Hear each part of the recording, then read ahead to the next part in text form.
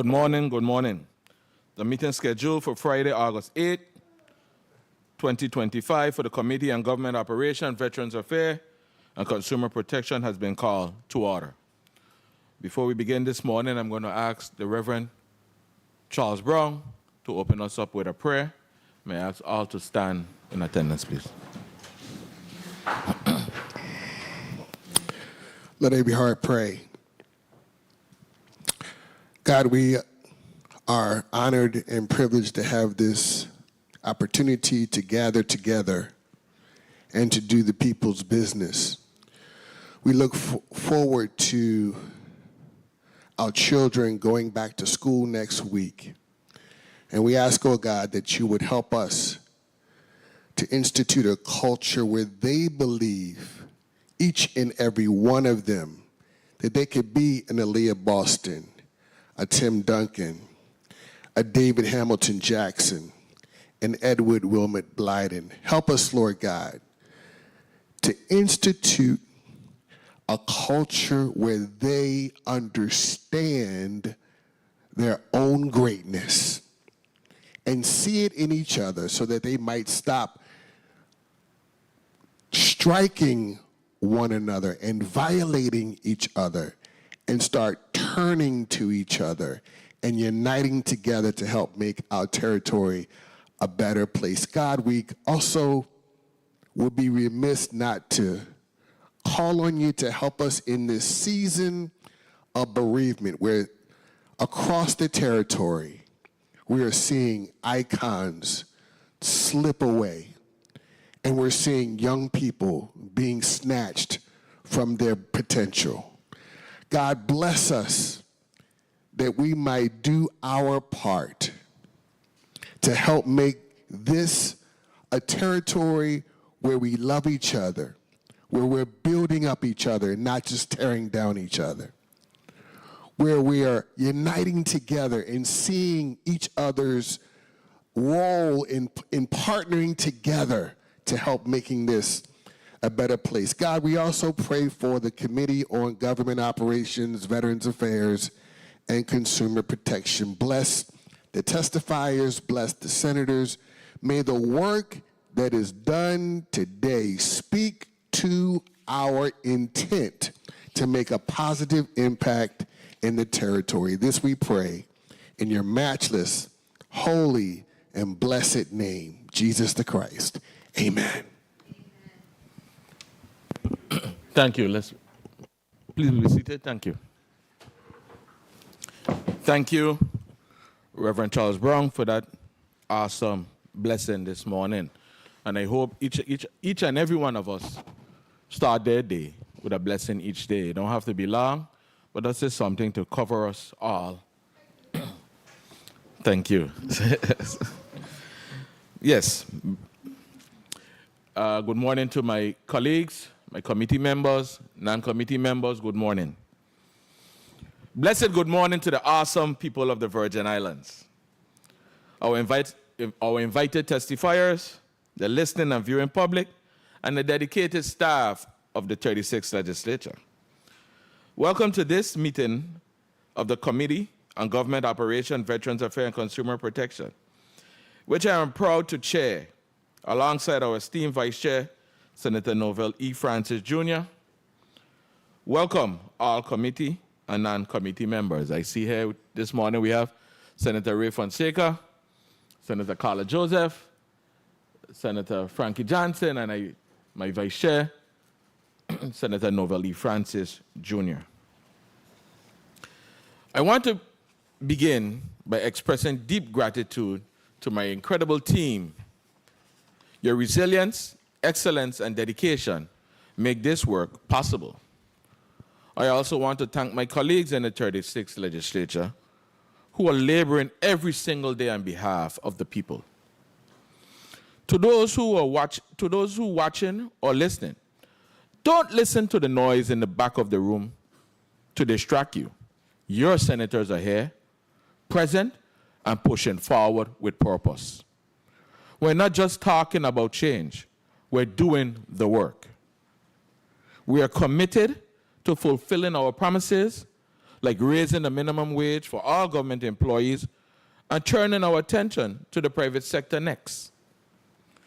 Since we've last met, I've had the honor to champion legislation to reappropriate $100,000 in support of Little League programs across both districts. An investment in our youth, their dreams, and our future. I've also appropriated funding to restore street lighting from UVI to Rappoon Hill, improving public safety, quality of life for all who travel that corridor. I've attended numerous meetings, which have indeed provided much needed information to make a difference, so may even require meaningful legislation. Now, as we gather today, Friday, August 8, 2025, we do so in the spirit of community legacy and celebration, and especially in this powerful month of August, rich in history and promise. I'd like to take a moment, please indulge with me, to highlight several key proclamations that uplift our identity and values. Edward Wilmot Blyden Day, just gone, Sunday, August 3rd, 2025. We honor one of the most distinguished sons of the Virgin Islands, born in St. Thomas, in 1832. Edward Wilmot Blyden was a visionary Pan-Africanist, educator, writer, and statesman who later became a pioneering figure in Liberia. He championed African self-determination, unity, and educational empowerment.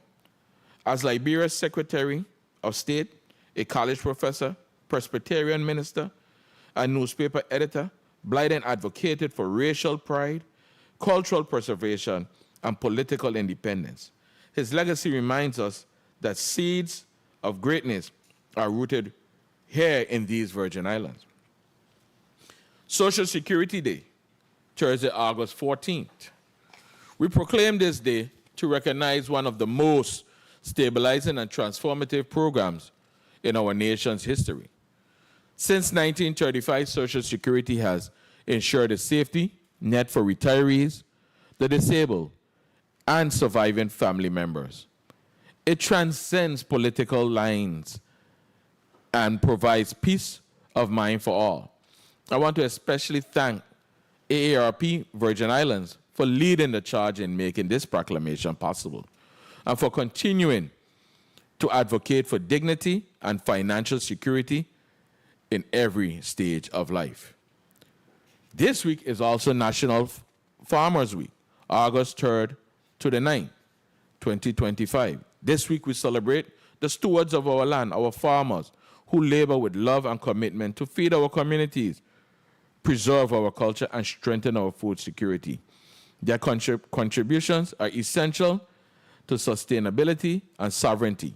Let us recommit ourselves to supporting local agriculture and ensuring our farmers have the tools and resources they need to thrive. I encourage all of us to do some planting and gardening around our homes as well. National Night Out just went this Tuesday, August 5th, 2025. This annual event strengthens the relationship between law enforcement and communities they serve, fostering unity, dialogue, and safety.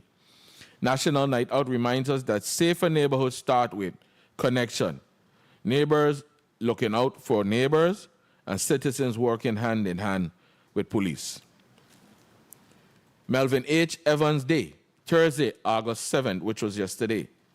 We honor the memory and contribution of Governor Melvin H. Evans, last appointed governor by President Nixon in 1969, the first popularly elected governor of the Virgin Islands, 1971 to 1975, and our territory's delegate to Congress, 1979 to 1981. Governor Evans led with distinction, laying the foundation for modern self-governance. His life and legacy are a testament to leadership rooted in vision, humility, and service. International Day of World Indigenous Peoples, Saturday, August 9th. This day recognizes the unique heritage, history, and rights of indigenous people around the globe, including those whose legacy continues to shape the cultural fabric of the Virgin Islands. Let us reflect on their enduring contributions and commitment to preserving and respecting their rich traditions and ancestral wisdom.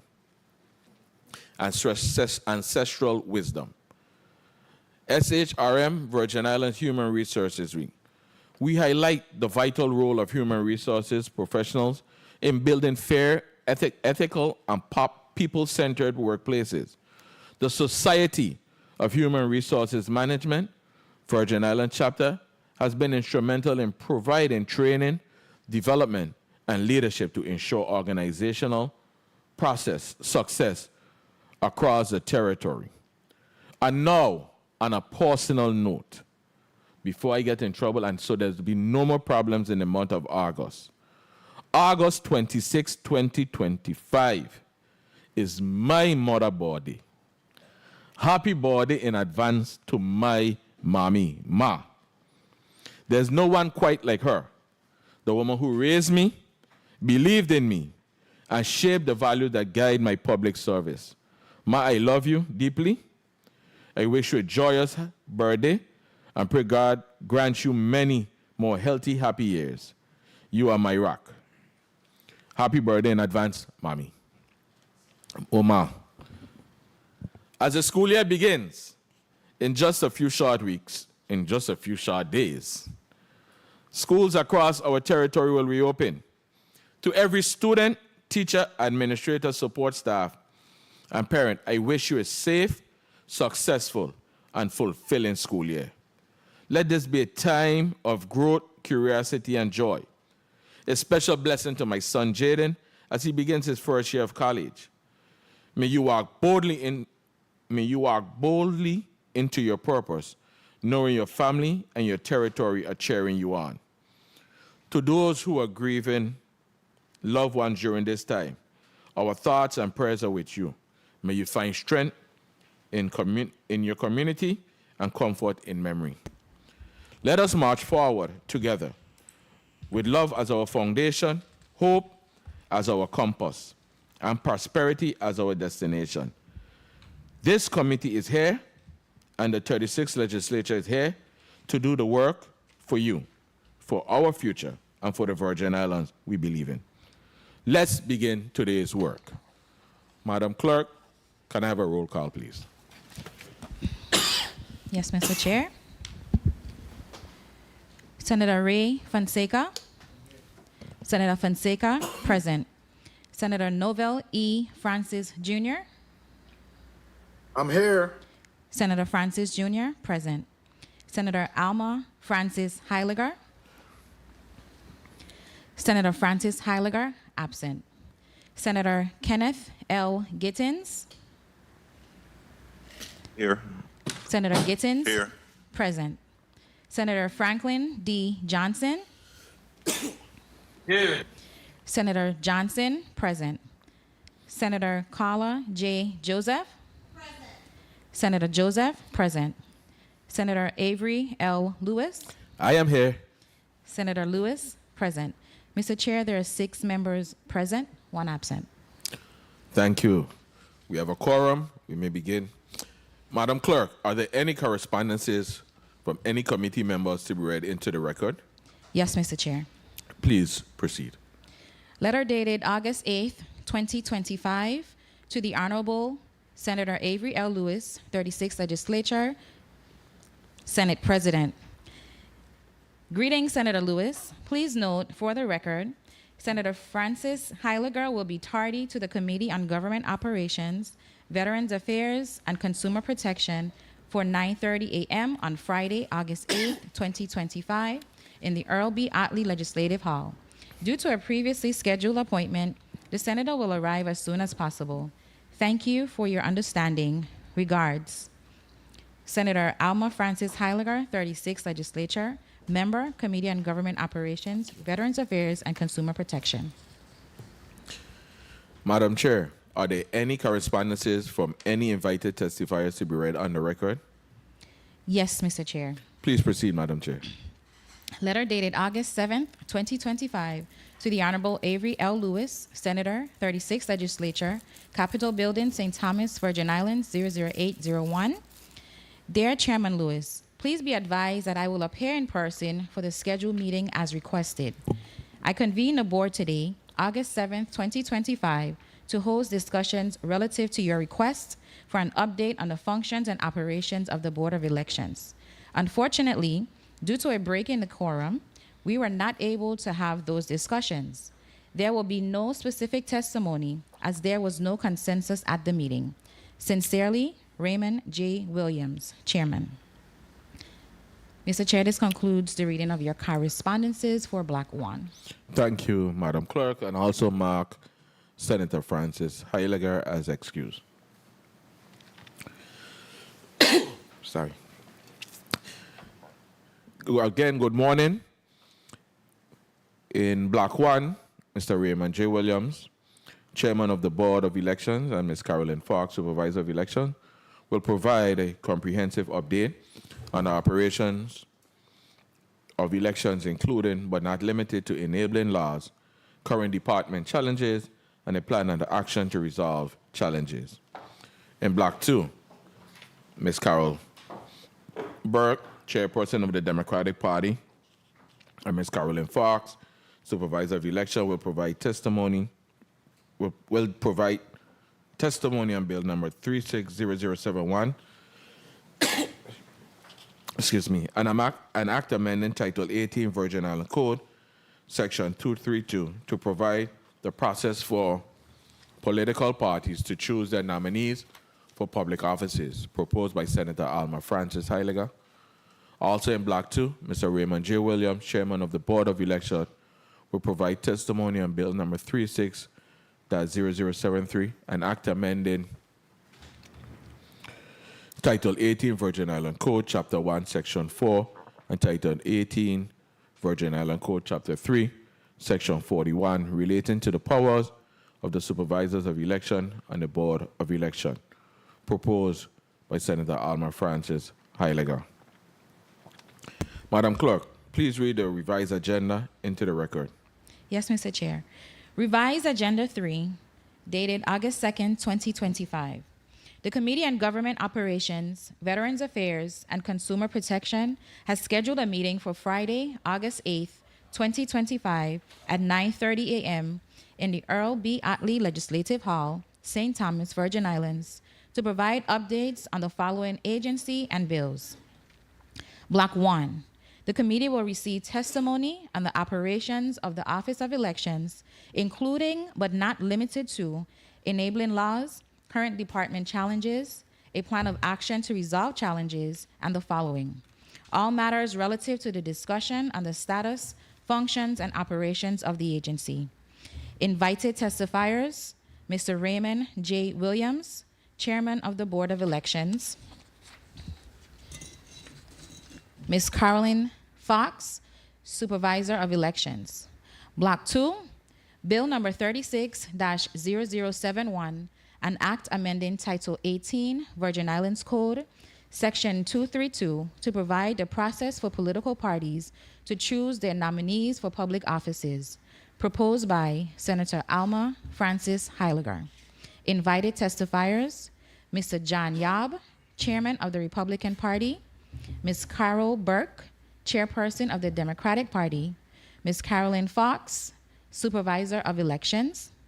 Bill number 36-0073, an act amending Title 18 Virgin Islands Code, Chapter 1, Section 4, and Title 18 Virgin Islands Code, Chapter 3, Section 41, relating to the powers of the Supervisor of Elections and the Board of Elections, proposed by Senator Alma Francis Heiliger. Invited testifier, Mr. Raymond J. Williams, Chairman of the Board of Election. Mr. Chair, this concludes the reading of your agenda for today. Thank you, Madam Clerk. And I see in front of us I have Mr. Raymond Williams, Chairman of the Board, and in St. Croix we have Ms. Carolyn Fox, Supervisor of Board of Elections. For the stenographer, could you please state your name and position on the record starting in St. Thomas, then we move to St. Croix. Good morning, Senator Avery Lewis. My name is Raymond J. Williams. I'm the chairman of the Board of Elections.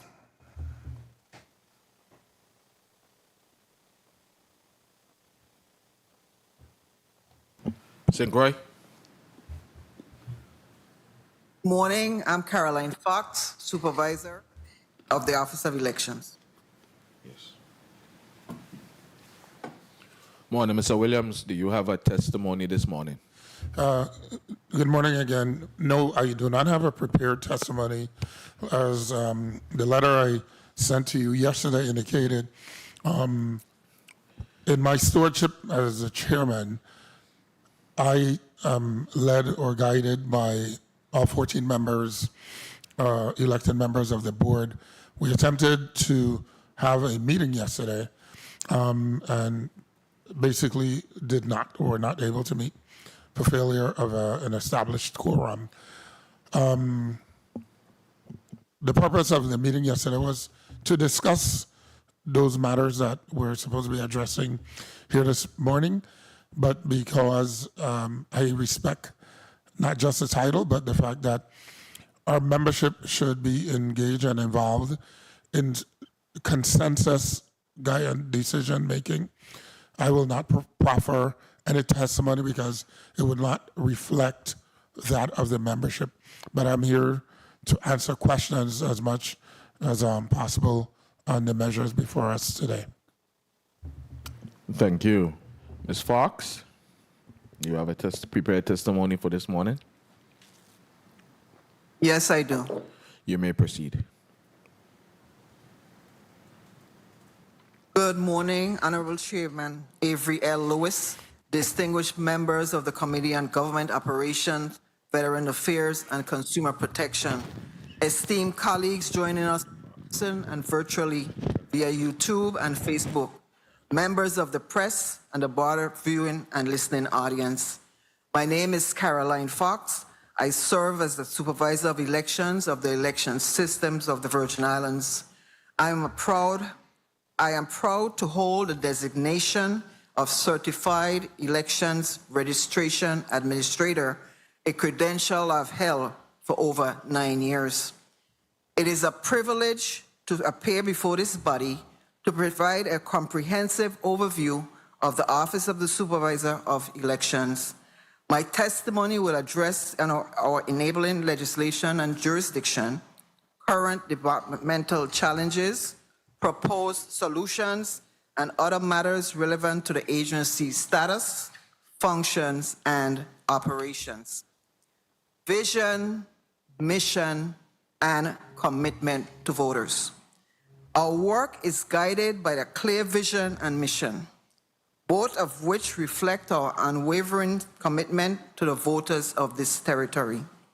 Our logo and motto, fair, accessible, secure, and transparent, encapsulates the values that define our operations and our promise to the public. We remain steadfast in our dedication to ensuring that every eligible voter can participate in free and fair elections, supported by systems that are secure, transparent, and compliant with the American with Disability Act. Vision statement: to restore and strengthen public confidence in the electoral system by ensuring that all elections conducted in the United States Virgin Islands are fair, accessible, secure, and transparent. Mission statement: the Office of the Supervisor of Election is committed to conducting reliable elections and maintaining accurate voter registration records for the Virgin Islands citizens, upholding all applicable laws, policies, and judicial decisions at both the federal and local levels, pursuing excellent and a professional competence through continuous education and expertise in election administration, preserving public trust in the integrity and impartiality of the electoral process, ensuring equal access to the democratic participation for all eligible voters, serving as a positive and responsive presence in a community accessible to individuals and groups alike, safeguarding the public interest from undue influence or partisan manipulation while respecting the rights of all, operating efficiently through effective management, clear communication, and a well-structured election environment, and upholding the high standards of integrity in every aspect of the electoral process. Our commitment to voters.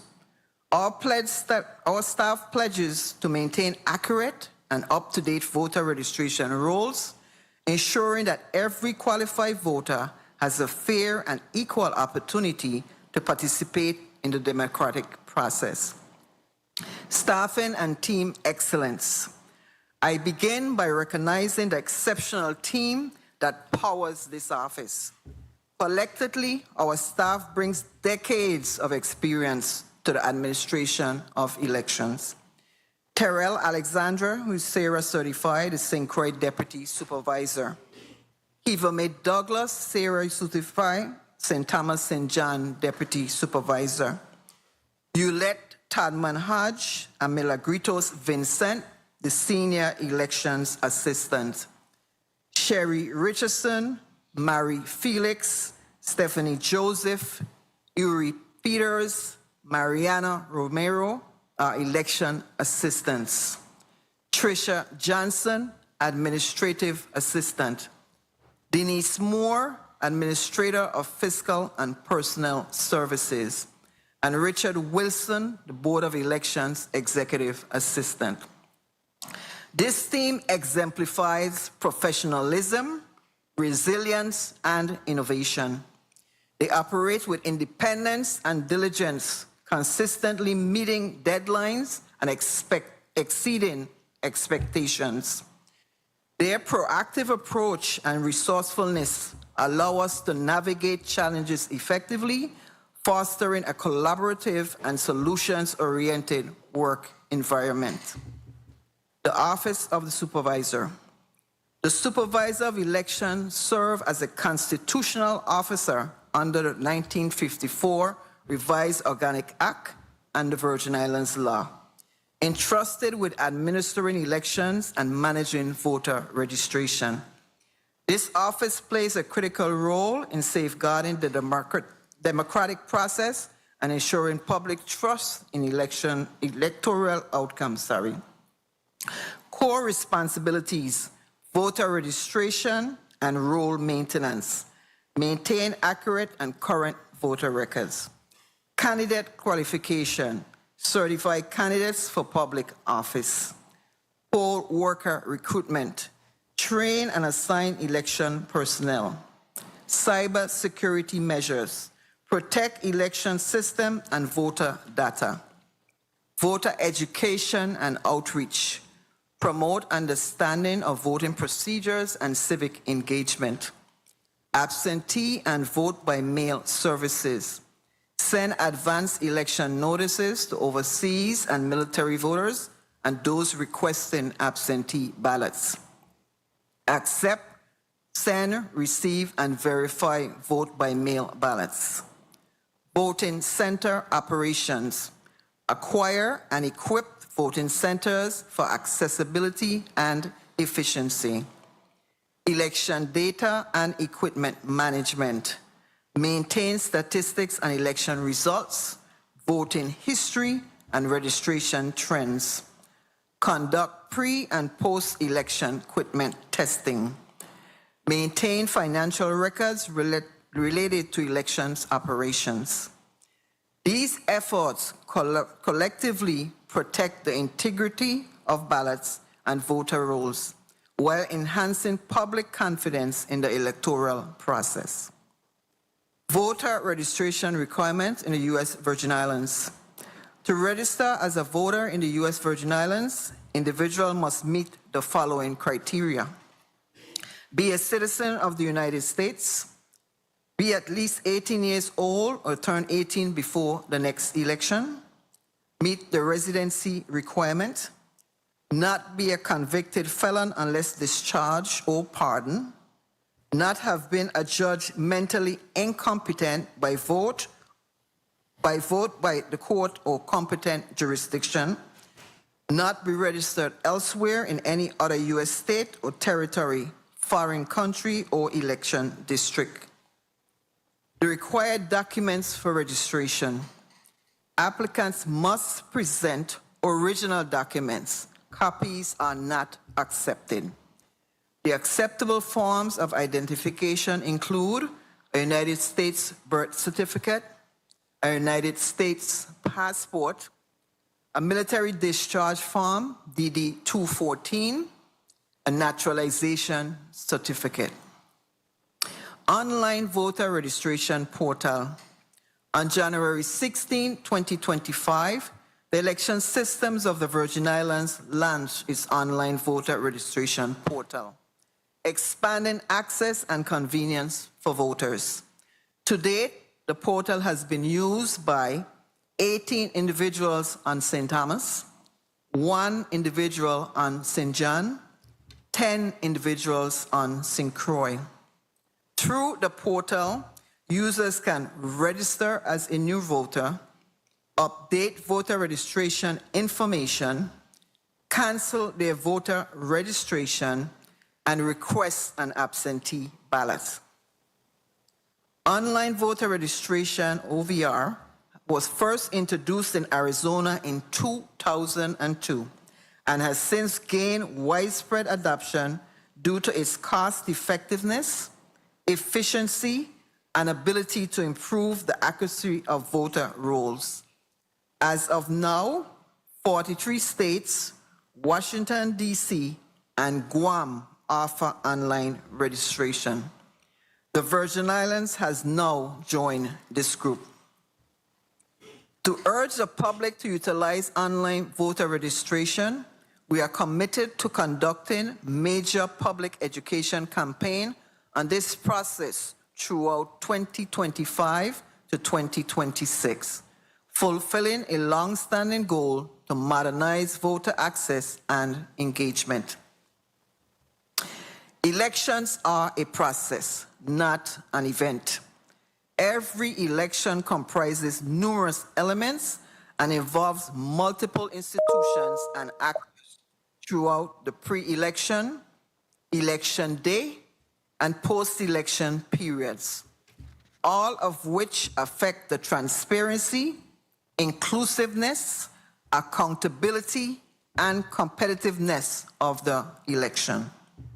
The post-election period provides an opportunity for stakeholders to evaluate the process and undertake necessary reforms.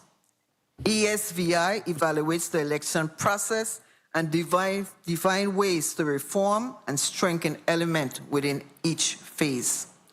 This critical time between elections is also used to prepare for future elections, including updating voter lists and addressing issues with the legal framework or institutional management. Elections at a glance, and you have a chart in your presentation that shows you all the areas that are affected. Again, this chart was from our election entity. The only thing that's not included is audit. Audit has been added after a couple of years. Elections are more than just a polling day exercise. They're a heartbeat of representative democracy. This foundational principle highlights the unequivocal fact that electoral processes are not merely administrative rituals, but central mechanism for legitimizing governance. On election day, we are not managing one event. We manage multiple events.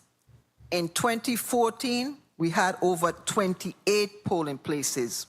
For greater efficiency and convenience, voter access, we now have 11 voting centers, all happening simultaneously.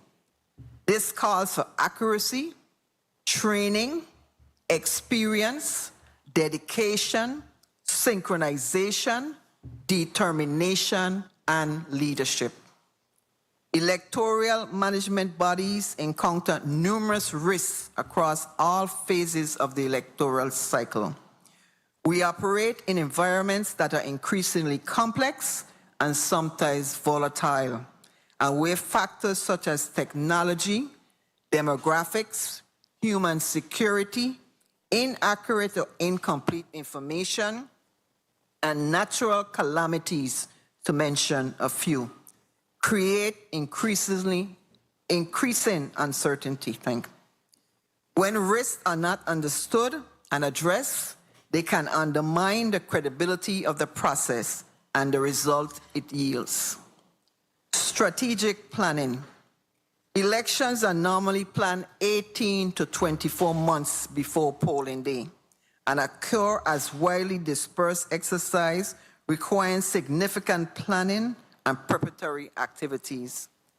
Integrated strategic planning by an electoral and security institutions is essential. That is why we prioritize, allocate, and coordinate necessary resources. Elections are major logistical endeavors that require substantial resources and personnel mobilization.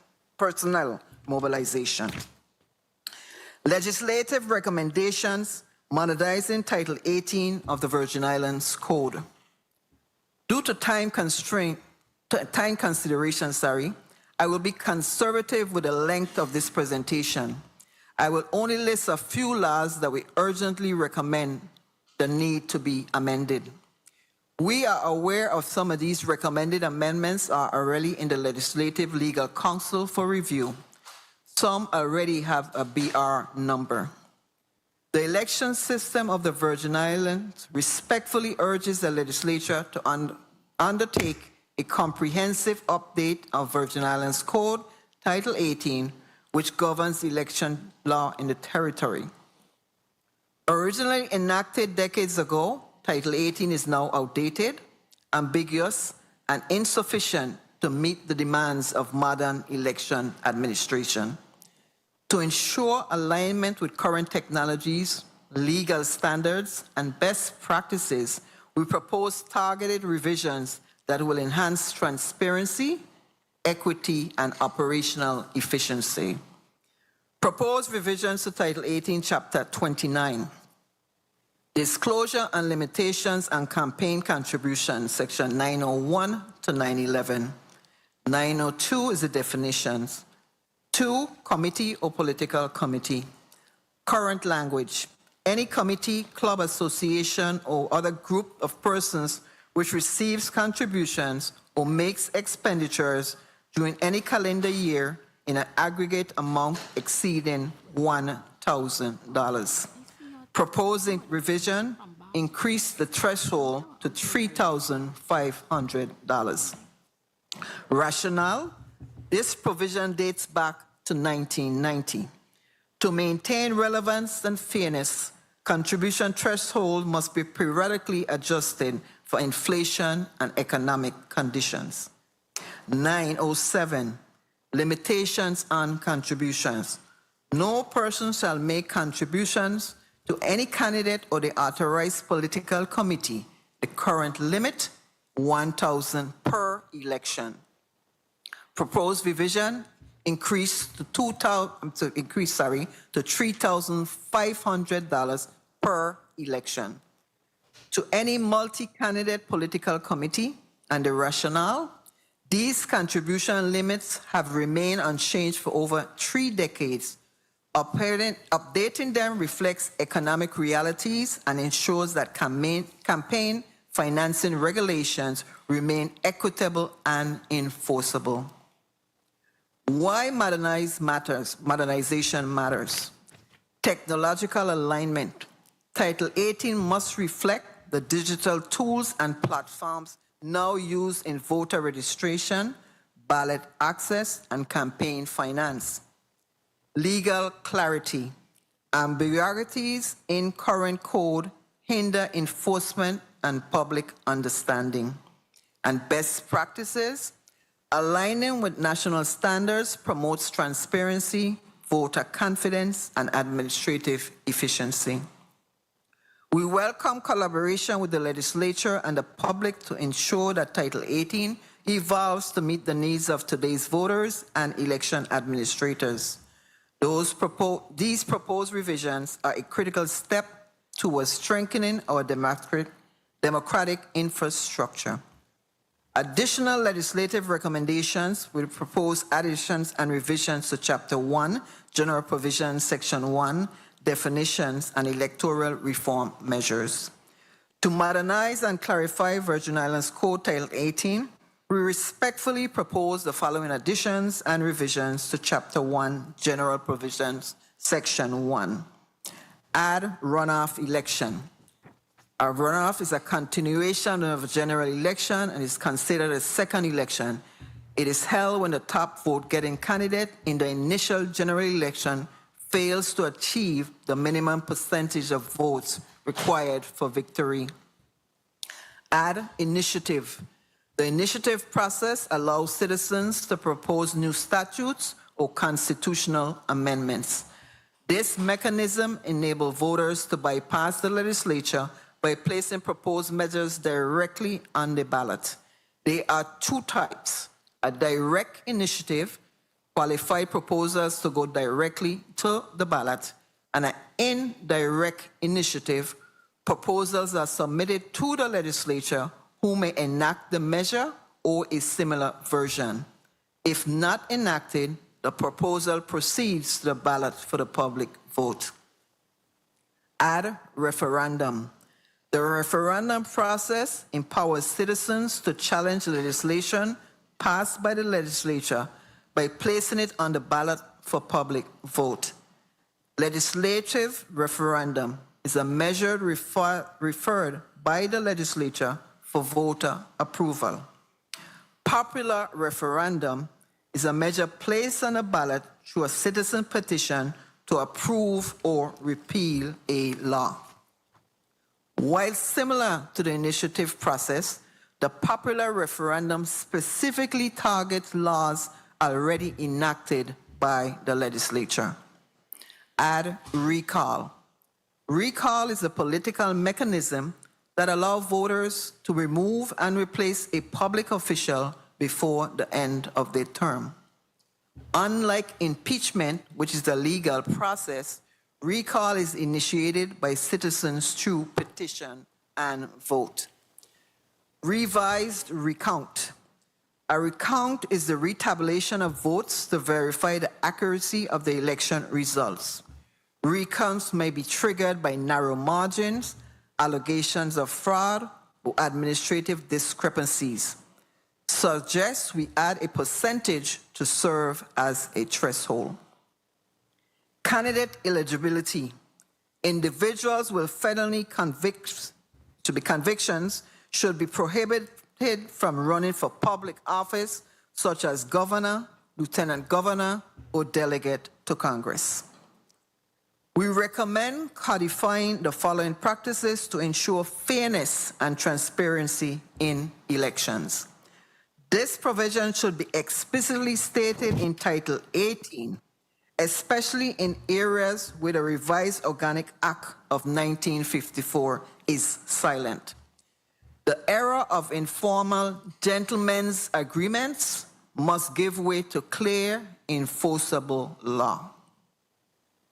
Departmental accomplishments.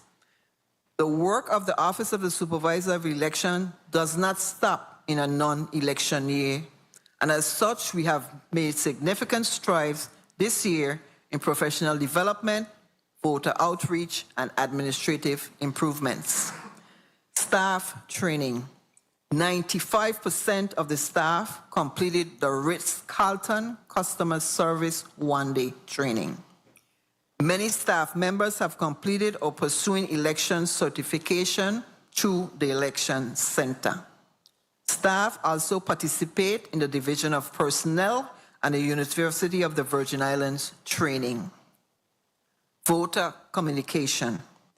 Notices were sent to electors regarding inactive status, missing documentation such as birth date, social security number, passport, or birth certificate number, name and address changes, and required updates.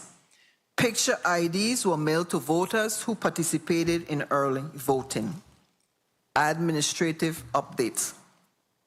Polling precincts were renamed and reorganized to adapt to changing circumstances utilize names of former election officials, and improve efficiency. This project entails exporting files for over 50,000 registered voters. Letters were prepared and mailed informing voters of their new polling places. 2 vendors, experienced and accurate, have been contracted to provide an additional data management tool, a direct connection to over 34 billion current public records to detect fraud, verify identities, and conduct investigations. Expedient is a multinational data broker and consumer credit reporting company headquartered in Dublin, Ireland. Expedient collects and aggregates information on more than 1 billion people and businesses, including 235 million individual U.S. consumers and more than 25 million U.S. businesses. Accurate for government can be used to verify, locate, and authenticate the identities of people through LexisNexis. Accurate offers fast, efficient search technology that allows the user to instantly both locate people and authenticate their identities. It verifies such essential personal information as name, address, and social security number or federal identification number. These vendors are respected voter registration and maintenance service providers, assisting to create process efficiencies and reduce the number of undeliverable mailers. By August 31st, we will launch an election stats database on our elections website.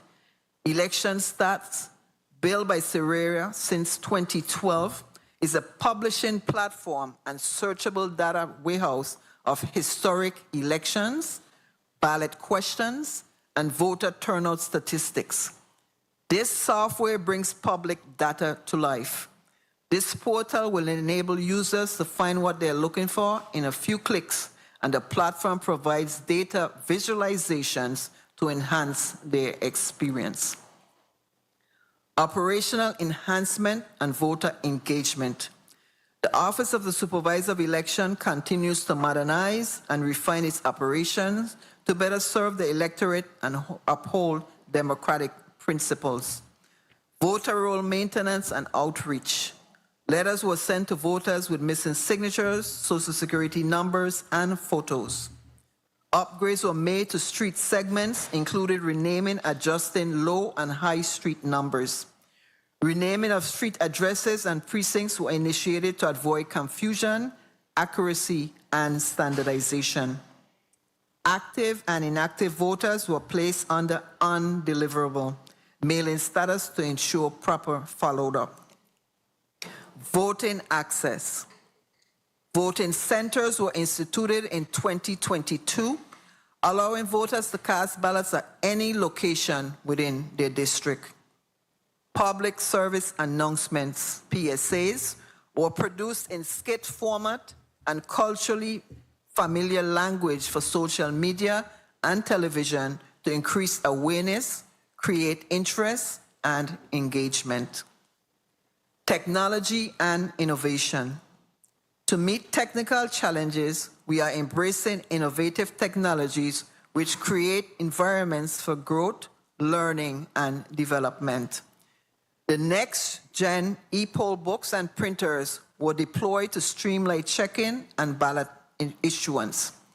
We are in the process of transitioning from manual documentation to electronic tablets for the election judges, improving efficiency and accuracy in election day operations. Connect platforms improve communication and coordination across election teams. And transitioning to electronic documentation again via tablets for election judge enhance efficiency and accuracy. Voter empowerment. My greatest desire is to see every eligible resident register and vote. The right to vote is one of our most cherished privileges as American citizens. We offer multiple avenues to exercise this right, including in-person registration, online voter registration, absentee voting, early voting, and in-person voting at the voting centers. Safeguarding electoral integrity and protecting officials. Electoral officials are the guardians of democracy, tasked with ensuring elections are conducted transparently, fairly, and lawfully. However, the evolving information environment presents serious threats to their safety and the credibility of the electoral process. First, the emerging threats. Surveillance tools and spyware pose grave risks, particularly to female electoral officials in high visibility roles. These technologies can be weaponized for smear campaigns, extortion, and doxing, with devastating personal and professional consequences. The credibility of electoral outcomes is jeopardized when officials are targeted, undermining public trust and democratic institutions. The rise of generative artificial intelligence amplifies the effectiveness of disinformation and manipulation, making coordinated attacks more sophisticated and damaging. Harassment and hostile environment. Electoral staff and volunteers face increasing threats, including, years ago, you had a male fentanyl powder, the bomb scares, doxing, and online harassment. Such hostility erodes morale and discourages civic participation, threatening the integrity of the electoral workforce. Despite these concerns, ESVI continues its commitment to keep voters and staff safe while engaging in election processes, but more is needed. Strategic response and policy recommendations. To protect electoral officials and preserve democratic processes, we urge the legislature and stakeholders to consider the following. Codes of conduct. Develop and enforce codes of conduct tailored to the roles of political parties, candidates, media, tech platforms, and civil society. Ensure all actors respect the independence and neutrality of electoral management bodies. Strategic communication. Implement reputation management mechanism to bolster public trust in elections. Establish a rapid response team to monitor and counter disinformation targeting electoral officials and processes. Next, intersectional protection is designed to targeted protections for electoral officials based on their roles, responsibilities, and exposure in both online and offline environments. Promote firm commitments from all stakeholders to uphold human rights and democratic values. Challenges facing the Office of the Supervisor of Elections. Despite our progress, several critical challenges continues to impact the effectiveness and integrity of the Virgin Islands election system. These issues require urgent attention and coordinated legislative and public support. First, engaging citizens. Educating citizens is not enough. We must empower them to take their rightful place in democracy. Voter registration must be framed not just as a legal requirement, but as a civic duty. We must inspire participation, especially among the youths, by emphasizing that voting is a powerful tool for change. High school and university students should be actively registered and encouraged to serve as election officials. Next, recruiting election officials. Recruiting and retaining qualified election officials remains a challenge. We must build a pipeline of civic-minded individuals, including students, to support election operations and uphold democratic values. Next, voting center conditions. Utilizing public schools as voting centers present logistical and environmental challenges. Broken air condition creates uncomfortable conditions for voters and staff. Insufficient electrical outlets hinder the use of essential equipment. Centralized location is another area. Such limitations may force us to rent private facilities, increasing costs and complicating logistics. Next, funding dilemma. Our mission depends on adequate financial resources. Maintain and expand voter outreach and education initiatives to ensure reliable and efficient operations, to meet statutory deadlines and uphold electoral integrity. Without sufficient funding, the credibility and functionality of our electoral process are at risk. Combating misinformation. The integrity of our election is under siege from misinformation, disinformation, and malinformation. We urge voters to seek accurate information from our official website at vivote.gov and or contact our offices directly with questions. We are always willing and able to help set the record straight. Terms, descriptions, and definitions for clarity. Misinformation is false or misleading content shared unknowingly. Disinformation, deliberately false content spread to deceive or manipulate. And malinformation is true information shared out of context or with harmful intent. Elections are built on trusting our systems, our data, and our processes.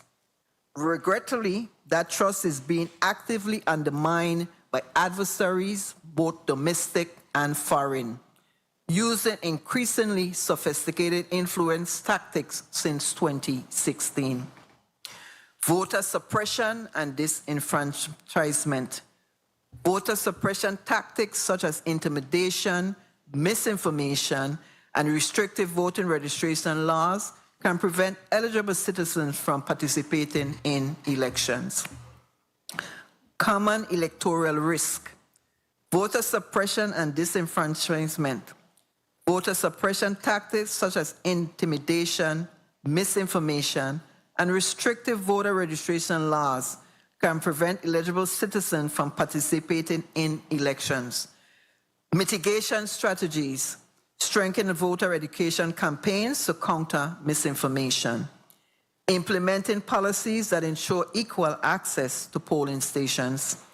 Encouraging local election monitoring to detect and report suppression efforts. Next, electoral violence and intimidation. Violence during elections, often fueled by political tensions, can discourage voter participation and lead to instability. This includes attack on candidates, polling station, and election officials. Mitigation strategies, strengthen security at polling stations and high-risk areas, engaging political parties in peace accords and electoral conflict resolution mechanisms, conducting civic education programs that promote nonviolent political partnership. 3, cybersecurity threats. With the increasing use of technology in election, cybersecurity threats such as hacking, misinformation, campaigns, and data breaches pose significant threats. Mitigation strategies. Investing in robust cybersecurity infrastructure for election management system, conducting regular audits and penetration testing on electronic voting systems, training election officials and cybersecurity best practices. 4, logistical and administrative failures. Poor planning can result in delayed election materials, malfunctioning equipment, disorganized polling places, which may lead to voter frustration and disenfranchisement. Mitigation strategies, conducting thorough pre-election assessments and contingency planning, ensuring timely distribution of election materials, training election staff to handle unexpected challenge effectively. 6, misinformation and fake news. The spread of false information can mislead voters, create unnecessary panic, and influence election outcomes unfaithfully. Mitigation strategies, fact-checking initiatives, and collaboration with media organizations to counter false narratives, promoting digital literacy and awareness campaigns among voters, monitor and regulating social media platforms to curb the spread of disinformation. Elections should be a true reflection of the people's will, free from manipulation, violence, and technical failures. By identifying and mitigating electoral risks, stakeholders, including the electoral commissions, political parties, civil society organizations, and voters can contribute to a more transparent, secure, and democratic process. And we go on 10 reasons why voting is important. The history of voting and elections stretches back to ancient civilizations. In ancient Greece, one of the earliest democracies, only male landowners could vote. A restriction echoed across centuries and continents. Over time, marginalized groups, including women, fought for and won expanded voting rights. Today, voting remains one of the most powerful tools citizens have to shape their democracy. Here are 10 compelling reasons why voting matters. First, voting protects democracy. A vibrant democracy depends on active participation. When citizens vote, elected officials are held accountable and must represent the interests of the people. Low voter turnout weakens this accountability and risks eroding democratic values. 2, every vote matters. Elections are often decided by narrow margin. One vote can make a difference in local, territorial, and national outcomes. When everyone believes that their vote counts, democracy becomes more representative and inclusive. 3, voting shapes social agendas. Issues like marriage equality, reproductive rights, capital punishments, freedoms of speech, and religious freedom are all influenced by elected officials. Voting ensures your voice is heard on the social issues that affect your life and community. 4, voting shapes economy. Economic policies such as tax laws, student loans, healthcare costs, and social security are determined by those in office. Voting allows citizens to influence how public funds are allocated and which economic priorities are pursued. 5, voting affects environmental policies. Climate change and environmental sustainability are urgent global concerns. Elected leaders make decisions about conservation, energy, and environmental regulation. Voting empowers citizens to choose leaders who prioritize the planet's future. 6, voting influences foreign policy. Trade agreements, diplomatic relations, and military engagements all fall under foreign policy. These decisions impact gas prices, job markets, and international stability. Voting helps shape how your territory or nation interacts with the world. 7, voting impacts your wallet. From local taxes to national budgets, elected officials decide how money is spent and who pays what. Voting gives you a say in fiscal policies that directly affect your financial well-being. 8, voting holds leaders accountable. Elected officials must answer the voters. If they fail to deliver on their promises or act against the public interest, voters can remove them from the office. This accountability is the cornerstone of a functioning democracy. 9, voting impacts the present and the future. While voting addresses current concerns, it also shapes the future. Decisions made today affect generations to come on education, infrastructure, civil rights, and more. And 10, voting protects human rights. The right to vote is a fundamental human right. It safeguards others, including freedom of expression and association. Participating in election helps preserve the liberties that define democratic societies. Voter suppression is not a relic of the past. It is a persistent challenge that has shaped our nation since its founding. From the early days of the United States, anti-democratic forces have voting rights for disabled Americans. While the American with Disability Act of 1990 prohibits blanket disqualification, 39 states still have laws that can deny voting rights to individuals deemed mentally incapacitated. In all but 11 states, some disabled Americans remain barred from voting. We must remain vigilant. The right to vote is not just a privilege. It is a human right that must be protected and expanded for all. A call to action.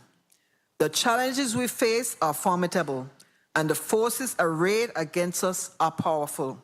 But I have faith in the people of the U.S. Virgin Islands and in all American people that we hold true to our resilience, our ingenuity, and our unwavering commitment to the ideals that define this nation.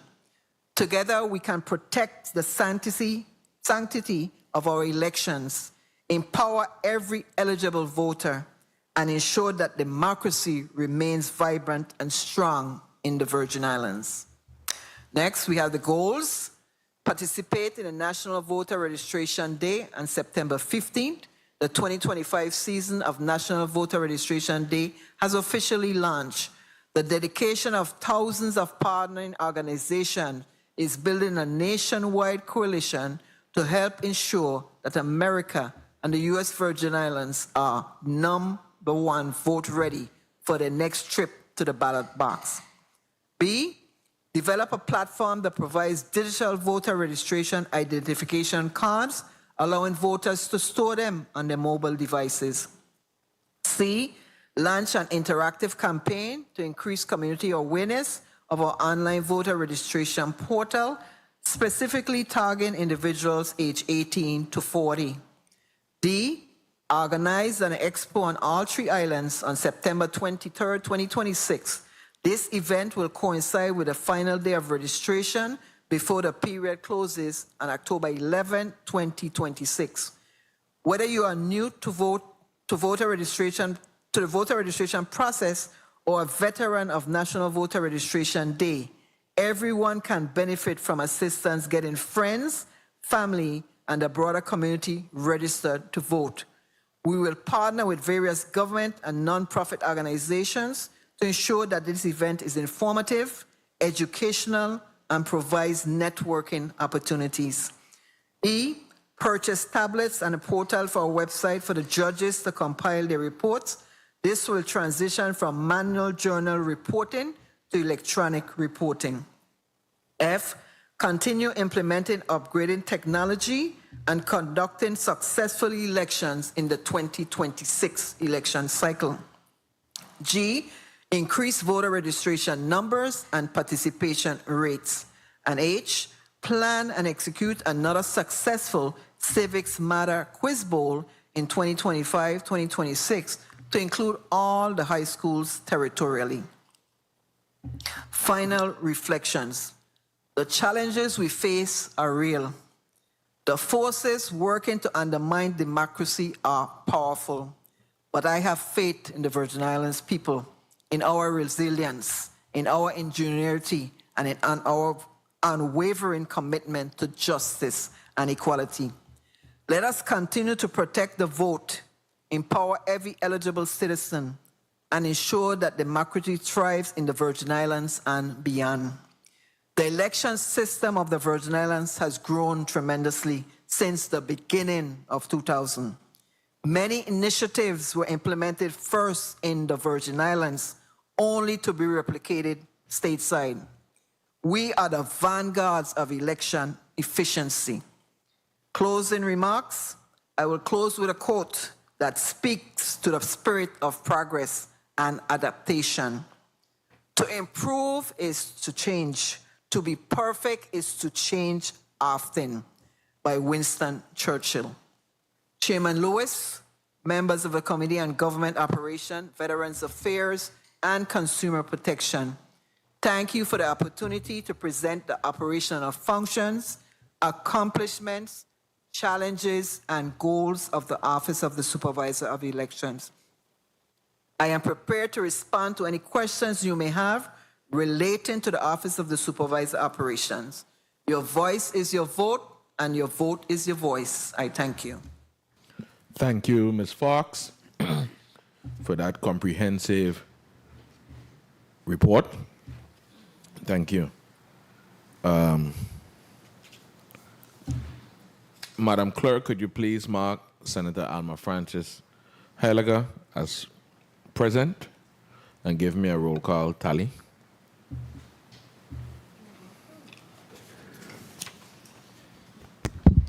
Mr. Chair, there are 7 members present. Thank you. Good morning, Senator Francis Heiliger.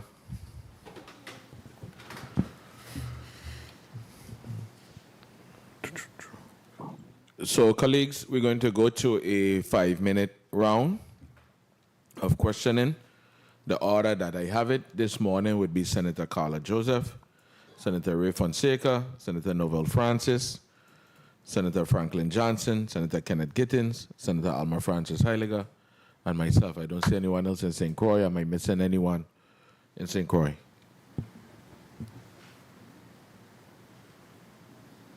Guess not.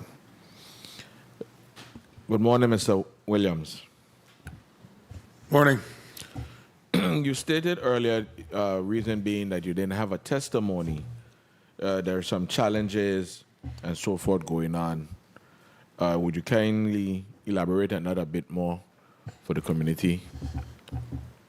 Yes, sir. So there was an attempt to host a meeting, or what initially was the orchestration of some to have a special meeting back in July.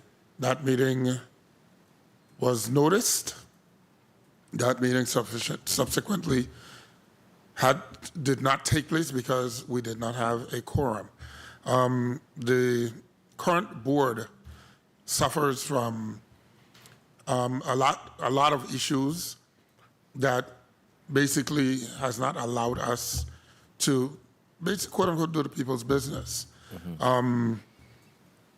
I caused another notice for a meeting, a regular meeting scheduled for yesterday at 10:30 a.m. in the District of St. Croix. A determination had been made that because of the disrespect, the constant consternation amongst members, the public issues like trying to host virtual meetings when you're in executive session, the meetings being shared outside of the executive session, being able to recognize members while in a virtual setting or environment, and issues like that drove the determination that our meetings, especially our quarterly meetings, would be held in person. The notice was issued back, I believe, on the 24th or 25th of July, so that members had sufficient time to travel to St. Croix. Several of the members from the St. Thomas district decided not to do so. One member specifically highlighted that they had a medical situation and couldn't travel.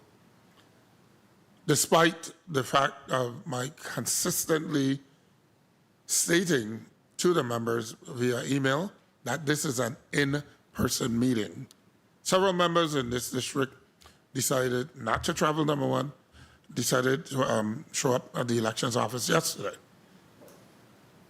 From the onset of what would have been a noticed meeting, there was constant back and forth. A motion was made to include the members virtually that were in the St. Thomas office. That motion initially failed because the business that is before us today was deemed so important. I allowed the reconsideration of that motion by members that were present in person. That motion was approved. A roll call subsequent to that now recognized all the members that were present in both districts, virtually from St. Thomas and in person from St. Croix. We had 8 members on St. Croix, and we had a total of about 12 members present, 1 being excused. A series of motions were made to remove an item from the agenda. That failed. To reorder the agenda, that motion also failed. At some point there, again, because of the dynamics of being unable to collectively manage our members, and because the continuous interruptions, interjections, and stuff like that, several members on this side of the aisle who are now a part of what would have been the discussion for today's meeting got up and left the meeting, forcing that quorum to be broken. So as a result of that, those discussions were not held.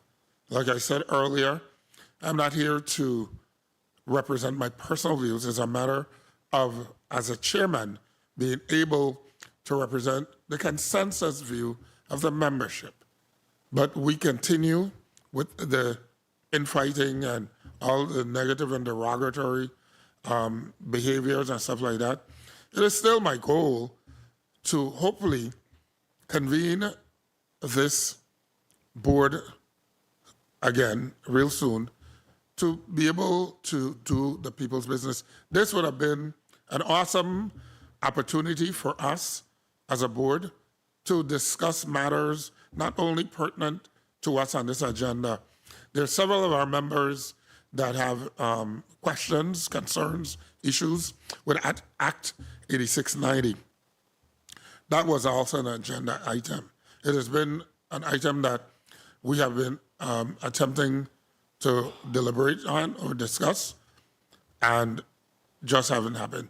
We discussed opportunities from as far back, I believe, as our second meeting, where initially I proffered that several things in building the board, that members seek professional development courses that are offered by the Election Center, by IGO. IGO is the International Association of Government Officials.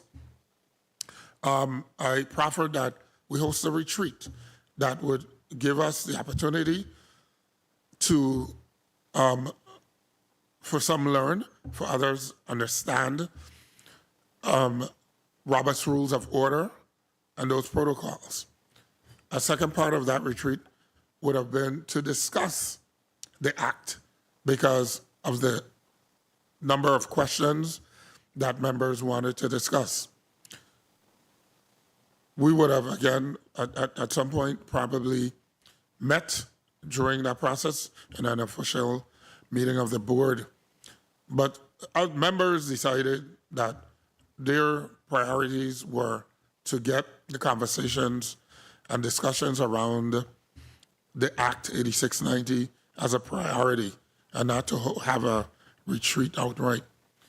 I wrote a letter to the Attorney General requesting their presence or his office's presence back in April, such that the members can ask questions in a working session and not in a quote-unquote meeting environment, because it needed to give our members the opportunity to be deliberative along with the Attorney General. Letters were written to the legislature, to the bill sponsor for Act 8690, Senator Gittins, who did in kind respond to that letter by one of our members. I think it's important that we recognize as a board that we are elected for the purposes of doing the people's business and not to continue to promote rancor, disingenuousness, to promote this level of disrespect. Everybody knows Raymond Williams. You can call me whatever you want. It makes no difference to me. But I think it's important that I put on the record the opportunity to my members to reconsider the indifferences, and let's get the business of the people as our priority. Thank you, Mr. Williams. Mr. Williams, the elephants fighting and the grass getting trampled on. Correct? We can't, one second, we can't continue business like this. Each meeting is a cost to the people, whether it's dollar value or informational value, or getting the work done. You know, if we as a body was to be doing that, you know, where would we be today? So, you and to the members, the board members, really got to tighten it up and get serious. Point of information, Senator Alma Francis Heiliger. Oh, thank you. Good afternoon to my colleagues before the territory. Point of information to Mr. Williams. I diligently listened to what you had to say, but I just need some personal clarity for myself because I was able to read an article this morning about how the specifics went about. And there were some things that you said were actually contradictory, like it was different. So if you could clear it up for me so I could continue on. One of the things you shared had to do with when all the members from St. Thomas left. It was my understanding that the quorum was broken when a member from St. Croix left. Is that accurate, or did I read it wrong? I don't know what you read because I didn't read the article, but there was an initial quorum at the call of the chair. When the motion to include the members that were in the conference room on this side failed, that one member at that point decided to leave, hence where I determined a recess. And again, for the reconsideration, because although I did not support it. They came back? The one member, they didn't leave, they were there. Okay. They walked up, but they were there. Okay. I supported the reconsideration, singularly because of the value of trying to have discussions, deliberations, such that I could sit here today and speak to what the senators asked. I run it other times. I just want to, long and short. So you are saying on the record that the 4 members, when they walked out, that is what broke the quorum, versus when the member in St. Croix left, that didn't break the quorum. So you're saying there were 8 people in St. Croix even after the 1 member left? No, that's not what I'm saying. I specifically clearly said, once the vote failed to include those members that were sitting here on St. Thomas, that's when that member walked out. Okay. At that point, I recessed, and we offered for a reconsideration. The member returned. Okay. So the quorum was only broken once? Initially. Initially? Yes. I'll stop because Thank you, Senator Francis Heiliger. Senator Carla Joseph, you'll be recognized for your 5 minutes. Thank you so much, Mr. Chairman. A pleasant good day to you and members of the committee, as well as our testifier, Mr. Chairman of the Board of Elections, Raymond Williams, as well as you, Supervisor Fox, a supervisor for the Board of Elections. This is one of the boards I enjoyed being a part of because we were implementing one of the major rights we have as U.S. citizens, the right to vote. I do have some concerns, especially when we are hearing and seeing that the board is not working in synergy. You know, that's your house, and whatever challenges that you're having in your house internally, you're supposed to be able to straighten them out and not have it come out and spread out into the public. That's just my personal point of view. And I think all of us are, and especially the board, are mature people, and we are intellectual people as well.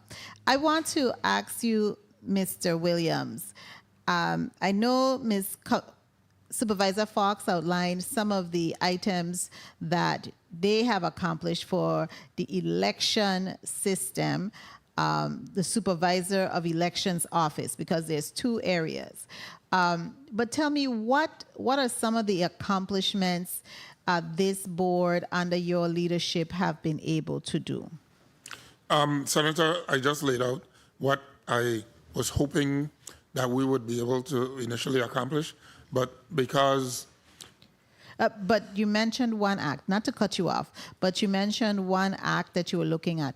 But did you and the board, I know you talked about the trainings and the like, to get those new members familiar with this level of governance and what the board is instructed to do and has purview over based on law, which is stated in Title 18. But what other things, what are you trying to accomplish and is your goal for the board?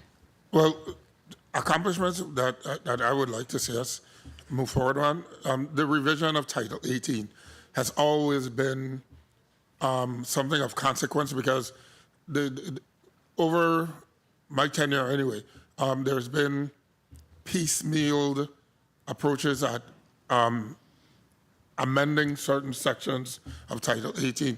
I think it's imperative that we as members of the board collectively look at the code as I have recommended, to look at those pieces that we need to come back to this August body and requests being amended. I spoke about a training. It is imperative that all members recognize the rules of order.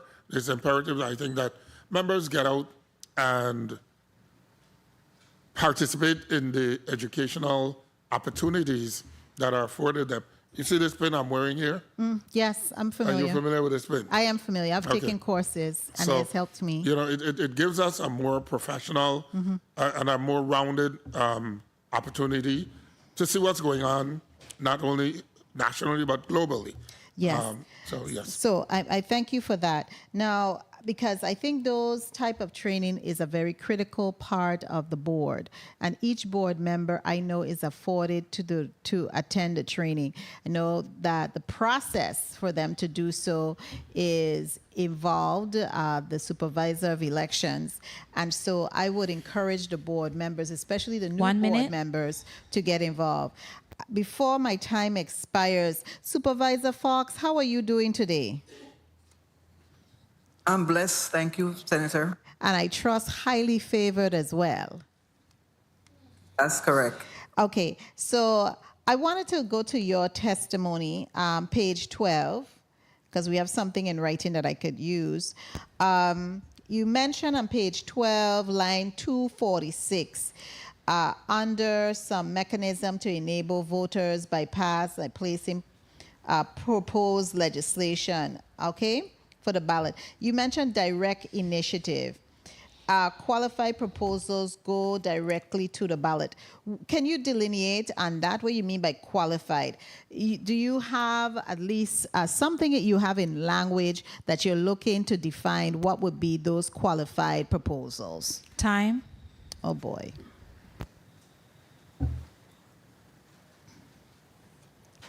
But Mr. Chairman, may I- Continue. Mr. Chairman, Complete may I your thought. Complete.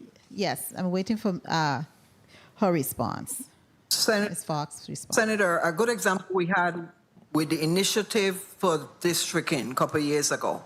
So that started by the people, and it came through the process with the AG and my office, and it went directly on the ballot. It didn't have to come to the legislature first, came to the legislature after. So that's a direct one. The indirect, the proposal are submitted to the legislature who may enact the position. So it's two different ones. One is by the people. We check to make sure the number of voters signed the petition, and then it started. Okay, So that's the difference between a direct and indirect. okay, so the direct initiative must have a petition. That's what you're saying here. You would use a petition, and that would allow it to be qualified. Correct? I'm just trying to understand. That's correct. Okay, good. That's Mr. correct, Chairman, I do want to petition. just wrap up. I could always ask for a point of information. I'm not going to abuse you. I am going Senator, to... we have another wrong. You know? Yes, okay. Thank you so much, Mr. Chairman, because I Thank do you. have some other questions to ask. Thank you so kindly. Ms. Fox, in page 17 of your testimony, you talk about voter empowerment. And I'm just curious to know,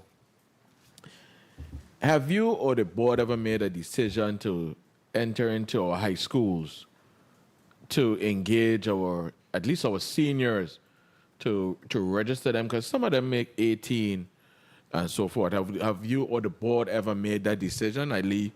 I'll stop there and let you and Mr. Williams answer that. But go ahead first, Ms. Fox. Yes, Senator, that's in the code. In the law, it's mandated for an election year. But however, the board tried to do it as often as possible. But it's mandated by law. We do go into the schools. But again, because of the school system and the hours at the time that they have for the different sessions, it's just becoming more and more difficult. But we continue to do that. Mr. Williams, you want to weigh in on something on that? Yeah. 1 second, Senator. Mr. Yeah, Williams? so in previous boards, we did meet that mandate. Adding to that, the problem for registration in school registration is that in the public school systems, students don't maintain their credentials, birth certificates, passport information at the school. So even though in the past where the board would inform the principal of the high school, the public high schools in this reference or instance, that we would be coming to conduct these registrations, the students didn't have the information, so we were not generally able to capture a large majority. Consequently, students in the private school systems, we were able to register generally a large number of them because the information was readily available there. I think with this day of technology and the way how we're moving and, we're trying to get everybody to be inclusive and included, I think we should, I hear your answer, but that was really the best one for me today. But I'll say that, we need to plan this out at least by April, May. Let's start giving information out in January and so forth. So parents would know, well, hey, the Board of Election going to be in X school this day, maybe 2 days, a 2-day process, whatever the case may be. And I know a lot of your work is volunteer and you have some internal staff, but I just think that we should think this through. I applaud the private schools for coming through, and I want to make sure that our public schools are included too. You're not saying that they're not included, but the turnout is not as supposed to be expected. And in addition to that, the supervisor mentioned in her testimony the Civics Bowl. That was the brainchild of a former member, Lisa Moorhead, that wanted to, instead of just talking about registration or registering people, the board engaged multiple schools in a competition on civic questions and stuff like that. Yes. That went over extremely well. That is something that is within the confines of the one of our education committees that is a part of the board that we intend to hopefully build on that, to help to educate and use those students to go back amongst their fellow classmates or people in the school to say, hey, we need to become engaged. And in the very, very last sentence of Ms. Fox's testimony, it says, your voice, your vote, and your vote is your voice. And that is something we need to stress and express, not just to our students, but to our residents, our voting population. Senator Carla Joseph, you're recognized for your point of information. Thank you. Thank you. Please recognize the mic of Senator Carla Joseph. Thank you so Kindly. Thank you so kindly. I wanted to also add on that because I was a former Board of Elections member, and we did do a lot of outreach when I was part of the Education Committee. And I need to really highlight this. We didn't only do it in the public schools or the private schools, as well as the university. We also went into the public housing communities and did our voter registration education, as well as the outreach. And we were able to register voters. Voter registration, they could have a, how should I say, presumptive registration, which will be verified and followed up by the supervisor of election, where they would be able to say, okay, this person. So you can do it and have that person or utilize the schools to see if they would be able to provide you with the required documentation. But I definitely must agree with the chairman. We need to do a lot more to get people registered to vote and out to vote, because elections have consequences. Thank you so much, Mr. Chairman. Thank you, Senator Joseph. Mr. Williams, outside of the board, how many how many standing committees do you have? When you say outside of the, currently we have an education committee, a finance committee, governance. We have a grievance committee. Education, grievance, governance, finance. And I don't have, I can't remember if there's maybe at least one or two more committees, but we have. So we say about 4 to 5. Approximately, yeah. And when the finance committee, every standing committee submits a budget or whatever to the finance committee, and then the finance committee would bring it to the board. No, we don't. No, it's not a financial requirement. It's just a matter of having matters that fall under the auspice of those committees. Like finance would deal with budget, education, town halls, dealing with civic matters, issues, stuff like that. Okay, I understand. Voter registration, community engagement, things like that. All right, Senator Ray Fonseca, you're recognized for your 5 minutes. Yes, thank you, Mr. Chair, and good morning to all my colleagues, testifiers, and also to the members of the public tuned in.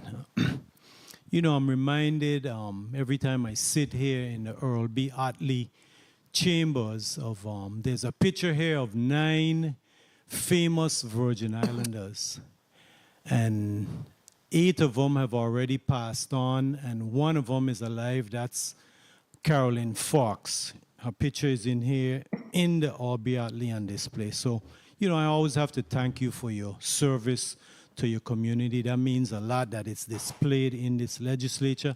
And of course, Mr. Raymond Williams, you know, distinguished person in the government, a lot of service. So we have 2 great Virgin Islanders before us. So I want to go specifically to Title 18 of the VI Code. I want to know if this one particular dispute has been settled. Back in the 2024 election, the supervisor had disqualified a candidate due to residency, and the board basically placed the person back on the ballot. There was a lawsuit, et cetera, et cetera. Has that issue been resolved between the board and the supervisor of elections now? Yes, that candidate was placed on the ballot based on the opinion of the Attorney General and by declaration of the membership. Okay, and since we're talking about the Attorney General, there was an issue with the budget as far as, and some other issues as far as who is going to oversee the 2026 election. Has that issue been resolved? So based on Act 8690, that act specifically took the management and operation of elections and placed it under the auspices of the office of the supervisor. Again, this is a matter that this new board, this current board, want to discuss, and we haven't been able to thus far have that in-depth conversation to include the Attorney General. because we can debate it amongst each other, but let's just recognize that what is in place is law.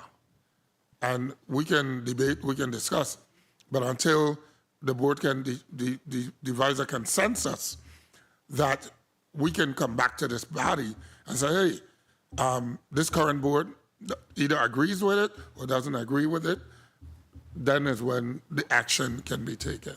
So I'd like to ask the Supervisor of Election, are there any unclear boundaries that we need to tighten up Title 18 with those matters as far as you having the authority to do what happened in the 24th election? Senator Fonseca, thanks for that question. Again, this act was instituted in 2022, so it's done twice, 2022, 2024. I think the confusion stems because some of the information or the language is still in the board section. But as we know, the last law passed is the law we follow. So we are following the law as written presently. Okay. So also now in 2024, a federal judge had struck down the election-related laws regarding regulating internal party structures, symbols, and you sought an appeal. And is there any continuing ongoing action, or has that matter been finally resolved with the courts? 1 minute. Supervisor of Election, Fox, if you could answer first, and then Board Chairman, Mr. Williams. Senator Fonseca, according to the law that was by the judge, that law is finished. I think that's the next item on the agenda, and the next block is going to touch on that topic. Okay, good. So now, Mr. Williams, you agree with that? That we'll discuss it in the bill?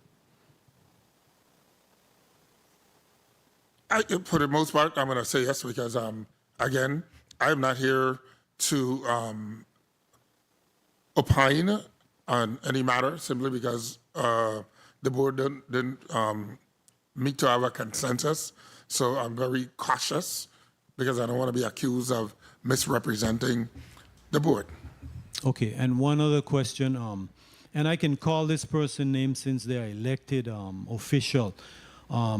In 2025, a board member, Ms. Peter, Time. questioned the legality of a 2022 law that shifted election authority from the supervisor, point out that the VI code hasn't been updated to reflect. And so the AG was present. Has that been resolved? At the end of the day, what we're trying to do is have the AG to meet with the board in a working session to have all those discussions. So I don't know that it's a matter of resolution, but it's more a matter of having the discussions and having the AG answer legal framework answers to the questions. So has a date been set for the AG to meet with the board to discuss those important items? No, I'm still awaiting a response from the AG on that. Okay, so it's your responsibility to get the AG or Supervisor of Elections? No, it is my responsibility as a board chair. Like I stated earlier, a letter I think was written on the 11th of April to the AG. And of course, like I said, because we were trying to get the retreat first initially, that was not the will of the membership. So they wanted to have basically a working session to discuss 8690.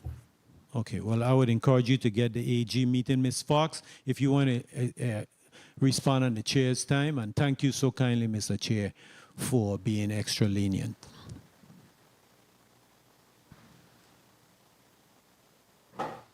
Ms. Fox, you had a response? No, I don't have any response anymore. All right, Senator Nova Francis Jr., you're recognized for your 5 minutes.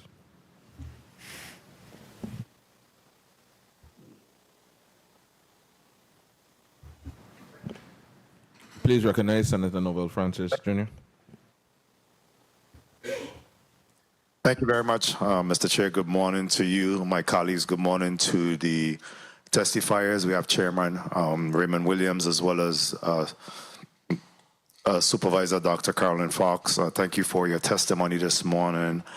I just really want to say that I'm hoping that the rancor and the acrimonious environment that we're seeing with the board, we could really get some settlement there with that, because of course it's hampering our ability to complete the mission statement, which speaks to a fair, accessible, secure, and transparent election system. All the children are watching, and it's important that we're able to maintain the integrity in our election system. So I'm hoping that at some point, the issues that confront the board could be addressed, and we could see some forward movement to address those issues.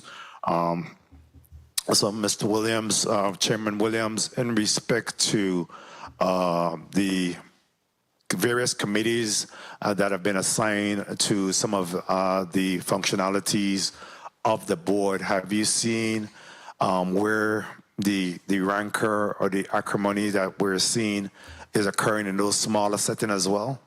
The only committee that I know for a fact that has met is the grievance and resolution, and to the chair, the other committees is personnel and strategic planning committees.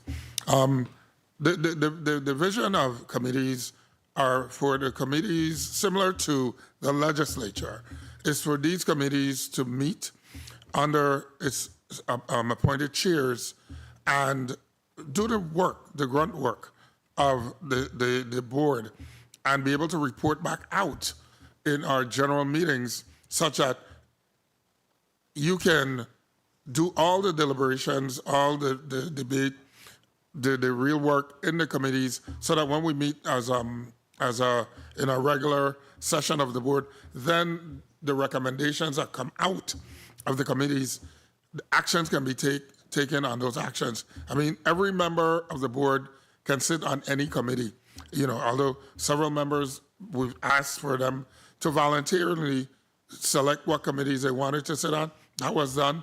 So it's just a matter of getting the committees be active in doing some of this work. I know like the Committee on Education, they have done the civic matters competition. So we're trying to promote that.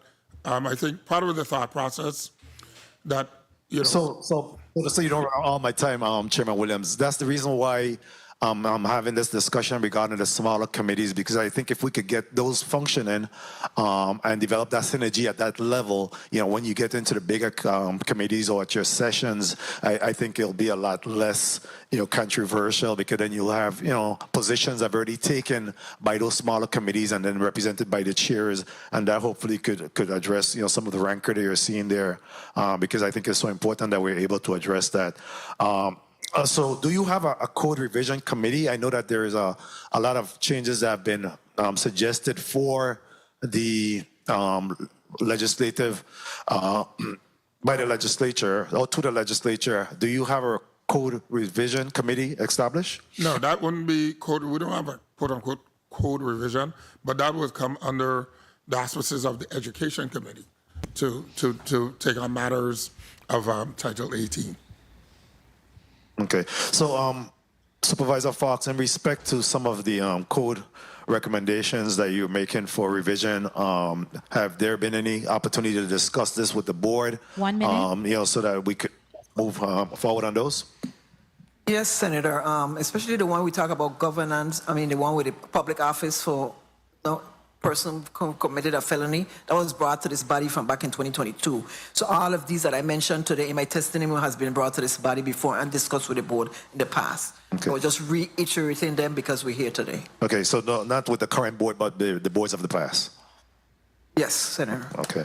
Is there any opportunity for you to present it to the current board so that we can see that there is still some synchrony in moving these forward? Yes, Senator. Okay, all right. And real quickly before my time ran out, I wanted to ask you, in terms of the purging of the deceased individual's record, have you been able to make any progress in that area? Yes, Senator. The Department of Health has hired a person and we're getting the reports quarterly. So we do get the reports. We also look in the media, but the ones that are off island or in other countries are still difficult. That's where we have active and inactive. All right. Mr. Chair, I got just 2 more points if I could just wrap up real quick. Go right ahead, Senator. In terms of, thank you, Mr. Chair. In terms of the voting centers, are you comfortable in the? I know that there was a shift from utilizing the polling areas and now move towards the voting centers. Are you comfortable that you're able to achieve the goals of those voting centers? Yes, Senator. Very well. What about the issue of the alternate voting means by paper ballot? What is the position of the supervisor of election in respect to that? Having a paper ballot available for those individuals that requested during the voting process. Senator, that's still our law. So we always have a percentage of paper ballot and then a percentage of electronic. And that is available to That's based on voters. law. We will continue that process. And my final question on this round is in regards to technology and automation. What does that look like currently for the Supervisor of Elections office? Well, the last big technology that we did was 2024, which we added a printer to the next gen e-poll book. If you notice, when you check in with the e-poll book now, you don't have to get all your information. You could even put your voter ID into the machine directly and the information come up. We also went to, like I said, the voting center. We're looking at the tablets for the judges so they don't have to write everything down, and they have technology. The machines are where we're supposed to be, so we don't have any updated technology there right now. So we're pretty much on track looking at other things. Thank you very much, Mr. Chair. Wait for the second round for any additional questions. Thank you, Senator Francis Jr. Ms. Falk, as we're going on the line about your technology and so forth, how has you improved the agency technology in terms of IT, in terms of cybersecurity?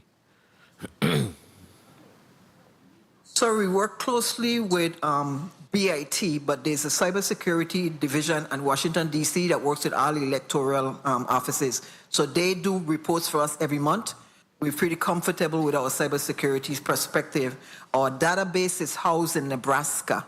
So they do have their cybersecurity and other security parameters on the system and the voter database. So we're pretty secure, 100% confident with what we got going on, Senator. So you and I serve cybersecurity council for the Virgin Islands with BIT. So do you see where there's a need for redundancy, or you comfortable with what's in place? Senator, there is redundancy off island. We cannot have redundancy within government because we are doing elections. So we can't have a redundancy in BIT because they'll accuse us of fraudulent and everything. No, so well, I understand that. I understand that portion, but you're saying one entity in Nebraska covers a particular thing. So I'm wondering, outside of Nebraska, if there's another entity that, check the checker kind of thing. Yes, Senator. Thank you. Senator Franklin Johnson, you're recognized for your 5 minutes. Good morning. Good morning. Thank you very much, Mr. Chair. Good morning to my colleagues. Good morning to the testifiers. Morning. Supervisor Fox. Morning. Chair Raymond Williams. Caroline Fox, Ms. Fox, I really want to talk about a particular subject in your testimony. And for the public. On page 13, you spoke about the recall. It's a political mechanism that allows voters to remove and replace a public official before the end of his or her term. What I would like for you to share with the public, what is the process? You have 50,000 registered voters. What is the process and what's the threshold in trying to remove a political? Let's deal with the governor. Make it easy for you. Well, Senator, why I put recall in our definition is really in the Organic Act right now, right? Okay. And our local persons don't go read the Organic Act, so we wanted to put it in here. To recall any person that was elected is based on the last election results, the results times a percentage of the voters that cast their vote. And so I don't have the percentage in front of me, like I said, it's in the Organic Act. Let's show percentage, for example. It's going to be more, like you said, 2/3. It's a high percentage, a high threshold to obtain. I know that's where you're trying to get me to go. Yeah. So yes, just like our initiative, it is based on the number of registered voters times that amount. So it's a high threshold to attain. So if you have a governor, it's going to be over 5,000 voters have to sign that petition to get anything moved. So that would be, let's say what, 2/3 of what? The registered voters or the folks that voted in that election? Well, it got both categories, and that's why I say I need to verify. Okay. So it got those that voted. I could look it up while we wait in a minute. And it got those for the initiative is all who are registered. And that's where they couldn't get that threshold. But I could quickly pull the And that one is a hard one, right? That is, Okay. Can you look that up, and then I'll ask Mr. Raymond Williams a question in time being. Chair Raymond Williams, you said that you have 5 different committees. Who chairs which and each one of those committees, and how active are all your committees? If you can, on the record, if you have the information, tell me who chair each of those committees. Okay, so we have 6 committees. The governance committee is chaired by Cornelius Jean-Baptiste. Personnel committee is chaired by Florine Odein Hassel. Strategic planning committee is chaired by Shakima Jones-Sproul. Finance is chaired by myself. Educational and Town Hall by Kareem Francis. Grievance and Resolutions by Harriet Mercer. And if by chance, how active are these committees, and do you have reports that you get from them saying that they meet and how often they meet? Like I said before, only, to my knowledge, only one of those committees have met, and yes, a report was generated, and that's the Grievance and Resolution Committee. So I want to understand this. You're saying for this year, only one of the committees from the information that you receive have met, and that was in January? That committee met recently. That wasn't in January. These committees were formulated back in, I believe, in February or March. 1 minute. And to this date, only one meeting? To my knowledge, yes. Of your, that, yes. how do we get them to, because these committee meetings is what's going to drive the board and have more productive result, to be more informative to the people. And sometimes, you know, people don't trust the system because they're not getting the information that needed, or new or updated information that should be had. So how do we get this done? And I understand, you know, yesterday, I don't want to call it a meltdown, but you just didn't get the horse out the gate. How do we do this? So let me correct myself, if you will. So the Education and Town Hall Committee has met twice, Senator Johnson.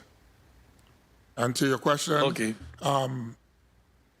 My job is to call the meetings, to organize the meetings, but I am here always ready and willing for us to do the work of the people. I've been elected to this board over 23 years, and we had more than 10 or more years ago, there was a lot of rancor. We've grown beyond that, but we find ourselves back here again for multiple reasons. But for all intents and purposes, right now, the objective is to get a working board to do the business of the people.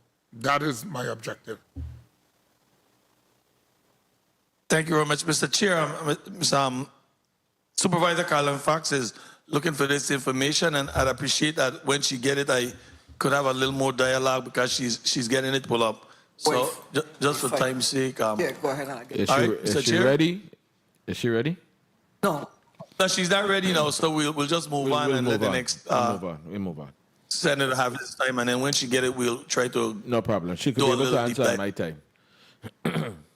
Thank you very much, Mr. Chair. No problem. Ms. Fox, while you're deep diving into that, I know you're going to be interrupted. I was glad to hear earlier you talked about staff training, and I'm one for really investing in staff and making sure staff have all the, you know, essentials they need, resources, knowledge, information, and so forth. And you talked about a training at Ritz-Carlton. Could you go a little more in depth of what did the training entailed, you know? Sir, Senators, yes, it's a one-day training, and I think most people know that Ritz-Carlton, one of those resorts that has the best customer service in that industry, and I knew about that over the years. So I signed up with them. It's a free course, and they go into how and why the employees operate, how they are, and they give you live examples, and they give you, you know, handouts that you can use in any organization, because a lot of other government agencies also attend. But they do a lot of one-on-one, and it's the managers that are talking to you, showing you the experiences that they had from where they came to where they are in the positions in Ritz-Carlton. But again, the customer service training I've done civilian-wise, other agencies, but Ritz-Carlton is top-notch. And so they give experiences and processes. Besides Ritz-Carlton training, what other training do we provide for the staff yearly? Whether on island or off island? Election center, they can go off island. That's elections related. They also have other agencies they could network with and go and visit an election office from a different state or territory. We do personnel administrative courses with personnel and also University of the Virgin Islands. They do a lot of webinar courses. So they're mostly administrators. So they do admin type courses, you know, in their field, whether it's Power Profile, it could be different programs and Microsoft Office, and like I said, mostly administrative type training. Thank you. Senator Kenneth Gittins, you're recognized for your 5 minutes. Thank you, Mr. Chair, and good morning to all. You know, as I sit here and I listen to the discussion that we're having, especially pertaining to Act 8690, I'm not sure why we're having all this confusion.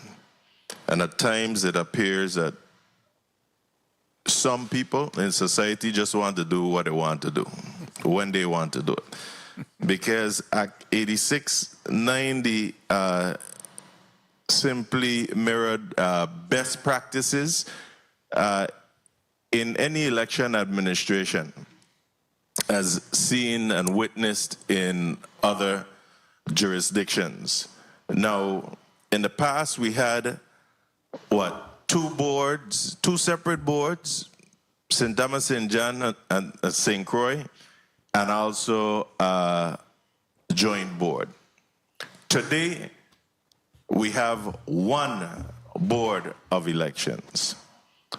The Act also clarifies the roles of the board itself and the Supervisor of Elections. We were the only jurisdiction that we could have seen where the board was so intricately involved in the day-to-day operation of the elections. And so simply now it is clear that the Supervisor of Elections oversees the day-to-day operation of the election system and the election process. Whereas the board role is to set policy and ensure compliance of the election laws of the territory. What part of that we can't understand? The separation of duties between governance, which is the board's responsibility again, and operations, which is clearly the Supervisor of Elections' responsibility. So I don't see why this is creating so much confusion. If we can't understand basic, then we have a real problem in society today. Supervisor Fox, thank you for your detailed testimony this morning, and thank you to your staff for all that they do on a daily basis. In your testimony, you read your mission statement, and I couldn't help but to look at point number 2, which included the commitment to upholding all applicable laws at both the federal and local levels, correct? That's correct, Senator. However, according to the Virgin Islands Code 18, I believe, subsection 232, the responsibility of conducting primary elections for party officers lies with who? The political party. The political party. The political party themselves, and not the election system, correct? That's correct, Senator. So why does your office continue to conduct these internal party elections, and under what authority are you doing so? Senator, the last election in 2024, based on the judge's order, I think we complied with that process and did the did the public office in the 2024 elections. Going forward, what are you doing as the Supervisor of Elections to ensure that there's clear, as a matter of fact, strike that, that's not to you. Chairman Williams, what is the board doing to ensure compliance of this section of the code? That's 18 VIC 232. Senator, I think this current board has not had any of those discussions. Time. As you're aware, although it might have been opinions or whatever, the court basically said if the legislature appropriated the funding to host the primary, that the board's responsibility, and now that of the office of the supervisor, is to carry out the primary. So I think it was more a situation of the fact that the legislature appropriated dollars for hosting of primaries. Complete your thoughts, Senator. Go ahead. Say that again, Mr. Chair. I said complete your thoughts. Your time was called, but go ahead. Thank you so much. So to that end, Chairman Williams, thank you for that response, and you're absolutely correct. And that's why I continue to caution my colleagues of appropriating those funding that could be used elsewhere, because we continue to pacify these political parties by appropriating those fundings. And that's why, if you check the record, that I have always voted against the appropriating those funds.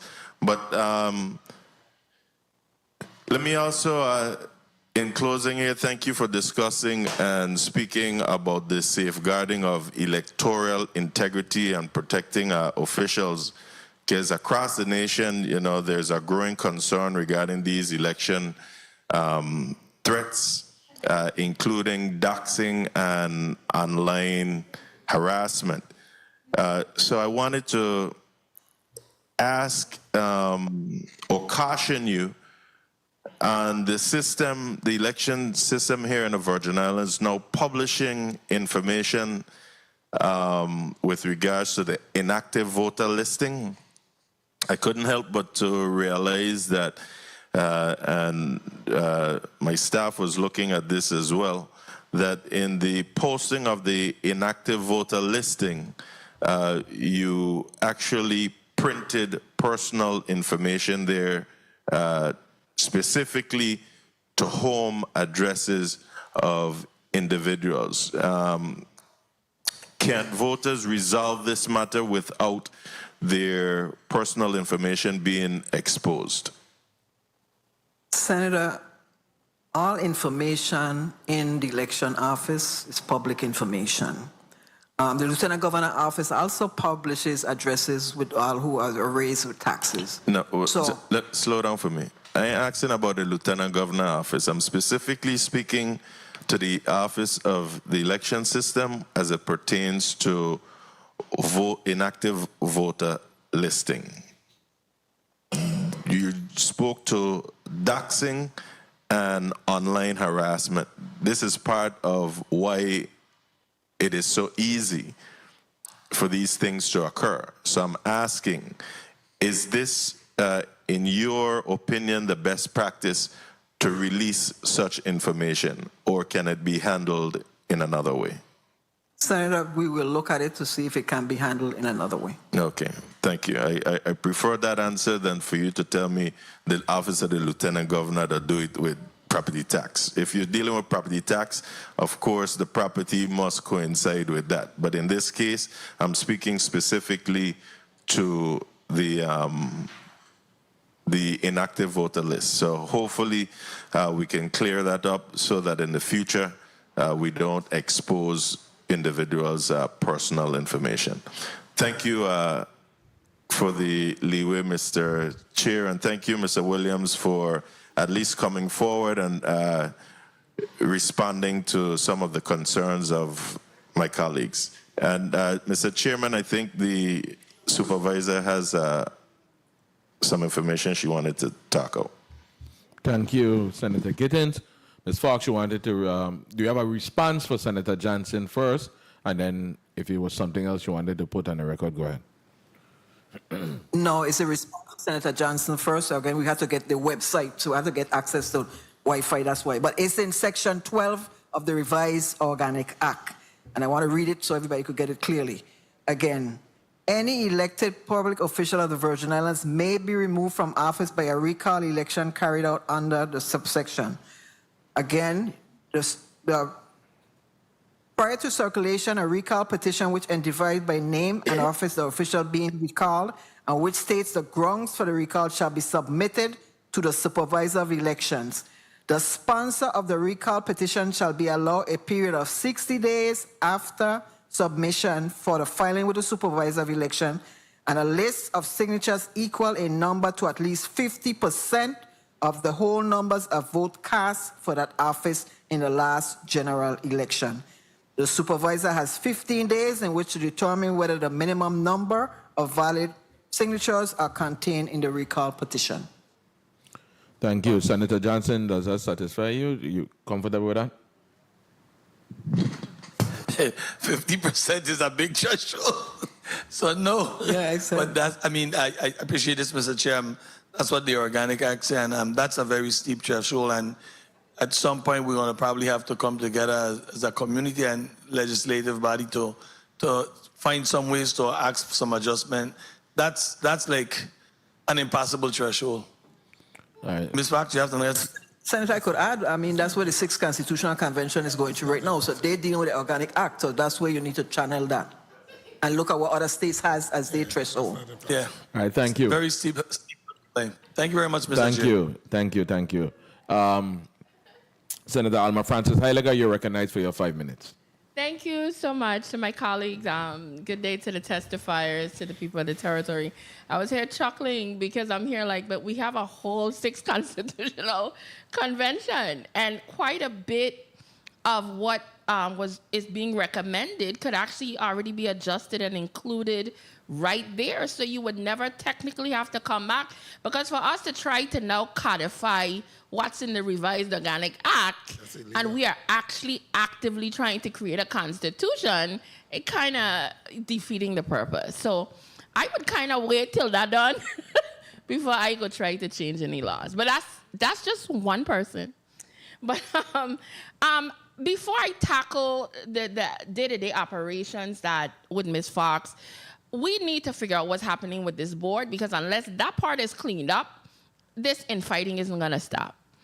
And I need some clarity, because one of the things with reading the articles, I reached out to some board members. I listened to your testimony.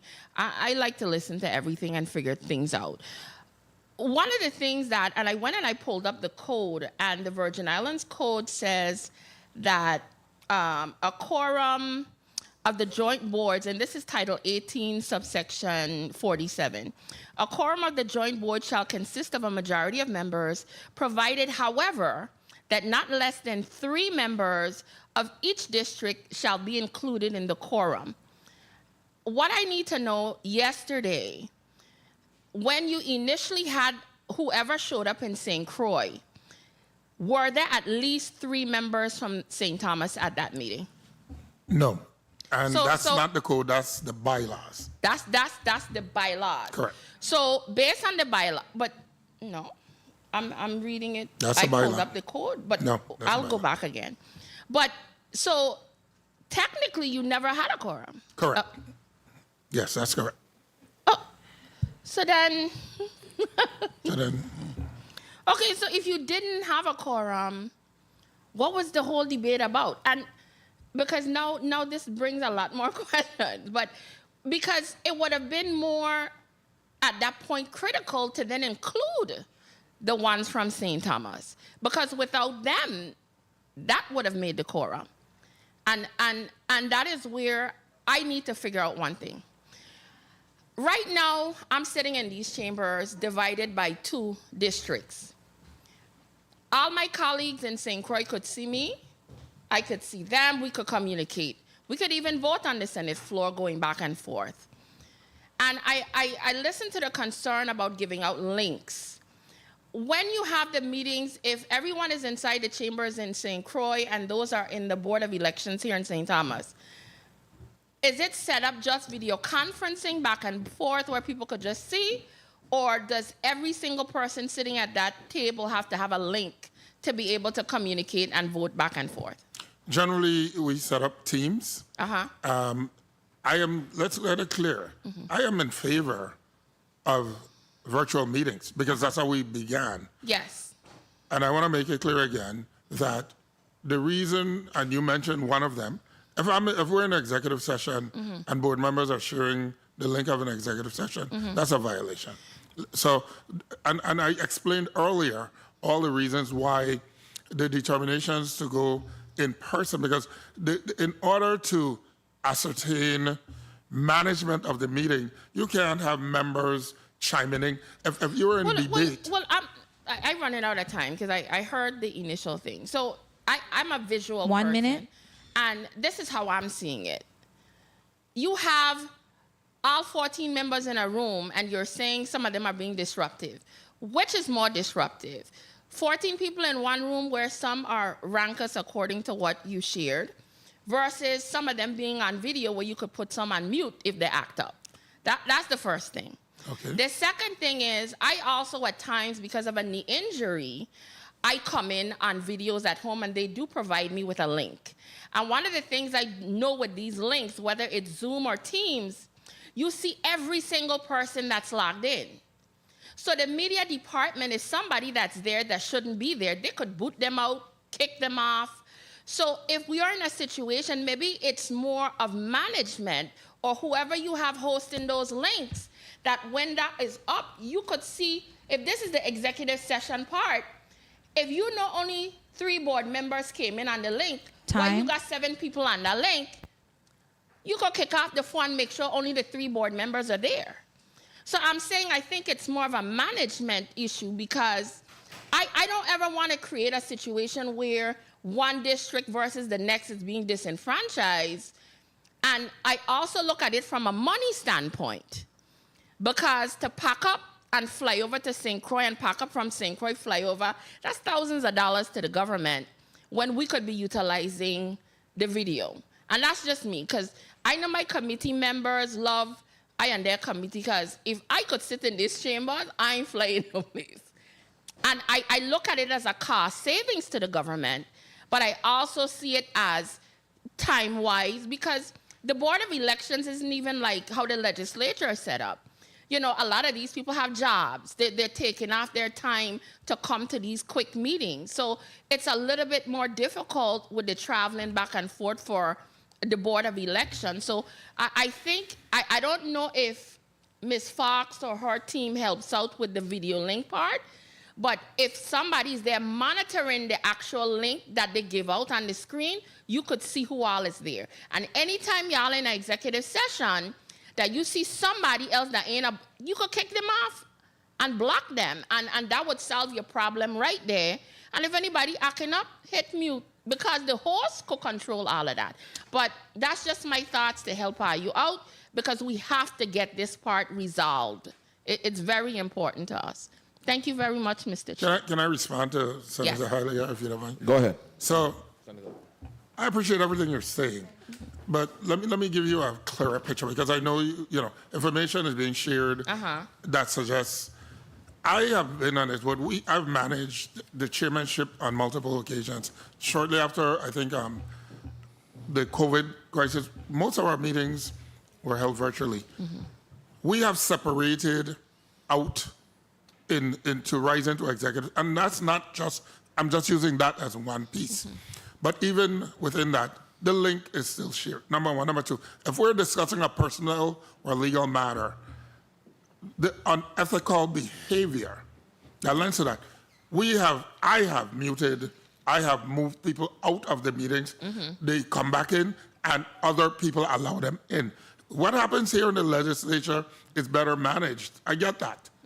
But one of the things that we're gonna look at is like maybe like the model of the Port Authority, where members meet in person because you get a better conversation. And you talk about funding, the legislature appropriates funds for the board for those purposes. I agree with you. I don't work. I don't do three different things. But I know what my responsibility, that the oath I swore to do this work. Hence why I'm sitting here. But it's not as simple. Don't let nobody give you this impression that, oh, the chair is the worst person in the world. Oh, no. Nobody gave me that impression. I never spoke to you. I only spoke to about the incidents that was expressed and specifically coming up with solutions to avoid those incidents from happening in the future. And like I said earlier, although we did not, quote unquote, have that quorum, the opportunity was made for us to do that. I did not favor it initially, but I voted in the affirmative to make that happen. So I want you to appreciate that it's about getting the work done. That's what it is about. Thank you for the time, Mr. Chair. Thank you. Point. Thank you, Senator Alma Francis Heiliger. Point of information, Senator Carla Joseph. You're recognized. Thank you. Thank you. Recognize the mic of Senator Carla Joseph, please. Thank you so much, Mr. Chairman. I wanted to ask a question, Chairman Williams. Is there any mechanism that the board has in place to correct or discipline a person's behavior, especially when you're in an executive session? The importance of an executive session and keeping all that information confidential is critical. It goes towards your credibility and your ethics and your morals. I do want to ask you that. What steps as the board can take to discipline their members? And do you have those rules that is promulgated and written and articulated now? So in the past, members have been censored.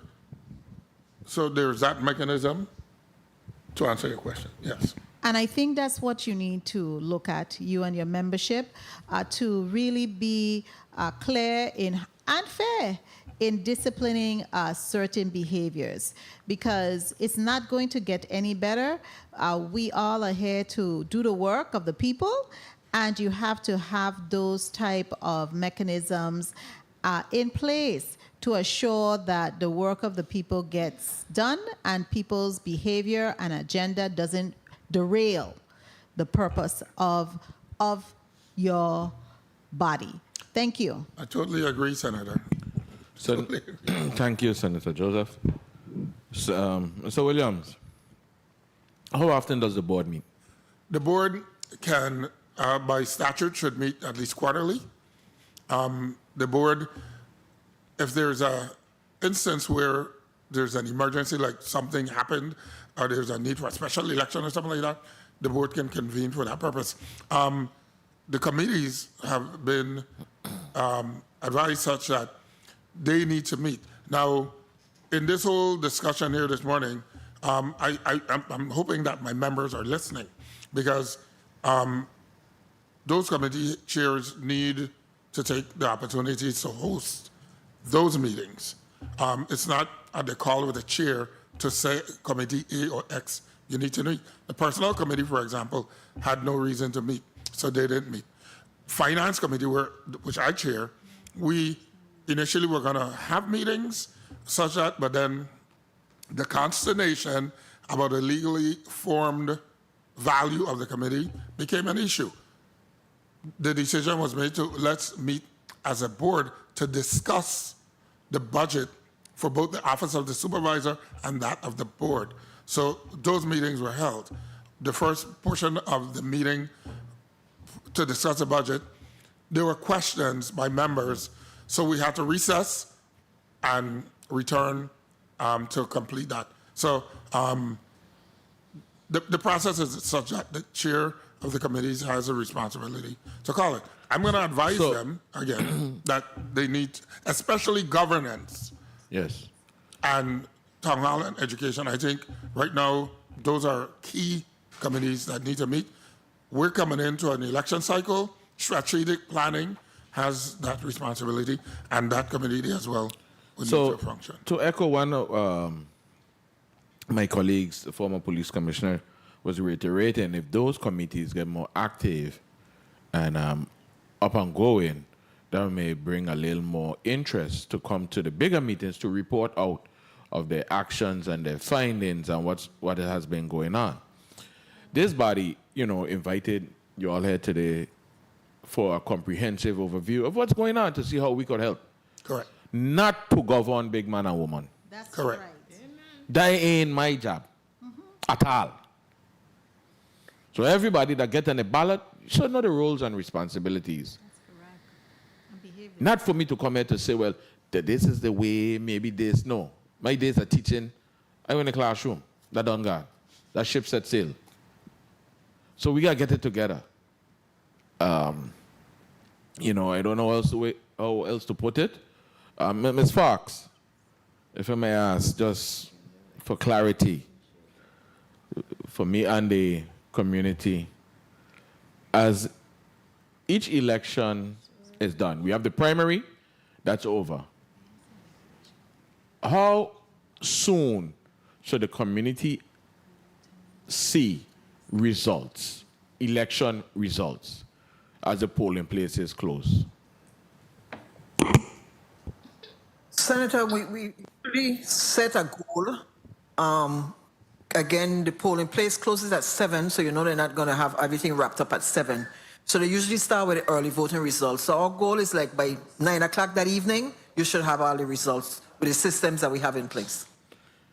So just for clarity for the community's sakes, I know everything is electronic and so forth.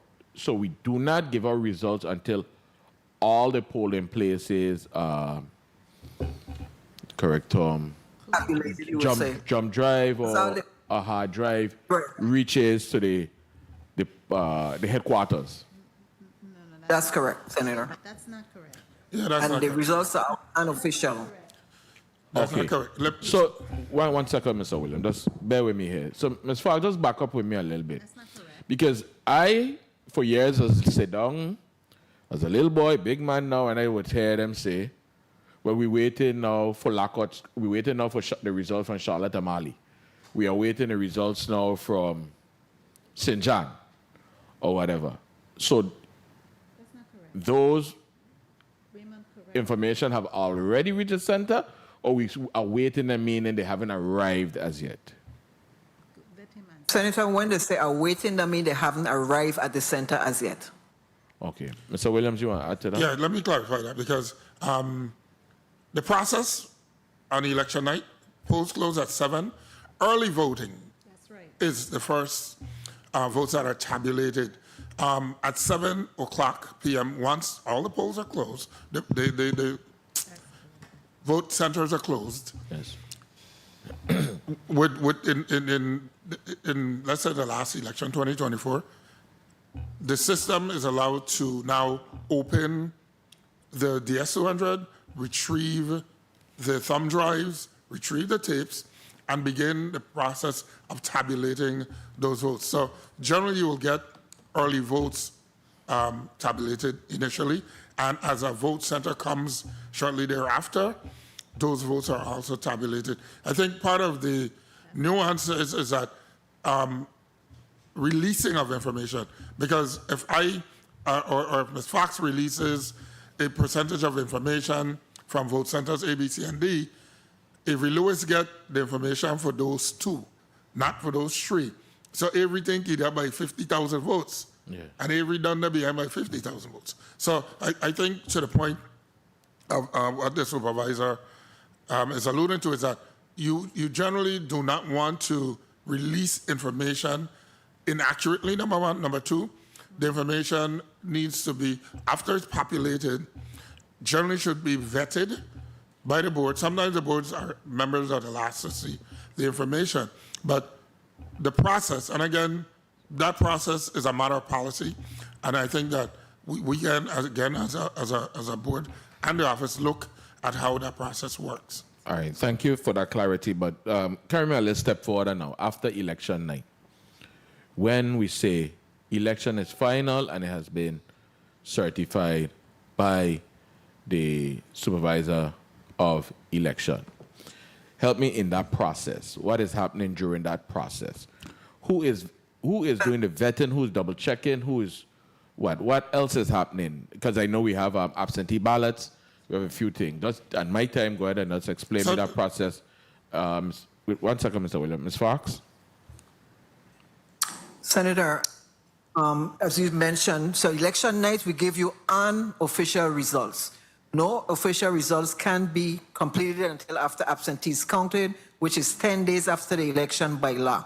Yes. In between that time, they're looking at all the judges' book to find out what issues went well, what didn't work well. And also you had provisional ballots. Provisional ballots come in, they have to be vetted. So we have to check in the system, the staff check to make sure he's a valid voter and everything syncs up. Then we prepare that pass that envelope to the board to count along with the absentee ballot.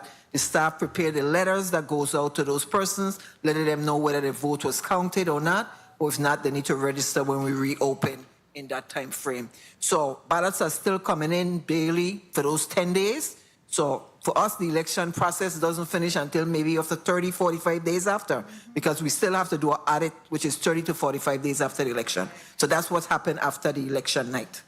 All right, thank you. And the final of that is your signature. No.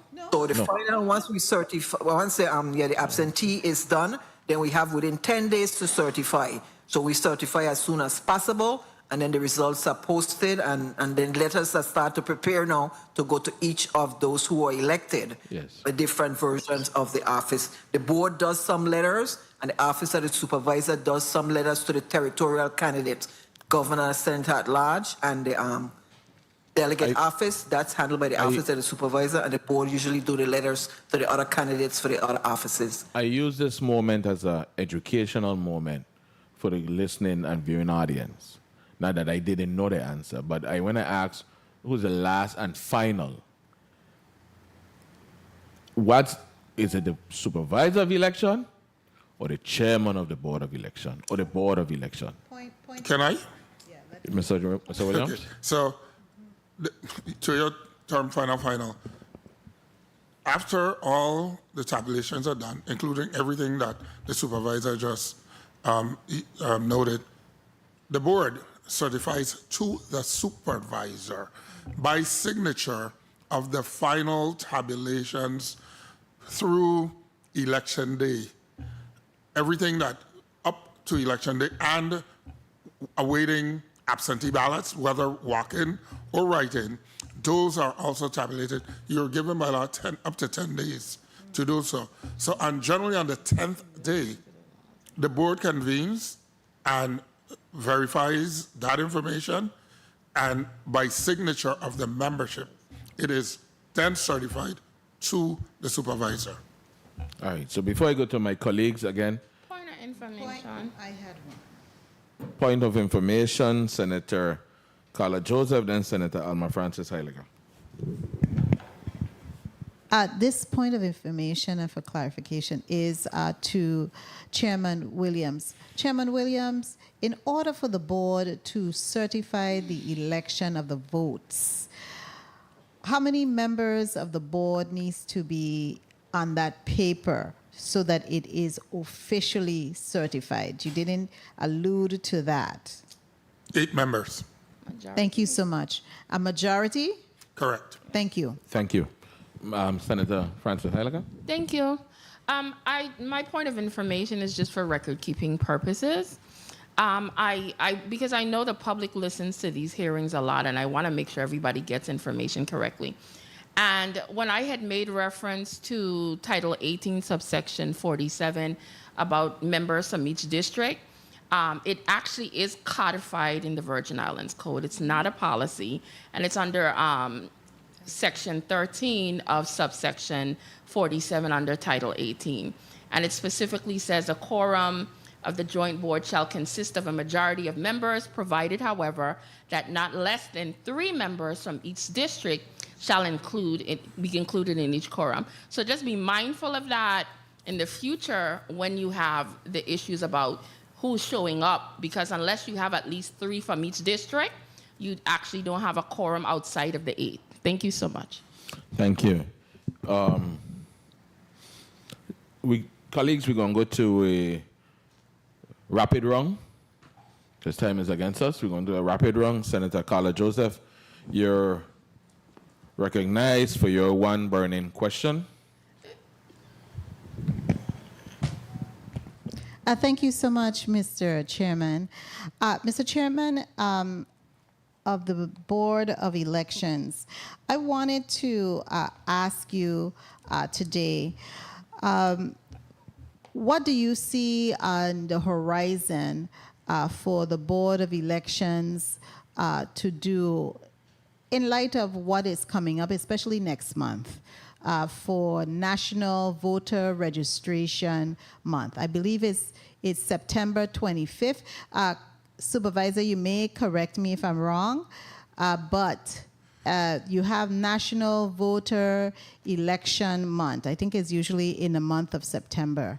What are your plans for that month?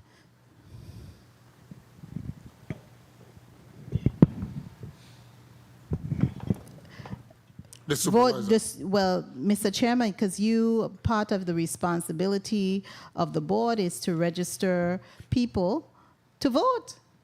That's part of your responsibility. It's part of the responsibility also of the supervisor's office, but that's part of your codified responsibility on the board. What do you plan to do? Senator, my plan is to get our board to convene, to meet, to discuss all those type of matters. It is not in my purview to schedule a registration or an activity singularly as the chair. In the past, the NVRA has generally been under the auspices of the supervisor, and the members of the board would participate at the event to do the registration. Thank you. I still have some time? No. One burning question. Senator, thank you. Senator Ray Fonseca, you're recognized.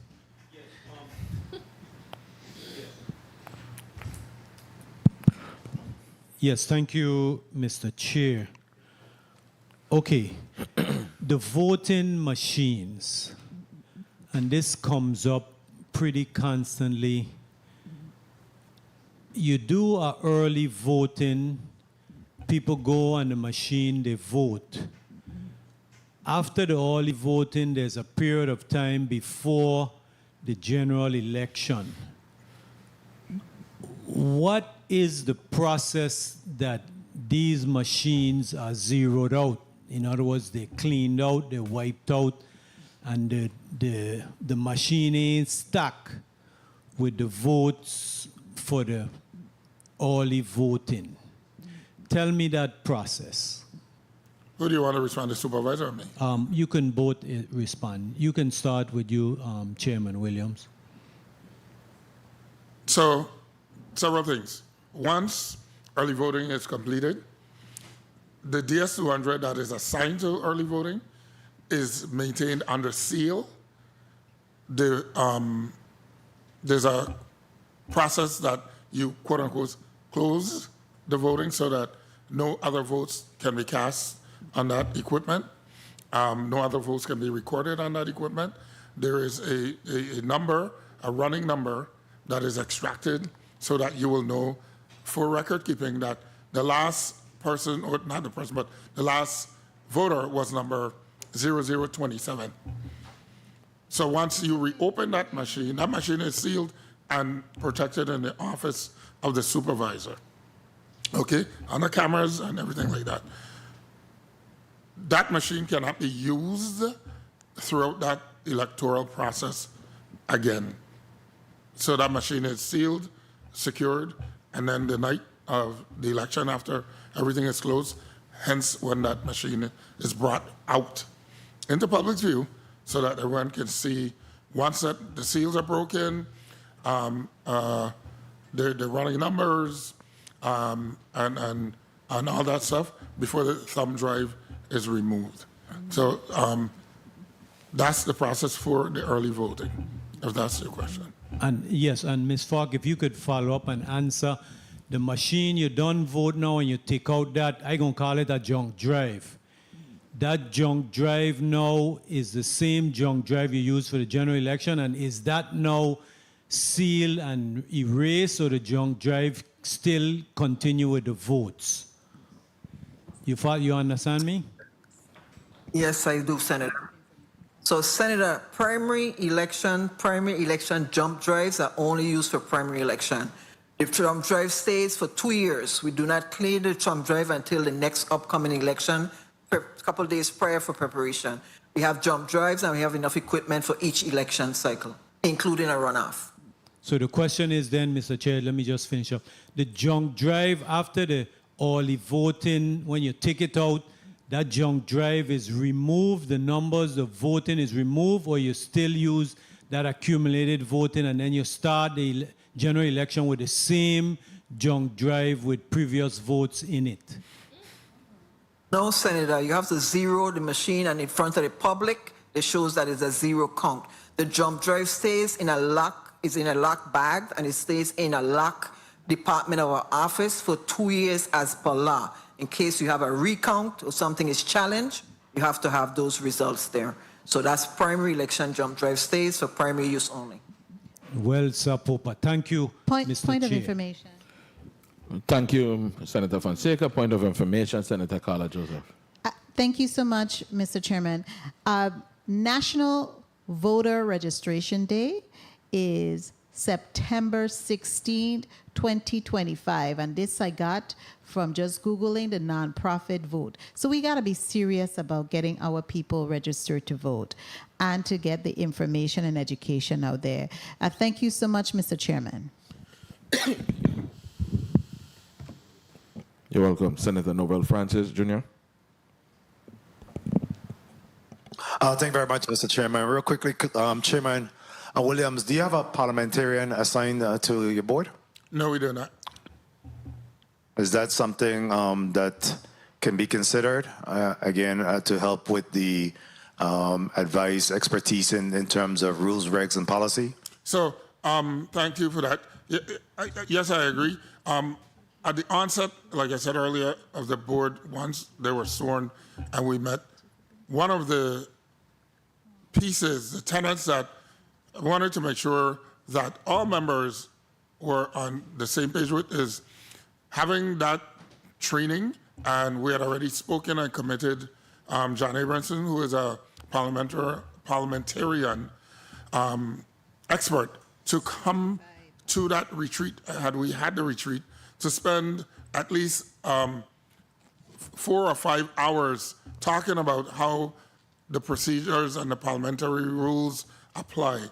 That hadn't happened, but to your point, maybe that's something we should discuss and consider. They need to just be trained.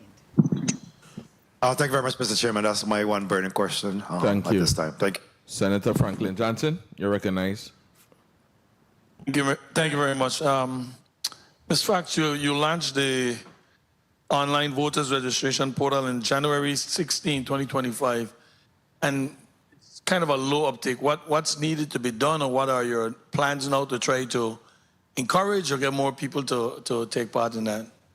So, Senator, we have, like I said, we're launching a campaign to educate and motivate the voters. We did something at the July 4th St. John Carnival. We tried to put some digital advertisement out there. We did it with our town, Frederickstead Digital Board, about online. And like I said, we have a campaign. We're going to get the RFP out so we could get some quotes and bids on it, and we have a year to get it going. But yes, we plan to do that. And in that note, regarding cybersecurity threats, when was the last penetration test of the ESVI system conducted? And if you did one, what was your key findings? We did, and we had Homeland Security Department from Puerto Rico came over maybe about 3 years ago and did it, and they had no finding. And because of the equipment that we have, which is updated by ES&S, and they're responsible to maintaining that, they said they had no other further follow-ups for us. We've been working, like I said, with BIT and the cybersecurity entity now from ISAR in Washington, D.C., and they do send monthly reports to us by checking our computers and seeing what's going on the active computers. So they're doing a monthly check of the database. Yes. All right. Thank you very much, Mr. Chair. Thank you, Senator Johnson. Senator Gittins, you're recognized.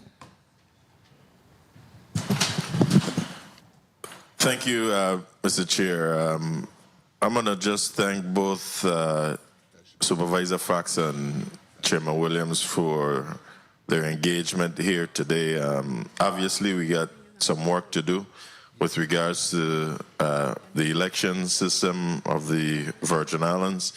And I want to reiterate that page 3 specifically of Act number 8690, specifically in section 11, again, is clear as it struck us from having about 3 boards of elections in the Virgin Islands to now having 1. It also clarifies the functions of both the board and the supervisor. Again, the board is strictly to govern, create policies, and ensure compliance of the Virgin Islands Code. And the supervisor's responsibility is to run the day-to-day operations of the election system and election day process. Her responsibility is to manage those employees, manage the budget, etc. Again, the board just simply needs to do their part. I'm hoping that whatever the confusion may have been, that the board would sit together, and if you see contradicting language, because we were trying to go through the entire Title 18, and we weren't able to cover all. So if there is something contradictory in another section of the code, then we expect that you will sit there as responsible elected officials and point out those factors and refer them to the legislature so that we can take the appropriate action. That's the only way we're going to get this done. Because if Alma Francis Heiliger decide to do it, Kenny Gittins decide to do it, Novel Francis decide to do it, or even Frankie Johnson, then they won't be pointing fingers that that's what they want to do. So we have elected a whole board, get together, identify if you see any problems or contradicting language, and refer it to us as the legislative body so that we can handle this immediately. Okay. But thank you all again for your service, and Chairman Williams, I hope that you can have a successful next meeting. Thank you, Mr. Chair.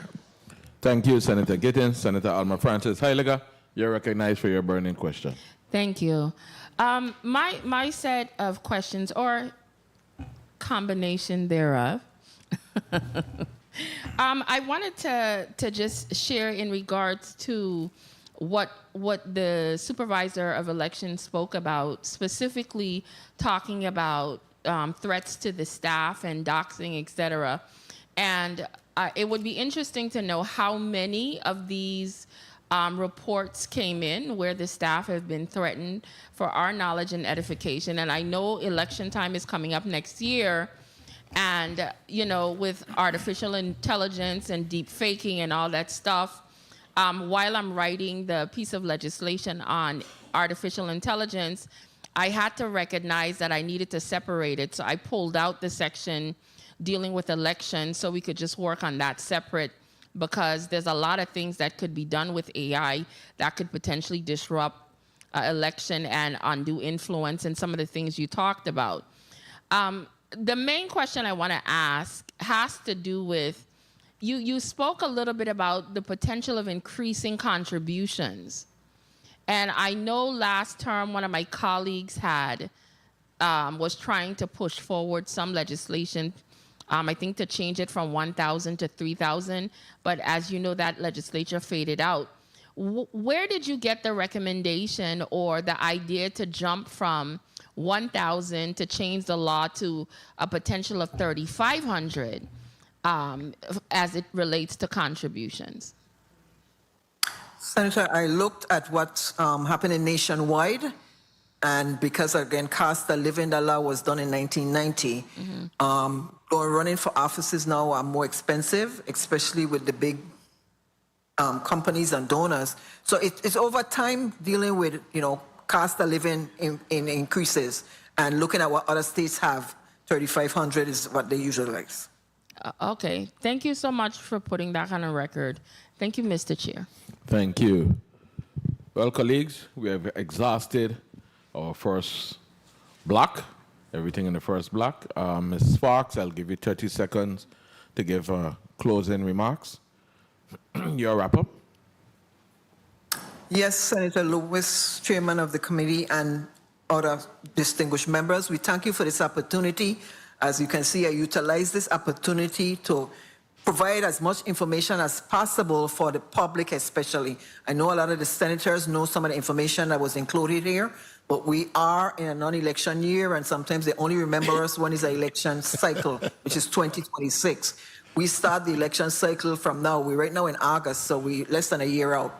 So again, I thank you for this opportunity, and we are doing a yeoman's job. I thank to my staff and all of our participants. We work with various agencies and departments, and we also want to thank them, both civilian and governmental. So again, thank you for this opportunity. Thank the board and thank the rest of the senators. Thank you. Thank you. Mr. Williams, before I ask you to give your closeout, roughly off the top of your head, maybe you may know, what was the cost of the primary election? Ms. Fox would know that information. Okay. The primary election, Senator, we usually try to go within the range of 250,000. This time it went up to about 300,000. So that's what we utilize for the primary election. Thank you. Mr. Williams. Chairman Williams, I apologize. Chairman Williams. Yes, Senator. You may give your 30 seconds closeout. I thank you for the opportunity. And I do, on behalf of the board, say that we have work to do. I am, regardless of what the thought processes are, willing to work because I've been doing this for 23 plus years. I do take the recommendations that are made here today very seriously. I just wanted to suggest that with the Supervisors Fox, that's somebody spoke to a lot of recommendations. I would ask that the legislature gives the Board of Elections the opportunity to look at those and also to provide discussion and then to report out back to the legislature on their thoughts on those measures as well. And thank you. Colleagues, we're going to take a 15-minute recess, and when we come back, we'll have in front of us Block 2, which would be addressing Bill number 360071. The sponsor is Senator Alma Francis Heiliger. The Committee on Government Operations, Veterans Affairs, and Consumer Protection stands in recess for 15 minutes.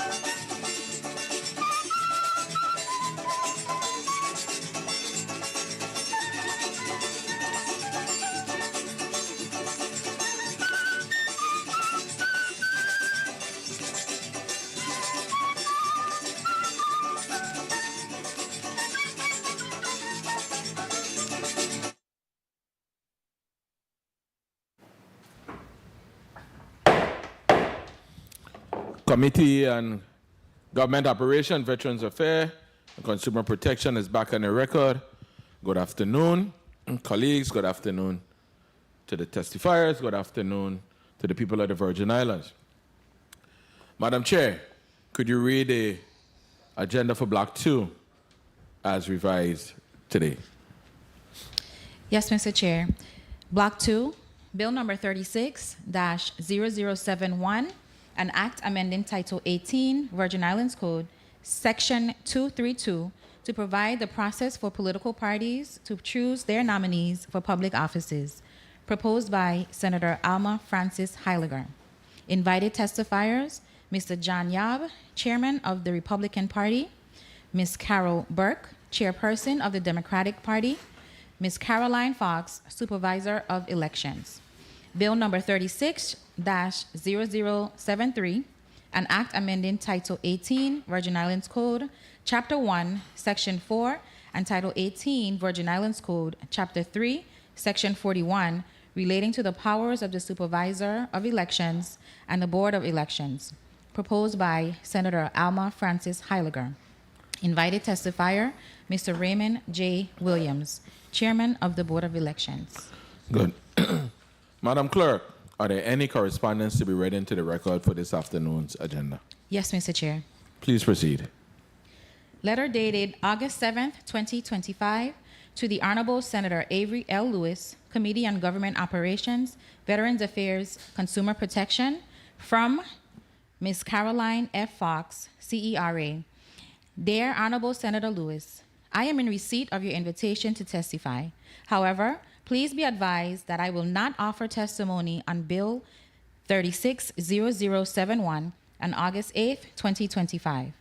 The Office of the Supervisor has no position on this proposed legislation. The Office of the Supervisor will comply with the outcome of the legislation. Thank you for your understanding in this matter. Sincerely, Caroline F. Fox, CERA, Supervisor of Elections.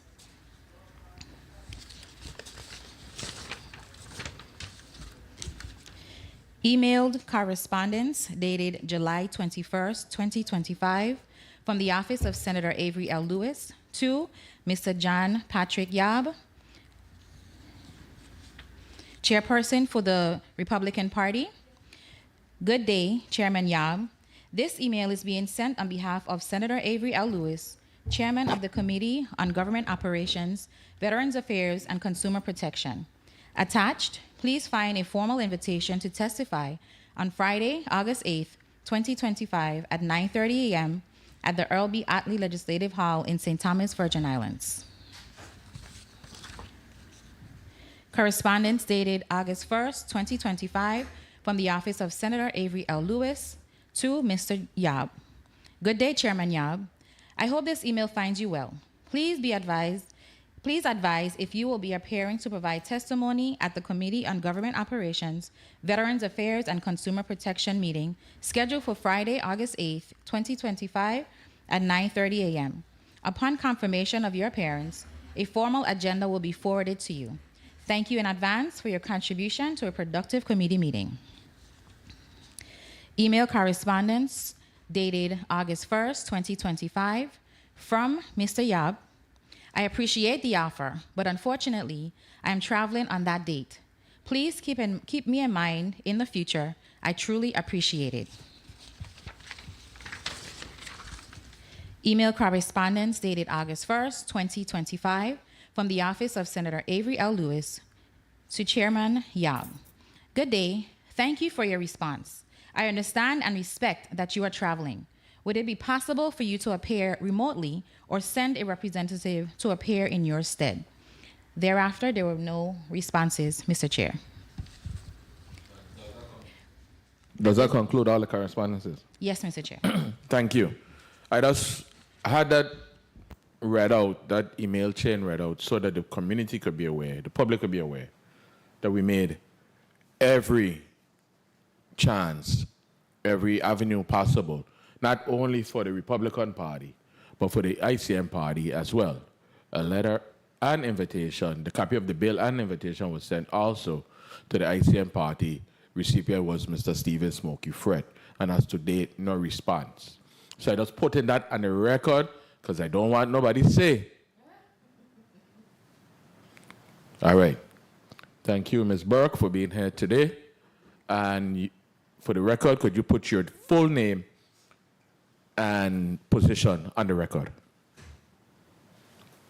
Carol Maria Burke, Chairwoman of the Democratic Party of the Virgin Islands. Good. Ms. Burke, are you ready with your testimony today? Yes, I am. Oh, sorry, I'm going too fast. Yeah, you're going too fast. Way too fast. Sorry. As it pertains to Bill number 36-0071, an act amending Title 18 Virgin Islands Code, Section 232, to provide a process for political parties to choose their nominees for public offices. Who speaks to this bill? Senator Alma Francis Heiliger, you are recognized. Thank you. Good day to my colleagues. Sorry, good day to the testifier. 1 second. And the mic of Senator Francis Heiliger.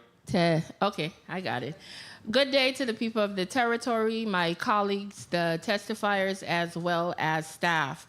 Bill 36-0071 has come to light because it's a necessary piece of legislation. As some of the public might be aware, sometime last year, there was a ruling from our courts that came about because the Republican Party took several pieces of the Virgin Islands law to task, and several of these pieces were basically deemed to be unconstitutional. When it came to Section 232, as it was written in the code, it speaks to primary party elections shall be held in the Virgin Islands on the first Saturday of August for the purpose of choosing candidates for nominations for public office to be voted for at the ensuing general election. The Board of Elections shall be responsible for certifying the process to be used by any political party to select officers and candidates for public office. The first part of that law, it stood. I remember from the ruling, the judge said we could have set a date, but when it came to the second part of the law, where it said the Board of Election had the right to certify the nominating process, that was deemed unconstitutional. And I recognize that during the election process, we might be put in a very precarious situation. You know, some people might wonder why you as an independent would be the one leading the charge, but I don't look at myself as an independent. I see myself as a representative of the people, which consists of Democrats, Republicans, ICMers, and independents. And I saw where this piece of legislation needed to at least be fixed prior to the next upcoming election. And I tried to come up with a solution that would be constitutional, but still give leeway to the parties to make their own decision. And what this piece of legislation attempts to do is we basically still left the first part intact as to the timing as to when these primaries will be taking place, but we gave an option for parties to opt out by time certain. And because we know that elections are very important here in the territory, we couldn't just leave it open-ended where some opt out and you don't really know what's happening. They have to basically opt out and notify this is the process or whatever they're going to be taking for their nomination process.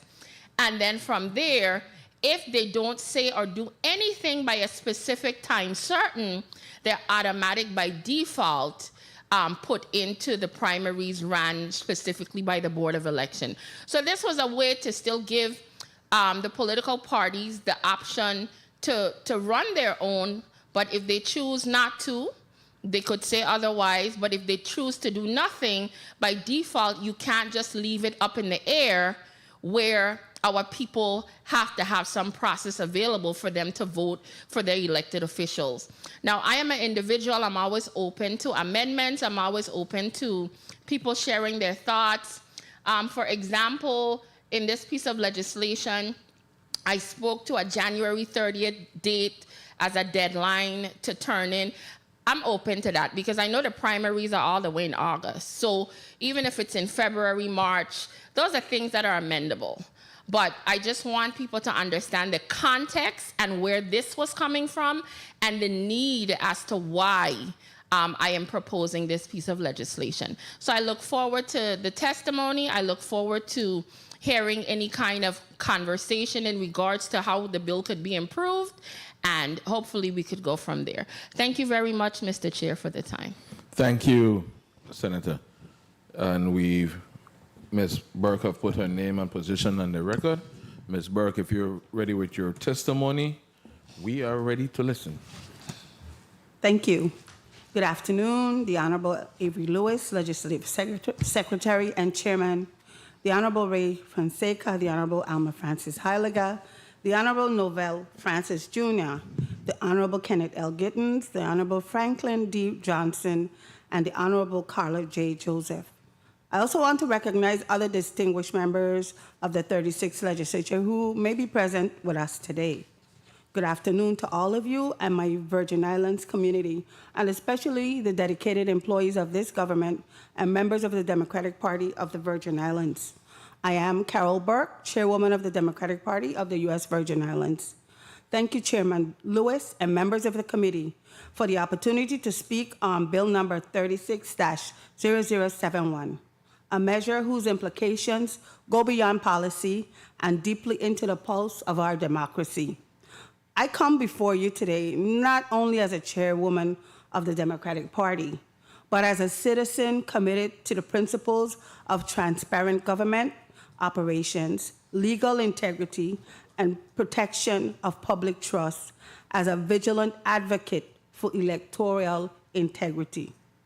At the heart of this testimony is a call for accountability, clarity, and meaningful legislative action, especially as it pertains to the landmark ruling by Judge Robert Malloy regarding the August 2024 primary election and beyond, and the events leading up to and its implications for governance in the Virgin Islands. The sanctity of our democratic process is rooted in this transparent government, faithful adherence to statutory mandates and public trust. Title 18 of the Virgin Islands Code clearly states that party primary elections shall be held on Saturday, the first Saturday of August, despite certain federal rulings that address specific internal party governance issues. The statutory requirement for a primary remains fully enforceable. At issue is not just the administrative handling of our elections, but the absence of clarity, responsiveness, and the leadership from this body. The recent judicial ruling has prompted confusion and concern throughout the Virgin Islands. Yet rather than prompt, swift legislative engagement, it has basically been met with silence until now, 1 year and 7 months later.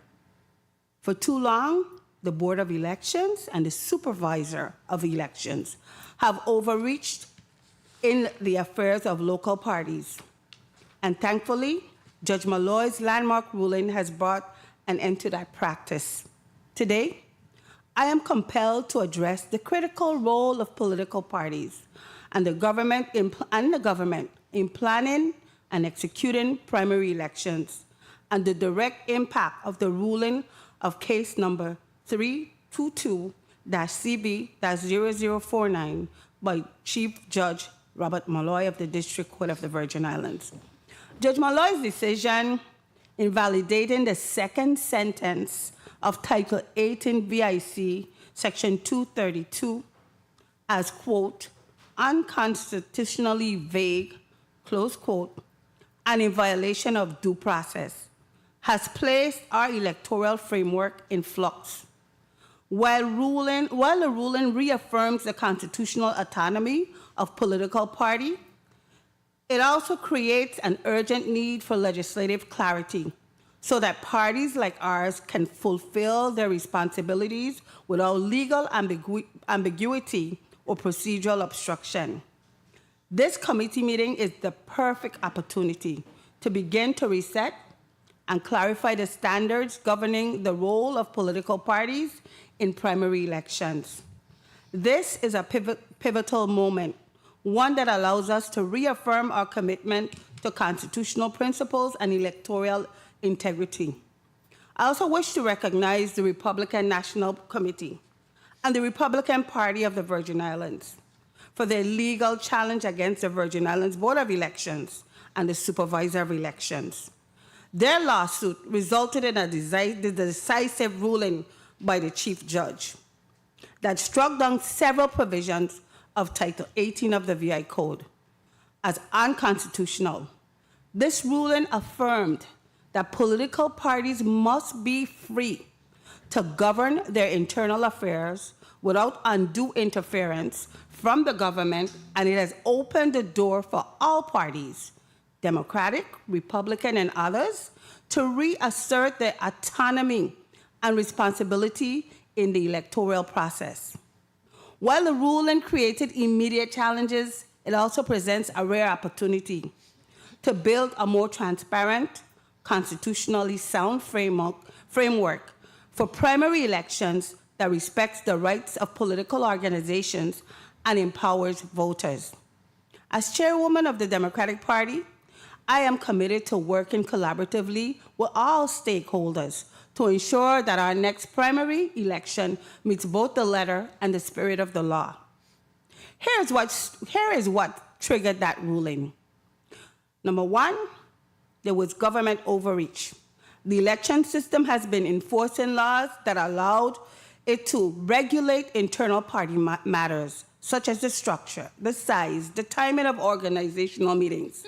This included dictating that primaries be held on the first Saturday of August and certifying how parties selected officers and candidates. Two, constitutional challenge.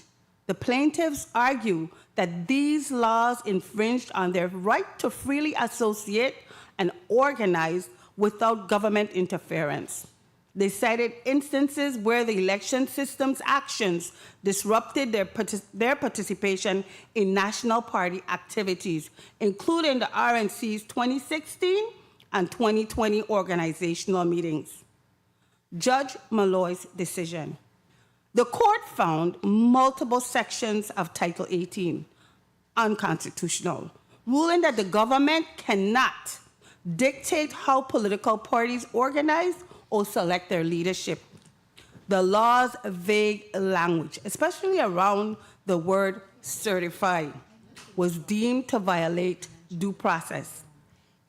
These provisions did not protect voters. They marginalized them. That is why I, as the chairwoman of the Democratic Party, proudly and publicly endorsed the lawsuit against the election system, not as a political gesture, but as a commitment to fairness, transparency, and constitutional clarity. Additionally, the legislation before us is not partisan. It's not a partisan tool. It is a procedural compass, one that returns accountability to elected bodies and autonomy to political parties, while protecting the voters who depend on both.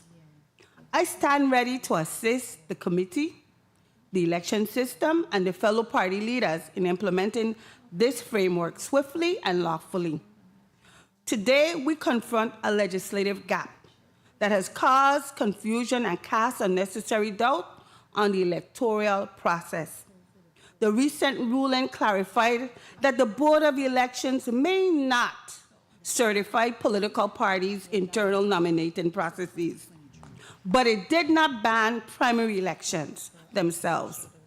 And yet, on May 13, 2024, testimony offered by Supervisor Carolyn Fox interpreted that ruling in a manner that disrupted that democratic rhythm of our territory.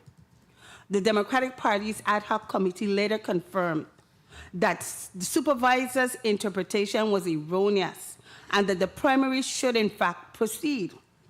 This misinformation compromised public understanding, delayed critical planning, and potentially disenfranchised voters. Violations not just of good practice, but of voters' trust in the election process. oversight, There's oversight bodies such as, this committee must demand accurate legal analysis and a robust communication strategy to protect the rights of voters, the very consumers of public governance. Compounding this confusion was a parallel legal battle between Supervisor of Elections Caroline Fox and the Board of Elections. The Superior Court dismissed her lawsuit, ruling she lacked standing to sue, a decision that spotlighted vague statutes and institutional dysfunction.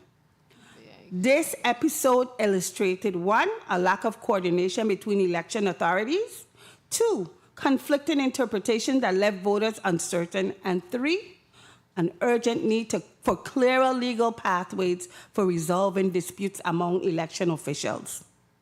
The public watched these events unfold with growing skepticism, unsure who to trust, what rules applied, and whether their vote was truly secure. As lawmakers, you must uphold your responsibility to preserve the democratic process, even in the face of administrative misdirection. The people of the Virgin Islands deserve elections, not excuses. Bill number 36-0071, introduced by Senator Alma Francis Heilega, restores that rhythm. This bill reasserts the election system's rightful role in conducting primary elections while respecting party autonomy. It does not force conformity. It provides options. A political party may choose to opt out of the public primary, provided it outlines its nominating process by January 30th of the election year. Otherwise, the election system will proceed with the primary election the first Saturday of August. What this bill accomplishes is simple, elegant, and essential.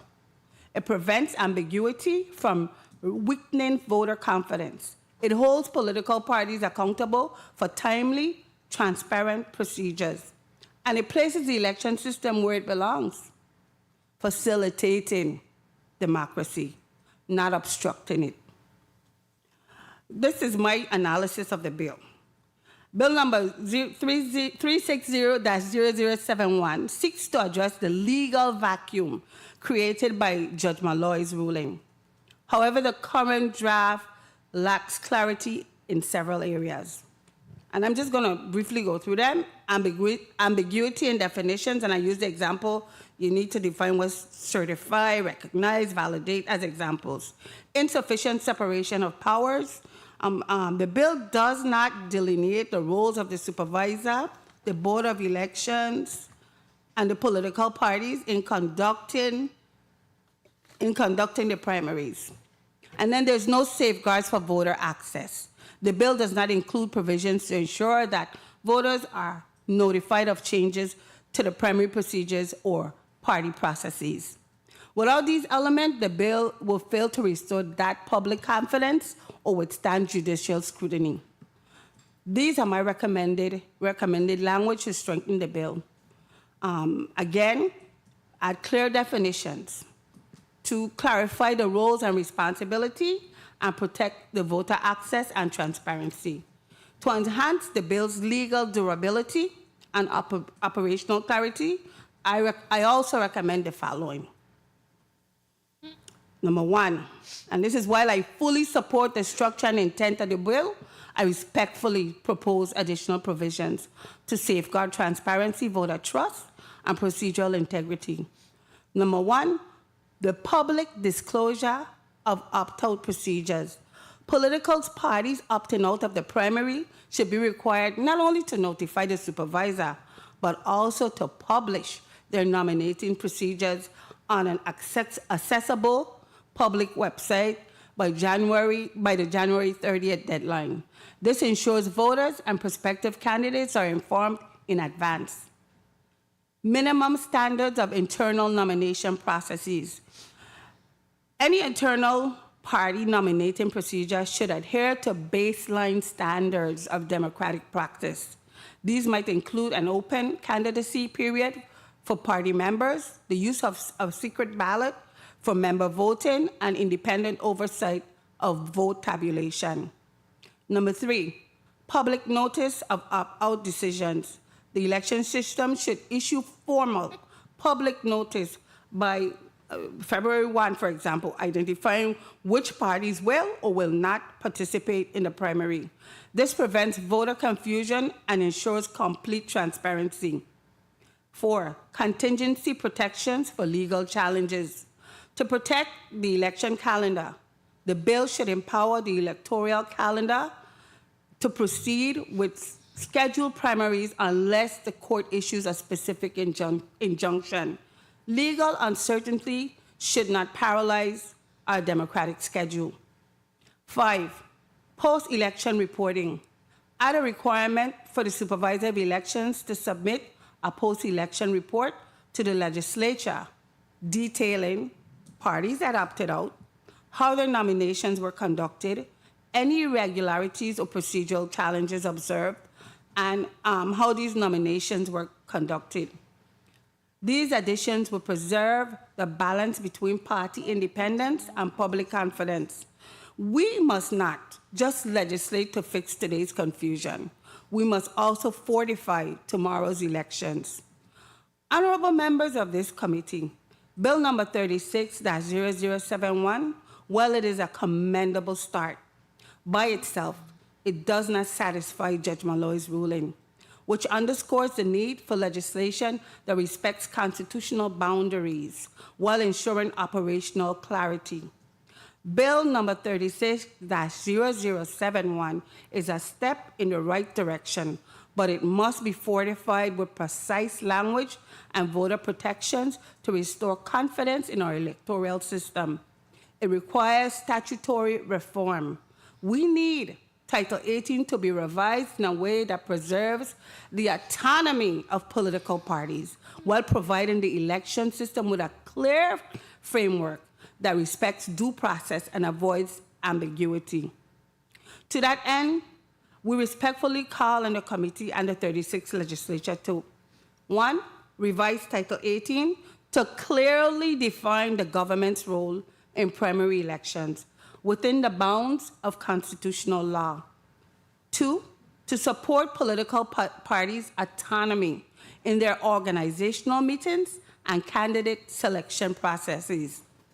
And 3, to establish a workable timetable that allows the election system and the political organizations to prepare without confusion or delay to protect voters from last-minute disruptions and confusion. Let me be clear. This is not about partisan interests.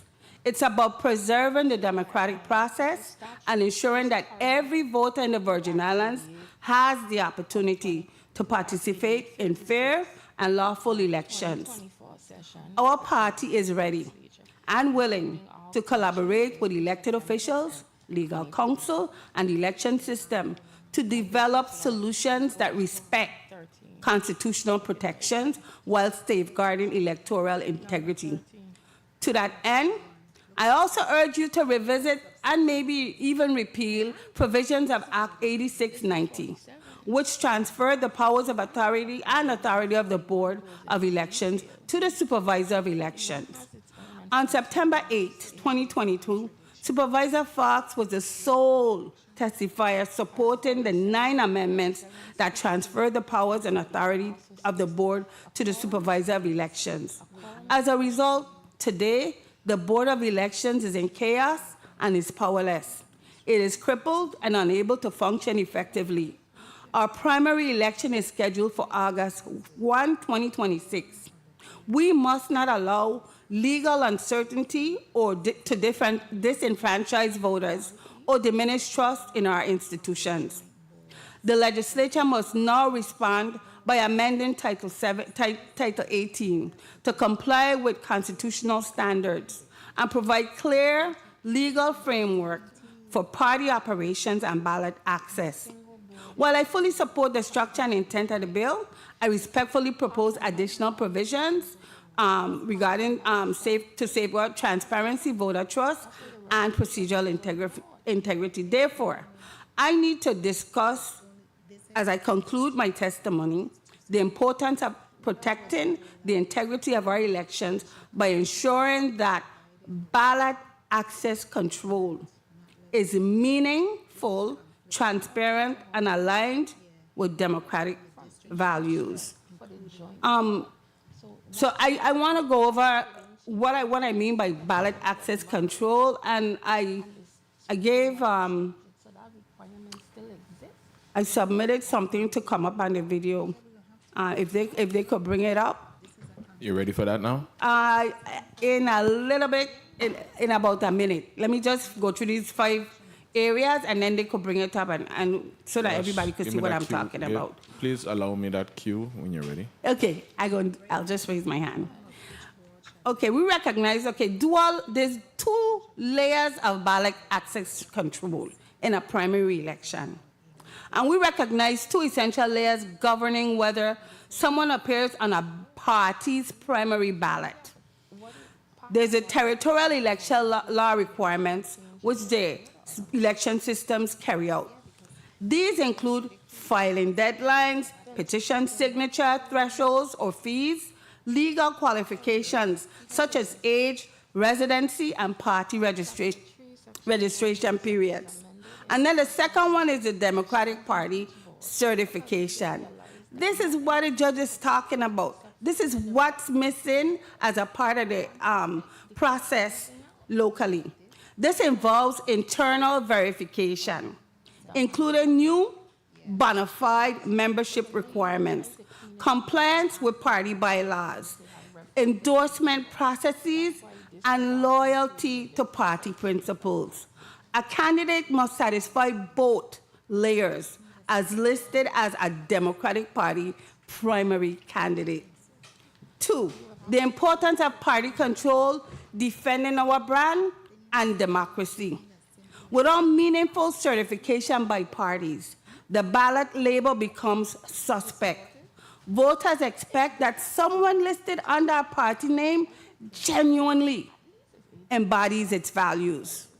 Allowing candidates to run under a party label without party approval can lead to misrepresentation, voter confusion, strategic infiltration, and erosion of party credibility. 3, legal precedent. The January 10, 2024 ruling by Judge Robert Malloy. On January 10th, Chief Judge Robert Malloy of the District Court of the Virgin Islands delivered his ruling in a case brought forward by the Republican Committee.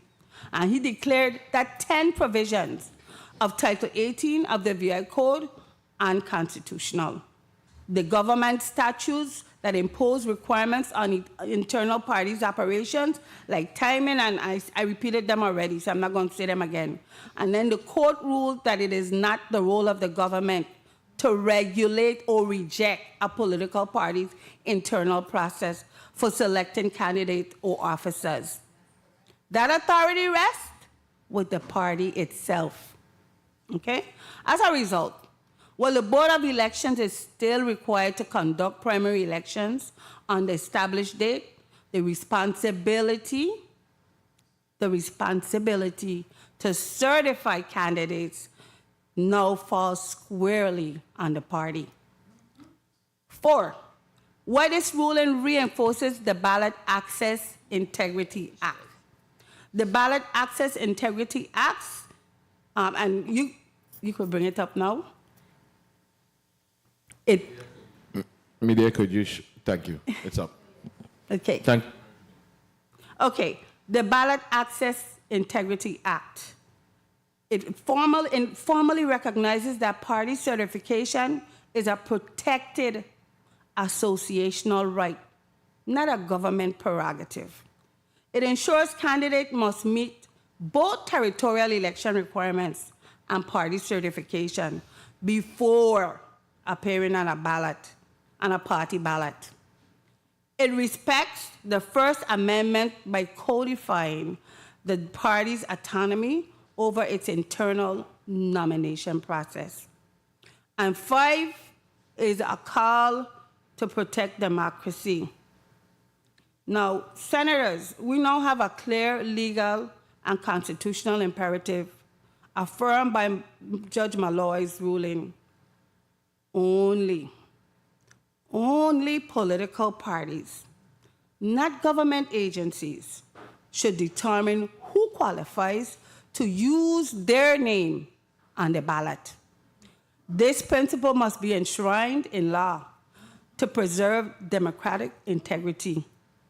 By passing the Ballot Access Integrity Act, you uphold constitutional protections, restore trust in electoral representation, and ensure that the ballot truly reflects the will of party members.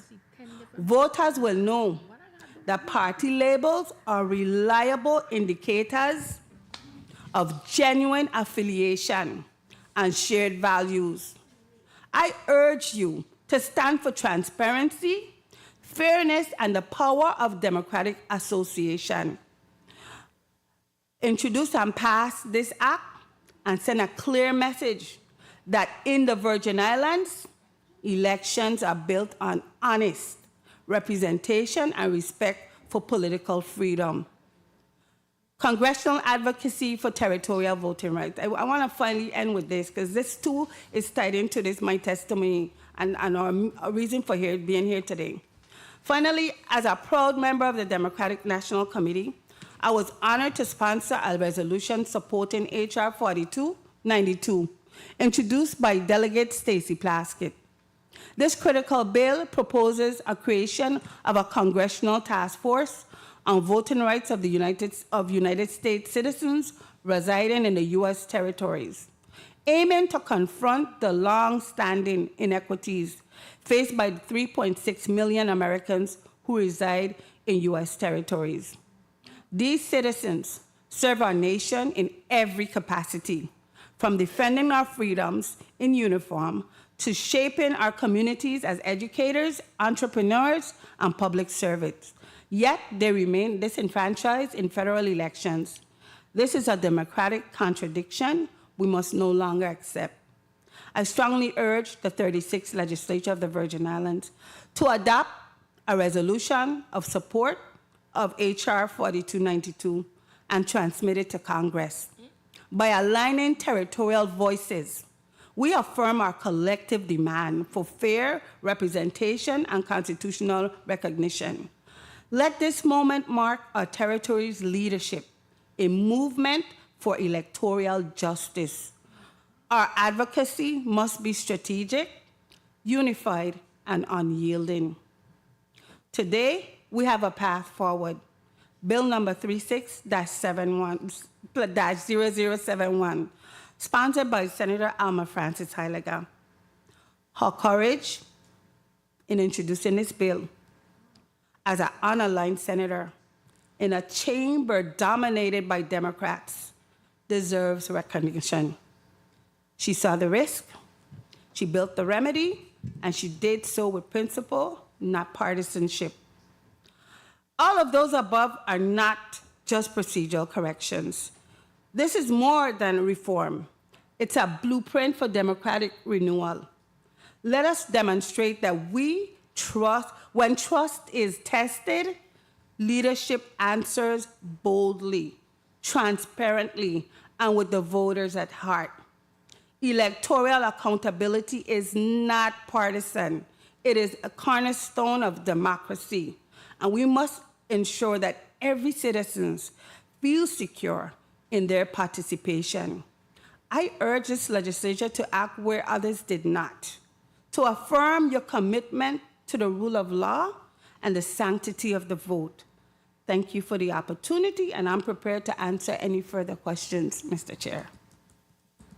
Thank you, Ms. Burke, Chairwoman Burke, for that riveting testimony. Yes, sir. School calling. Yes, sir. Colleagues, we're going to go to a 5-minute round. I really and truly, I really would have liked for the board, not the board so much, but the supervisor of Elections to have weigh in on this conversation here this afternoon. And again, thank you to the sponsor of the bill for bringing it forward for us to have this healthy discussion. Senator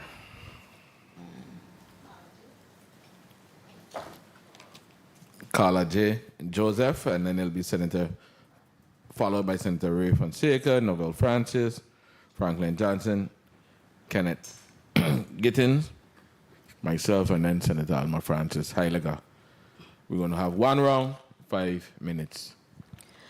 Please proceed, Senator Carla Joseph, you're recognized. Thank you so kindly, Mr. Chairman. Thank you, testifier, and for being here. That's my big sister, Carol M. Burke, and I always acknowledge that from the Big Island. And your testimony was powerful, and you don't have to beat us as Democrats here so badly. You are as the Honorable, let me put your handle on your name, because you are an elected official here. You're the Honorable Carol M. Burke, and you are Majority Leader when you served in the legislature here.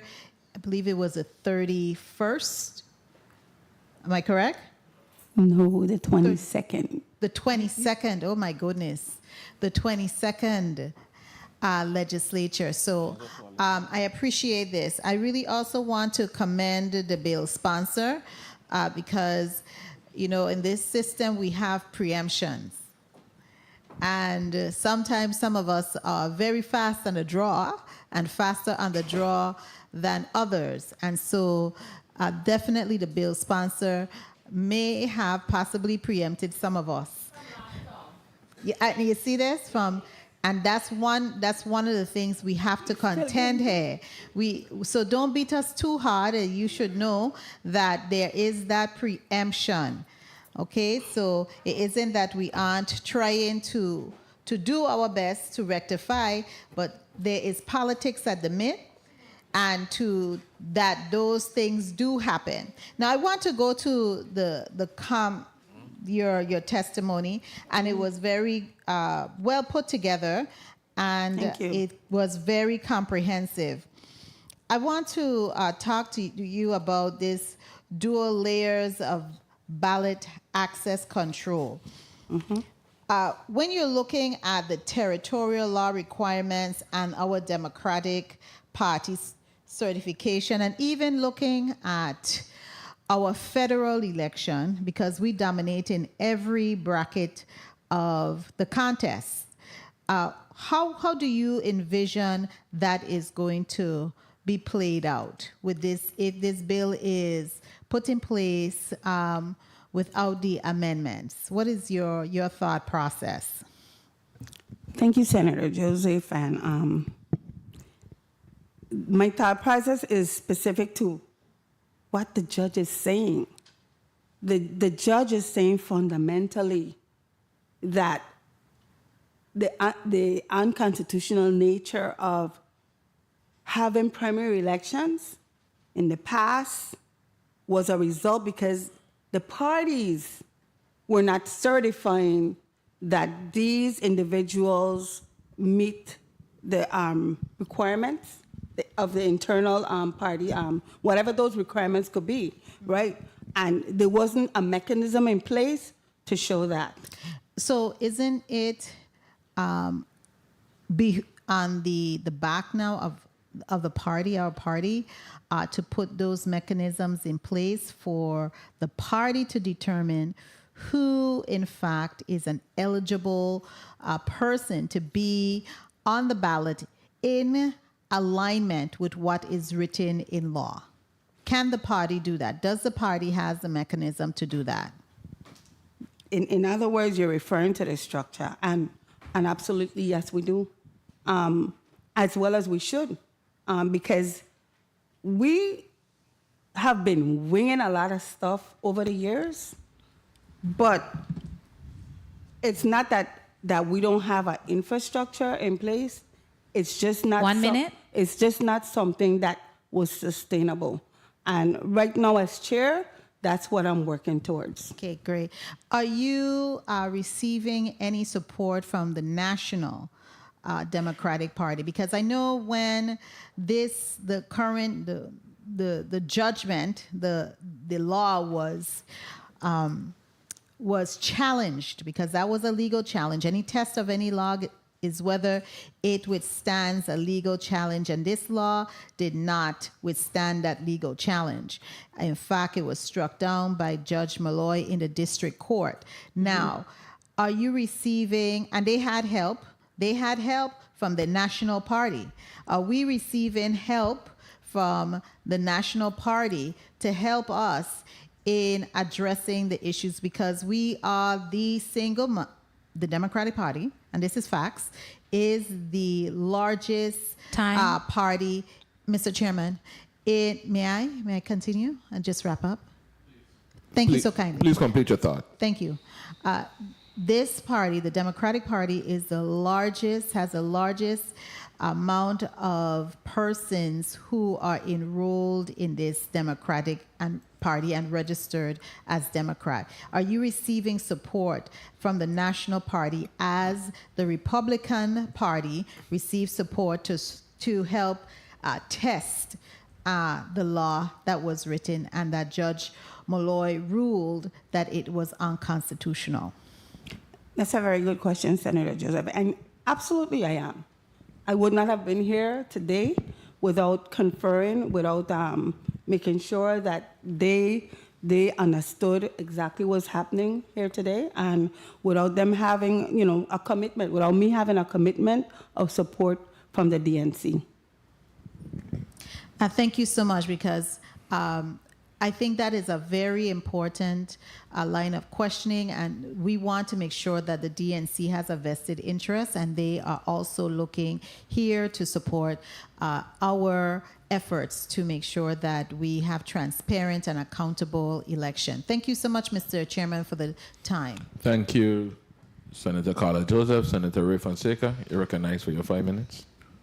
Yes, thank you. Thank you, Mr. Chair, and pleasant good afternoon to our Honorable Carol Burke, Chair of the Democratic Party, and all those tuned in.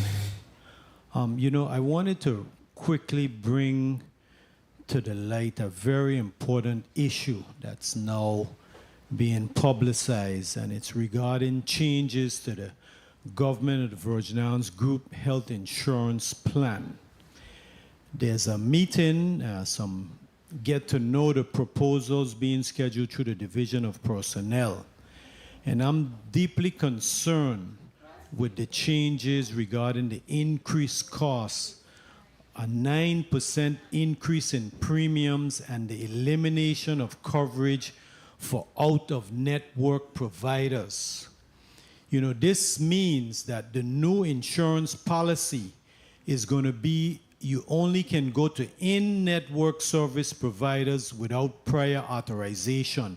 That automatically means your deductibles are going to increase, and that's going to raise members' out-of-pocket expenses before the coverage even begin.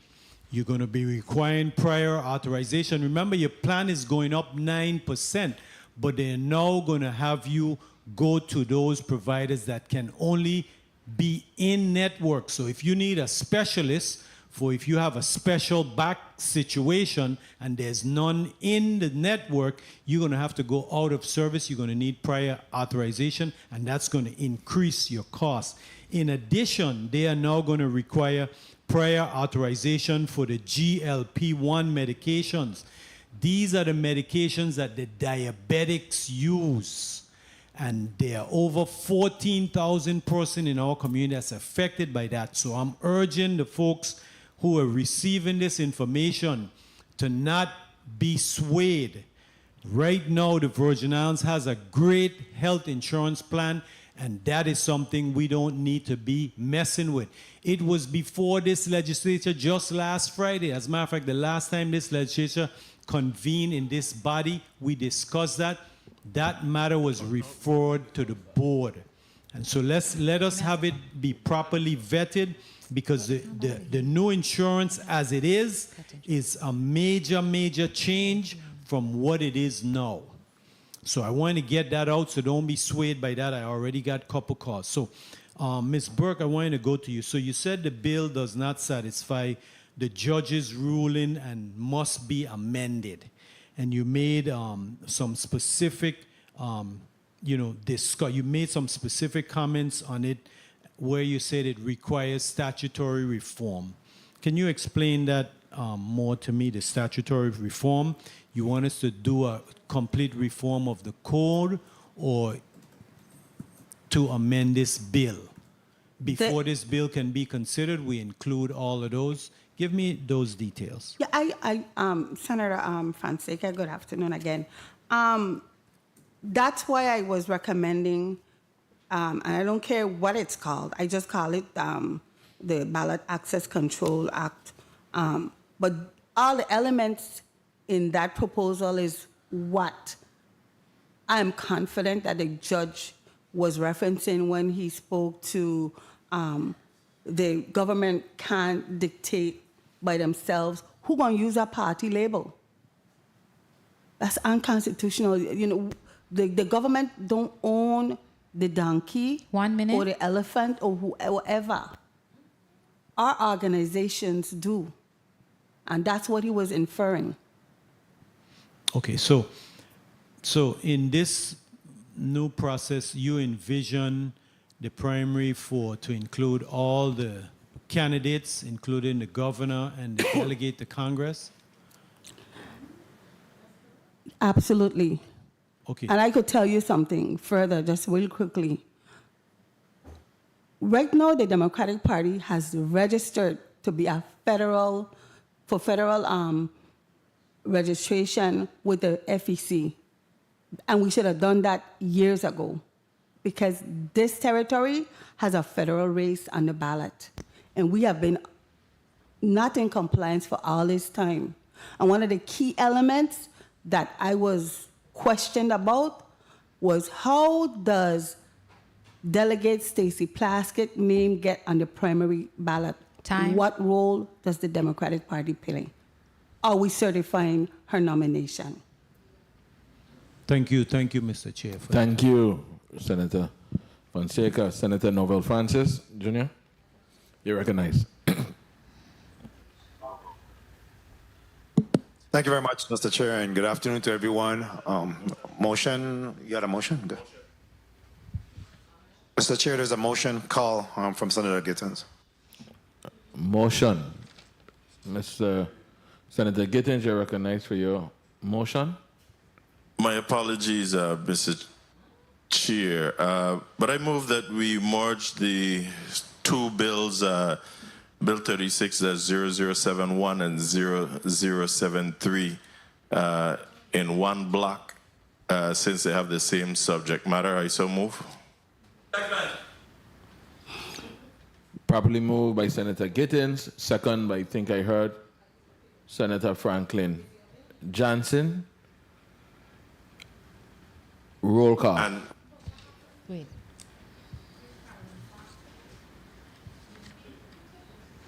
Raymond.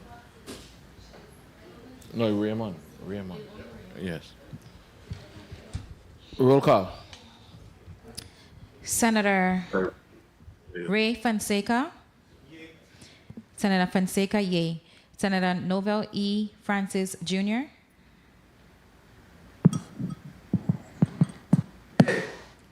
Senator Novell E. Francis, Jr. He's saying yay? yes. Say Senator, yes. Senator Francis, Jr., yay. Senator Alma Francis Heiliger. Yes. Senator Francis Heiliger, yay. Senator Kenneth L. Gittens. Yes. Senator Gittens, yay. Senator Franklin D. Johnson. Yes. Senator Johnson, yay. Senator Collar J. Joseph. Yes. Senator Joseph, yay. Senator Avery L. Lewis. Yes. Senator Lewis, yay. Mr. Chair, there are 7 yeas. All right. Motion to merge.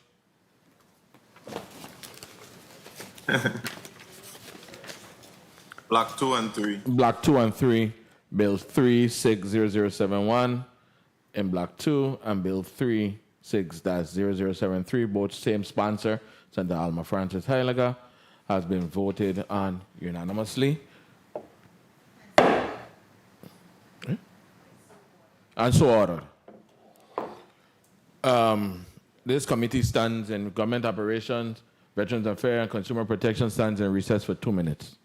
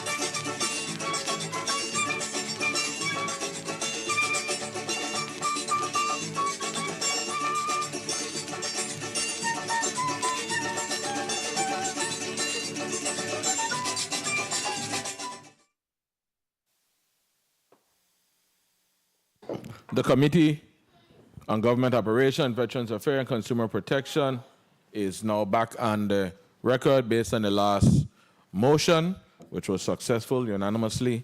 I'm going to ask who speaks to Bill 36-0073. I do. Good afternoon once again to my colleagues, the people of the territory, and the testifiers. This piece of legislation, 36-0073, came about as we, as a community, we witnessed some serious going back and forth between the Board of Elections, the Supervisor of Elections, in regards to who had authority for certain actions within the board.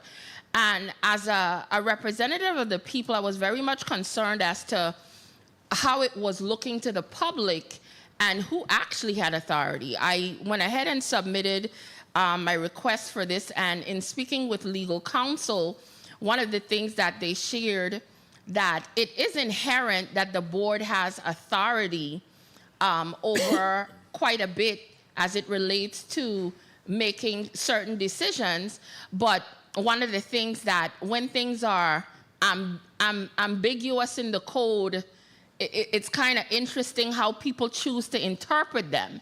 And it also depends on whether or not one board versus the other. Because there are going to be some times when you have one board in and they might give a little bit more leeway, while another board might come and want to pull in the reins. So for us to avoid any kind of unnecessary issues in the future, I thought it was important to just codify within the code that at the end of the day, it is ultimately the board. If something happens, the board's decision is final. Once it's done by a majority, their decision supersedes anything. The other thing that this also attempted to do, as you know, we had ultimately a few years ago had merged the board, and there were little parts in there had still referenced the boards were separate. So we tried to just clean up some of those as well. But the ultimate thing is to assert the authority of the board, and they having the final say when it comes to certain things. Even though it's implied, it's good we actually write it in the code so that there's no question whatsoever. So I look forward to the testimony, and thank you very much, Mr. Chair, for the time. Thank you. So being that we had that shift in operation this afternoon, I'm going to go back, since we have another additional bill on, Bill 360073. The senators that went so far was Senator Carla Joseph and Senator Ray Fonseca.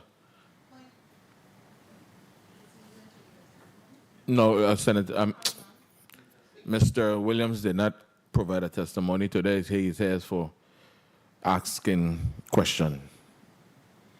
So, Senator Carla Joseph, you will be recognized for 3 minutes. Thank you so much, Mr. Chairman. Mr. Chairman, I really want to get in the middle and understand these bills that are before us, because I know in the first block that we had with the supervisor, there was discussion regarding a quorum, and the chairman indicated that a quorum needed to have, he agreed with a senator position that a quorum for the Board of Elections needed to have about 3 members from that island district present to make up the quorum. And I did see some contradictions in the code regarding what the quorum states.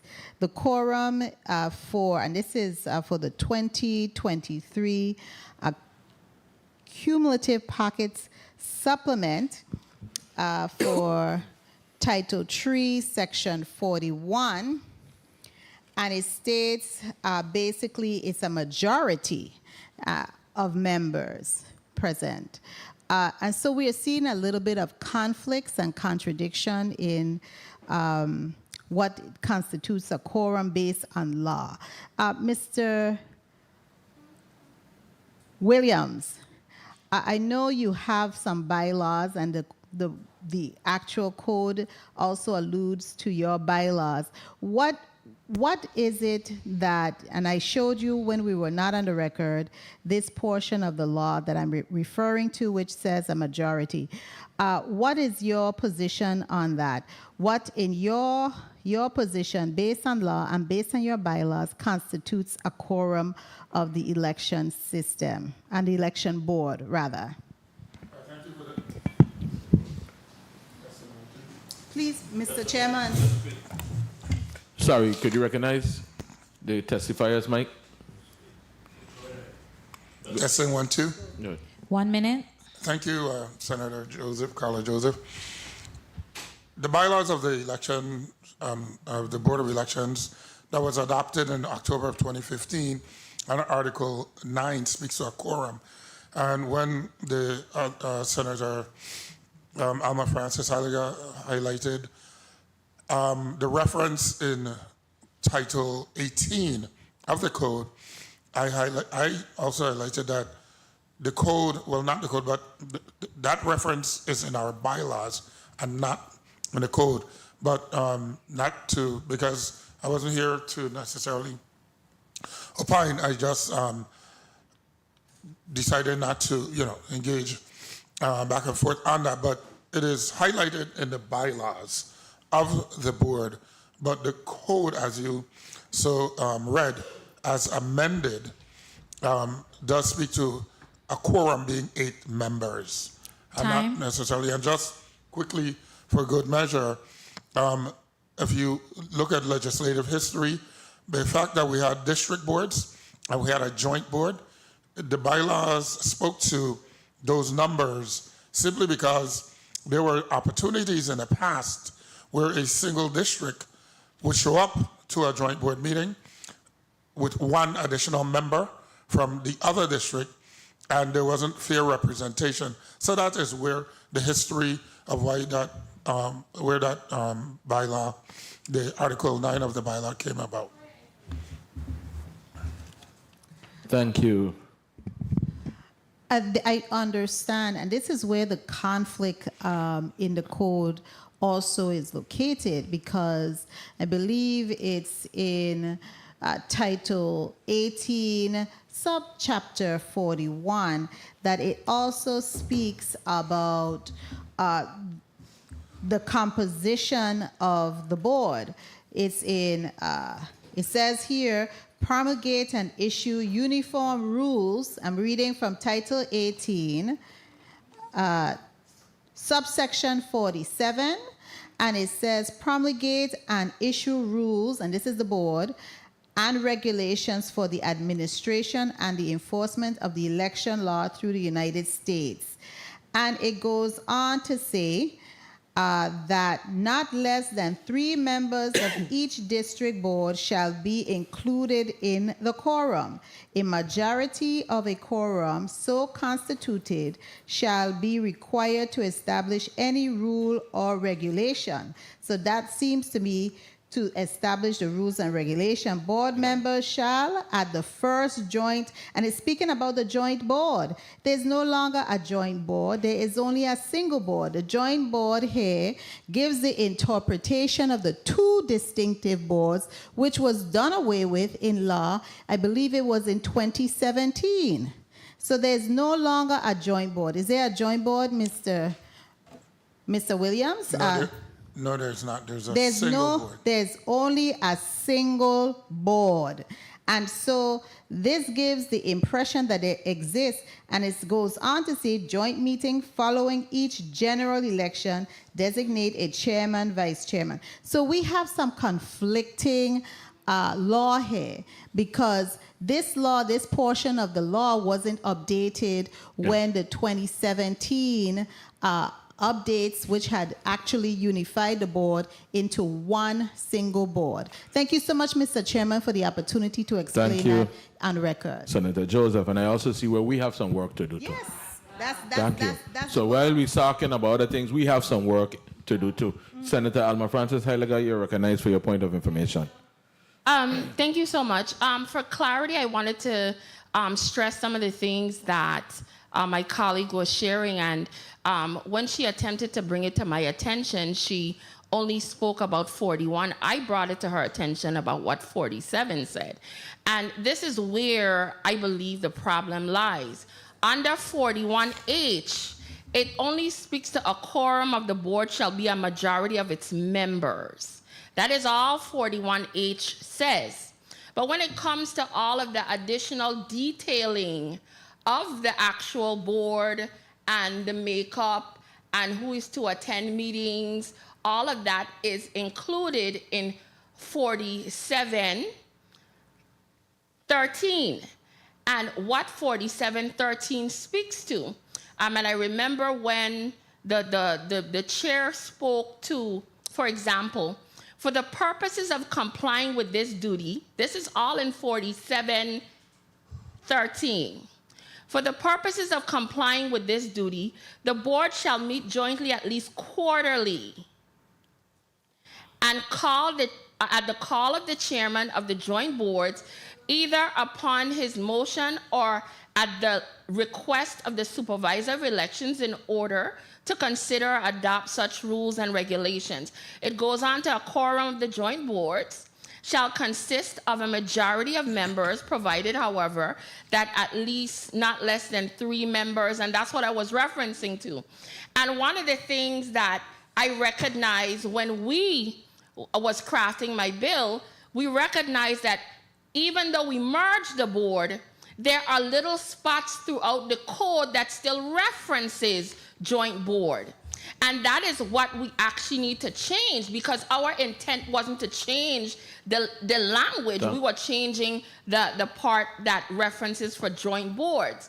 And that is what we were attempting to clean up. Thank so you. how the code is written, it does not erase the requirement of the individual members. We would have to change the law to do so.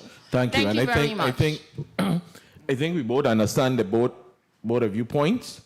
And like I said before, we do have some work to do in cleaning up the law and the codes, and we could move forward from there.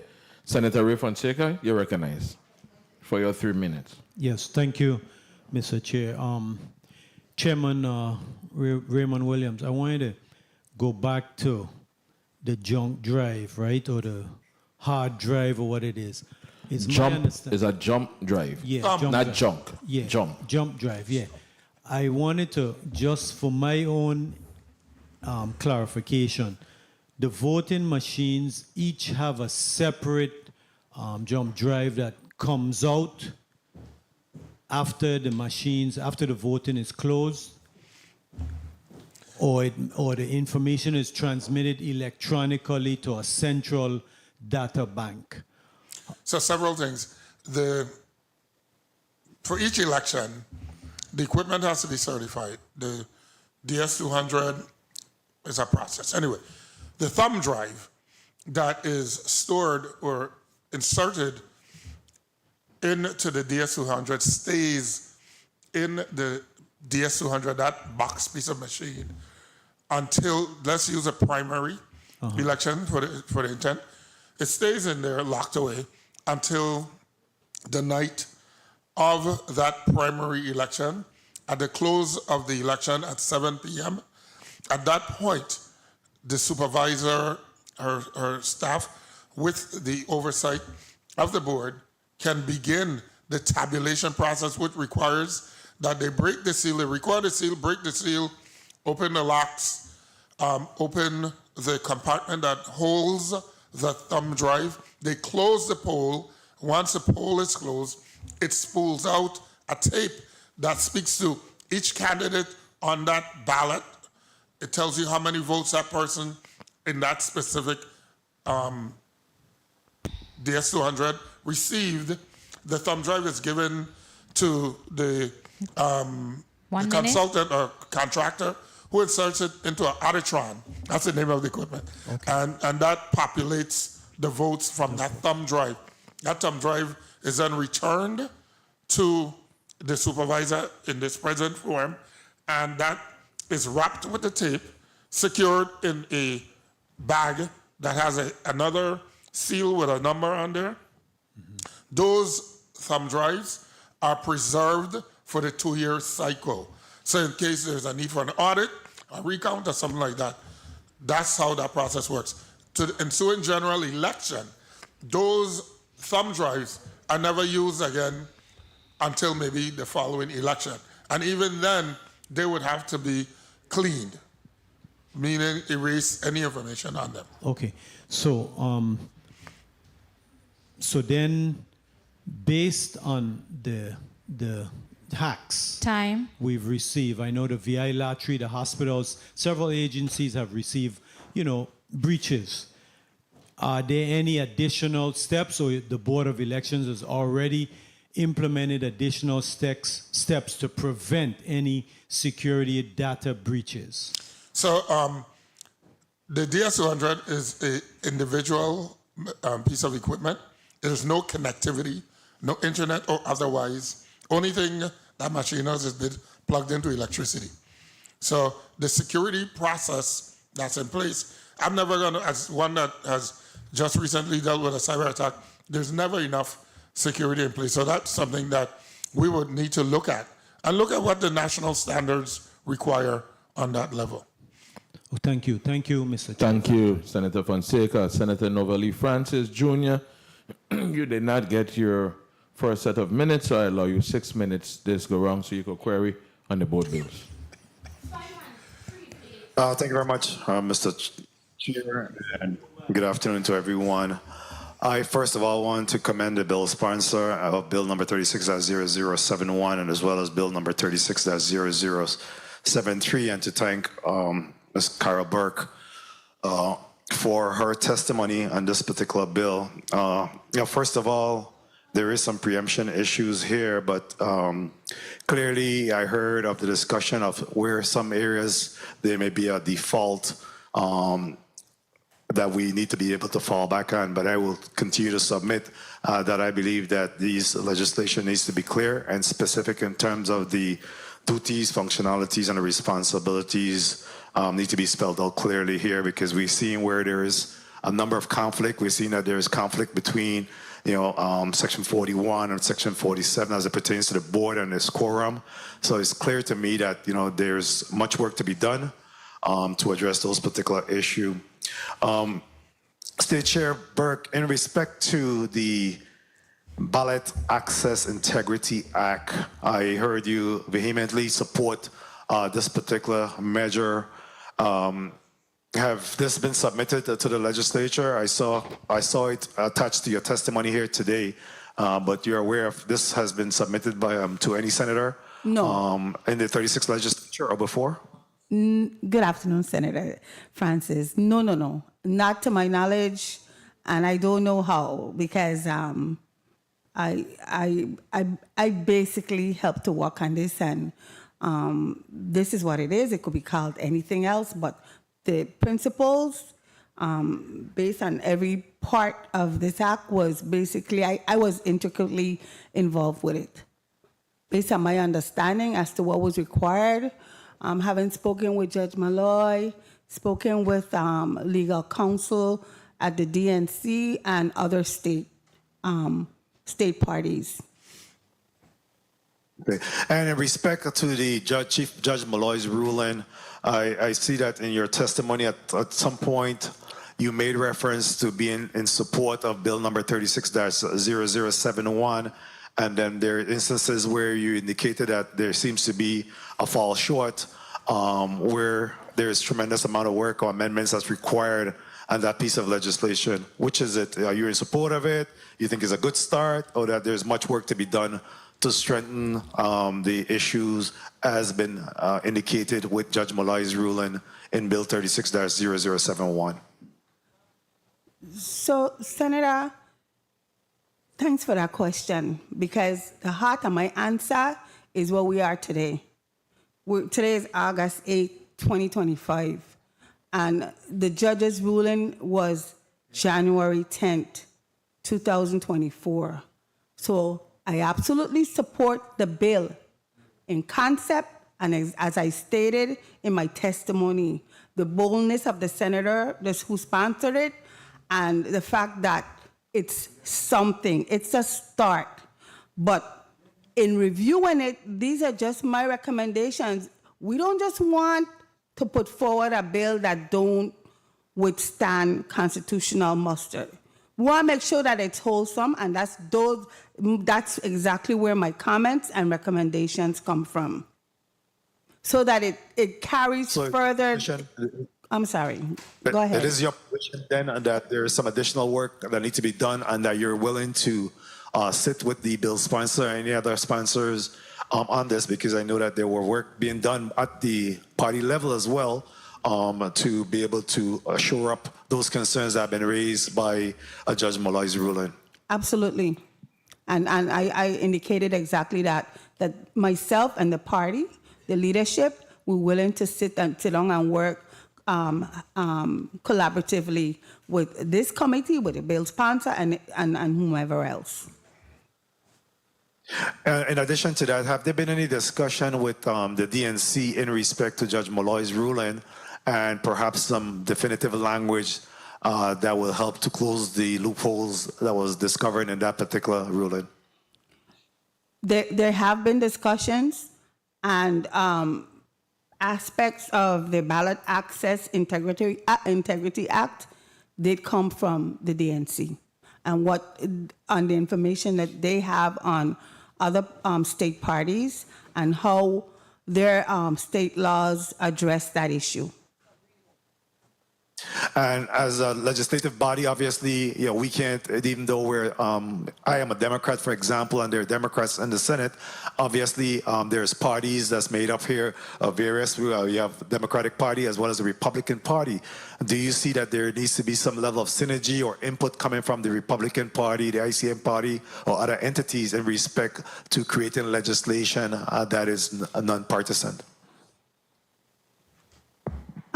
Absolutely, but the fact is that I'm here today. I thought this was important enough to come and sit. I came all the way from St. Croix, Senator, and my party. Wow, that's a long distance to travel. But no, it's not that. It's that I could have stayed over there and testify. I thought it was that important to be able to participate in this committee process personally and in an impersonal way. So that's all that I meant. But I say that to say, of course, you would want to hear from the other parties. The truth of the matter is, when it comes to imperial data and experience, we are not just philosophical. The truth of the matter, Senator, is that every 2 years, this Democratic Party has primary elections. So we fully understand the experience. And how do we separate the issues of the party officers in that particular ruling from the candidates for the delegate governor as well as the legislative?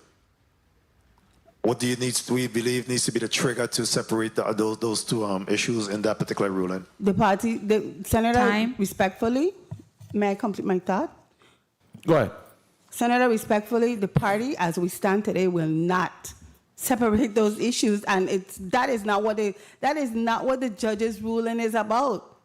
I don't understand where that interpretation came from, and in my conferences with the legal counsel at the DNC, that is not what their interpretation is either. It's about how the election system in the past have been telling the parties how to organize, when to have, even the primary election, the timing of it. If the party chooses, it can have its own election. We don't want to necessarily go that route, but it's something that is legally possible. Yes, I agree with you in that stead. And just to wrap up, Mr. Chair, I just want to say, or quickly, if I could get some feedback from Chairman Williams in respect to Bill number 36-0073. Earlier in Block 1, I suggested having a parliamentarian on board that will help to be able to drive the discussion of the policy, rules, and regs and bylaws. I don't see the need for, because the board is inherently have oversight already over the Supervisor of Election. So I believe that again will help to drive the issues whenever there seems to be a need for some clarity or a conflict may present itself. We could get someone then to clarify those issues. I just wanted to get his feedback and his thoughts about that. So I thank you, Senator. I think Raymond Williams, Chairman, Board of Elections, the actual having of a parliamentarian, that is something I think that we'll have to discuss. This is something that will be new to this board, and I don't want to opine on yes, nay, or indifferent, but it's something that I am willing to bring back to the organization. I think part of it, though, is members have individual thought processes, and parliamentarian, lawyer, or indifferent, if a member believes in whatever their thought process is, that is what they're guided by. So I always believe the fundamental baseline is in one man, one vote, and the majority rules. Thank you for that. And again, even in Congress, there is a number of attorneys that's part of Congress or even the Senate, but still they have to yield to then when that parliamentarian speaks to, being able to clarify some of those issues, despite, again, because of the the fact that individuals have their own interpretation and understanding of it. So I welcome that discussion moving forward. Thank you very much, Mr. Chair, for the time and opportunity. Great.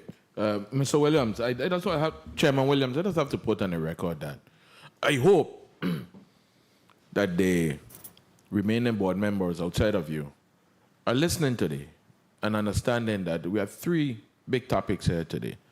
Complete overview, and the senator brought two bills to the floor, and the board has limited input on it. Little to give today. This is the work of the people. Everybody campaign and tell the people when we get in, we're going to do this, we're going to do that. And now we can't move forward because we can't keep a quorum to a board meeting to come to the legislature to testify, to do the people's work. And I know they're listening and they're quoting me because tonight they're going to be all over wherever they got space to talk. We need to get the people work done. Senator Franklin Johnson, you're recognized for your 6 minutes.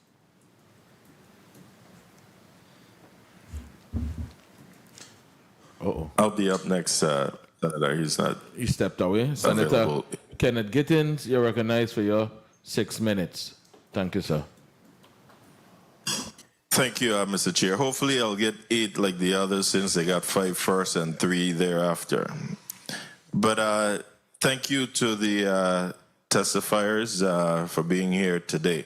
And as I look at Bill 36 as 0071, I look at the the taxpayers' responsibility on this, and I stand firmly in my long-held position that taxpayers of the Virgin Islands should not have to bear the financial burden of any political party's internal business, whether it's nominating the candidate for public office or electing the party leadership. You know, that's simply the party's responsibility and not that of the public. Additionally, as I look at the autonomy of it, if a political party wants autonomy in how it selects its nominees, be it whether it's by caucus or convention or by a committee, then they must bear the cost of that autonomy as well. It's fundamentally unfair, again, to ask taxpayers to fund a process that they cannot meaningfully participate in. I am a Democrat, but I represent all people of this territory. And I truly don't find it fair where for a Republican or a no party voter or whomever, a non-Democrat, having their taxpayers' monies going towards a Democratic primary or vice versa, whether a Republican primary.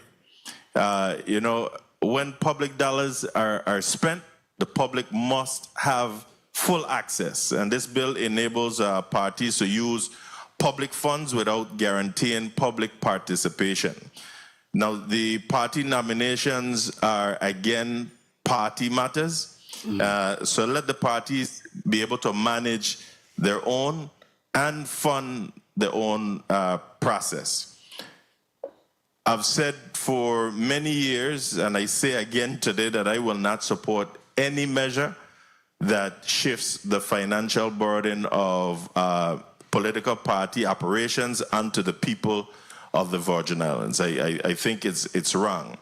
And pertaining to Bill number 36-0073, again, we spoke before during the discussion. Act number 8690 is specific, again, and clear in section 11 that the Board of Elections sets the policy and the Supervisor of Elections manages the day-to-day operations. I don't understand what we can understand about this. This bill, as currently written, appears to me that it attempts to blur that line, and it's doing so by inviting confusion and conflict where clarity already exists.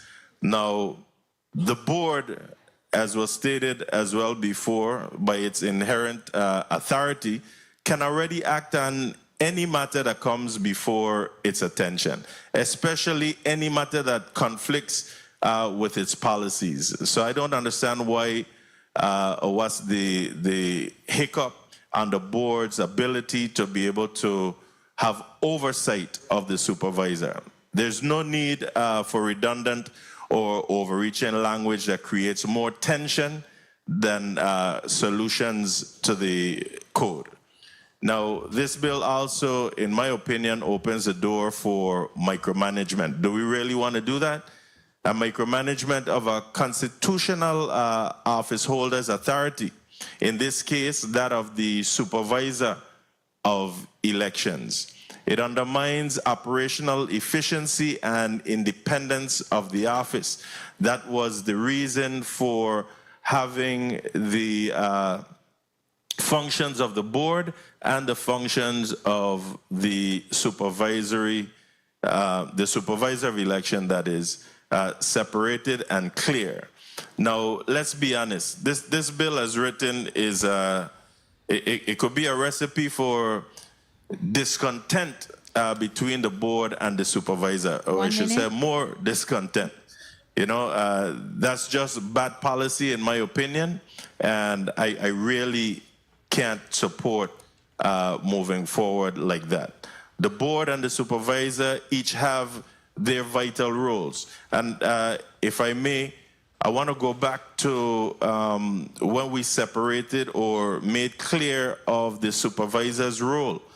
That wasn't, when we passed that legislation some years back, that wasn't my idea or another individual senator's idea. That idea came from the Board of Elections. I could remember, clearly some board members calling me and coming to my office asking that based on their networking with other states and territories on the national level, that we were the only jurisdiction operating in this manner.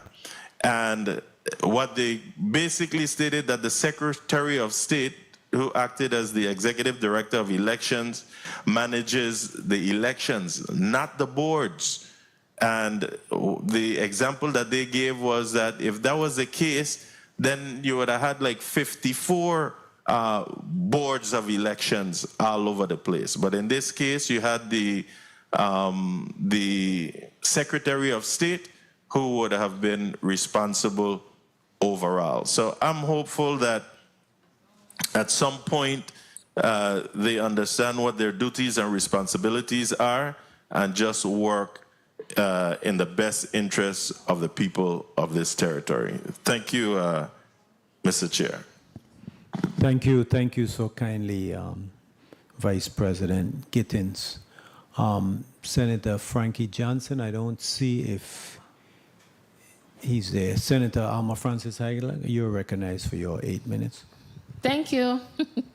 Good afternoon to my colleagues. Good afternoon to the people of the territory. Good afternoon to the testifiers. I just want to clean up a couple of things before I start. I specifically heard from at least two of my colleagues this word preemption as to why I, as an independent senator, might have brought these pieces of legislation. At the end of the day, again, I represent the entire territory. I don't subscribe to party politics. I make decisions strictly based on how will it impact the residency and the voters in this territory. So as it relates to preemption, I submitted my paperwork, and to date, I have never, not once, gotten a letter from legal counsel stating that I was preempting anyone, because I would have been notified if that was the case, if anybody else in this institution actually submitted it. So I wanted to clear that up. I also wanted to touch a little bit on some of the things that were said in regards to understanding the different roles.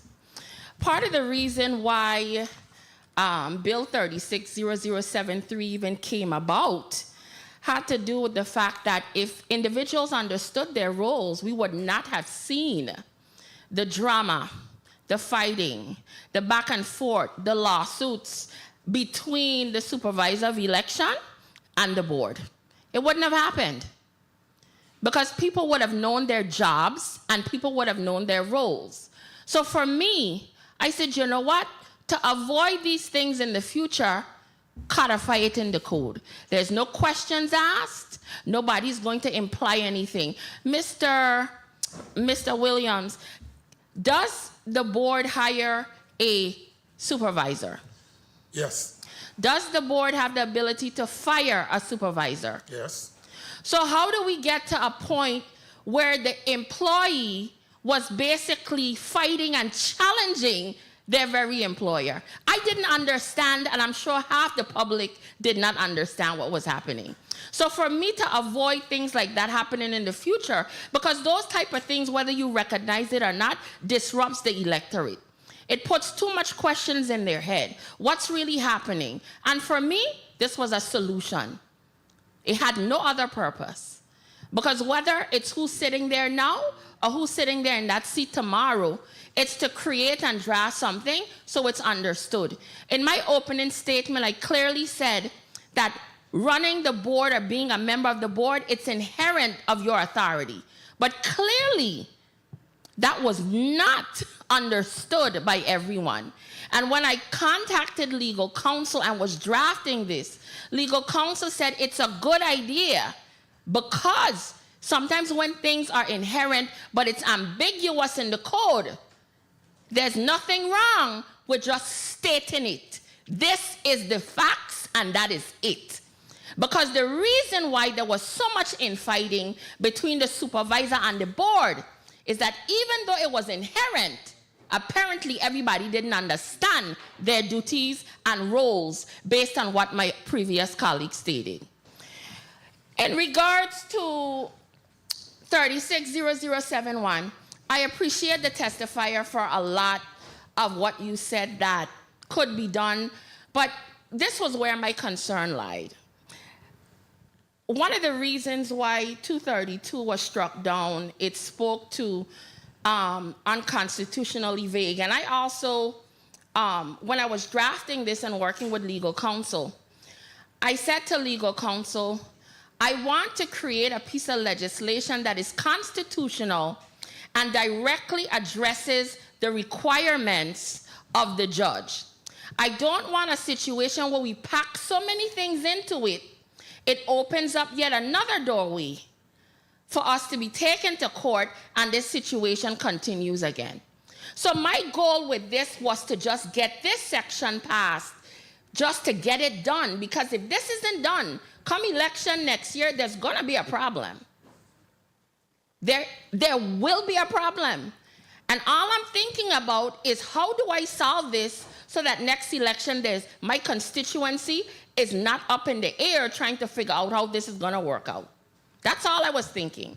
So for me, what is the simplest way to comply with what the judge wants without adding in too much of additional stuff? And that's why you see it so simple. So it's not that I'm not saying what you said can't be done and we can't add it in, but the goal is to comply with him, get it in the code so there's no barriers from making sure that we comply with what he said, and then we could go back and add in all these other things. That's why you see it with not so much all this additional detail. But I do share with some of the things you think we could do it, but just get it done in my head without the drama. And that's all that was about. Because when I went and I read the judge's ruling, and I wanted to make sure that I had a full analysis on the breakdown and did I hit the points that Judge Malloy wanted. He spoke about the ambiguity of it. He spoke about what's the redress, what's the options. And could I just quickly wrap up? Continue. Thank you. And when I spoke about how it would be broken down, that's why I said, okay, we came up with an idea for the option. What is the redress? That the parties have the ability to opt out. So it literally complied with it protecting the party's autonomy. How it's written, it also gives a structure as to how it can be done, and it also gives redress. That's what he basically said. So my thing is, execute that, then we could debate about everything else after. Because if this doesn't get passed, it's going to be a whole lot of drama next year. So that's all I was trying to do. So I hope my colleagues understand where I'm coming from, because at the end of the day, we are the representatives of the people, and there is no other purpose for my attempts here today than to make sure that my constituency feel that when it comes to having their votes matter and their votes count, that it's in a balanced environment. Thank you very much, Mr. Chair. Thank you. Mr. Chair, may I respond to the senator quickly? Just Go ahead. in the context that she spoke to about my comments. First of all, my comments is just based on my review. And when you hear me say I'm the state chair, it's not a title. I have done a lot of work. I have put delegate selection plans together. I've organized caucuses for the party, and I have done a lot of the work regarding our national convention. So it comes with a level, for me, of expertise in providing this insight and finally my recommendations. And to the good senator's point regarding the upcoming election, we already had an election since the judge's ruling, right? Just food for thought. Continue, Ms. Burke. No, we already had an election since the judge's ruling. And the judge's ruling is what we are guided by. So we had an election and violated his ruling. So, to Senator Francis's high-legged point, we're already in a lot of problems. You know, we already in a lot of problems, and it's not even about time, because we don't even have that time anymore. We need to take the information, and I ask you to really consider my testimony. Take it back to legal counsel. I don't care. The point is that we're resetting right now. We're trying to get everything right. I appreciate the fact that you brought it forward. But from the perspective of the judge's point that the government can't tell the party, you know, who to nominate, who their nominee is, that's what drives me. And that's why I'm especially here today. Thank you, Ms. Burke. Colleagues, we're going to take a 5-minute recess, and when we come back, we'll be taking actions on bills 36-0071 and 36-0073. The Committee on Government Operation, Veterans Affairs and Consumer Protection is on recess for 5 minutes.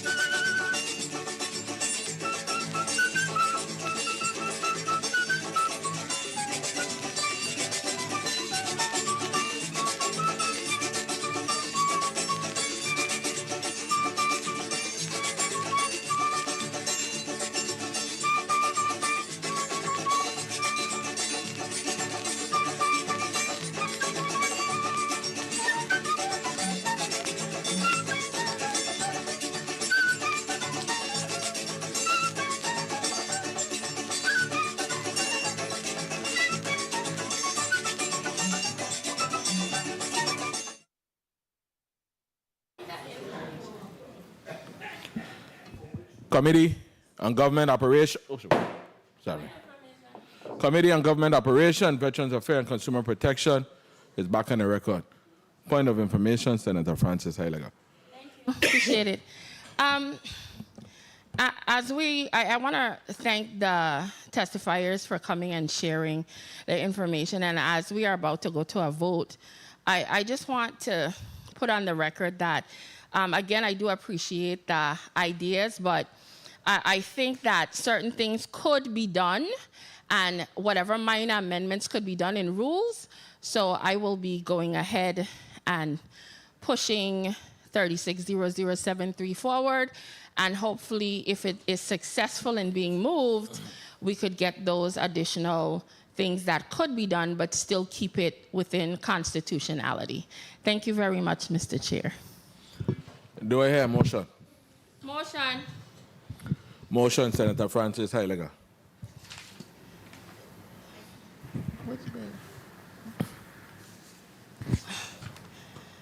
I move that Bill number 360071, an act amending Title 18 Virgin Islands Code, Section 232, to provide the process for political parties to choose their nominees for public offices, be moved favorably to the Committee on Rules and Judiciary for further consideration. I so move.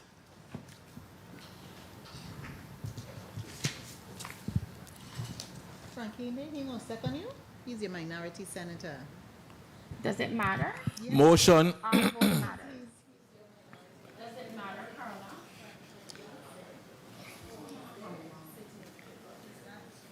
Motion and act Bill number 360071, an act amending Title 18 Virgin Islands Code, Section 232, to provide a process for political parties to choose their nominees for public offices, has been properly moved by Senator Alma Francis Heilega and died of a lack of a second. That bill has died by a lack of a second in the Committee on Government Operation, Veterans Affairs and Consumer Protection. Motion.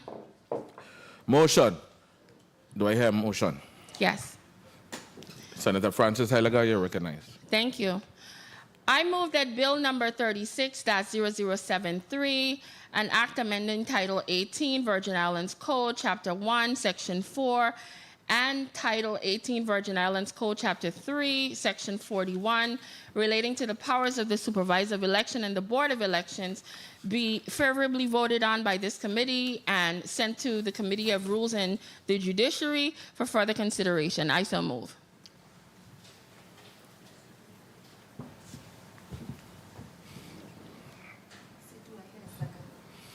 Do I hear a second? Bill 36-0073, an act amending Title 18 Virgin Islands Code, Chapter 1, Section 4, and Title 18 Virgin Islands Code, Chapter 3, Section 41, relating to the powers of the Supervisor of Elections and the Board of Elections, has been moved by Senator Alma Francis Heilega and died in committee by a lack of a second.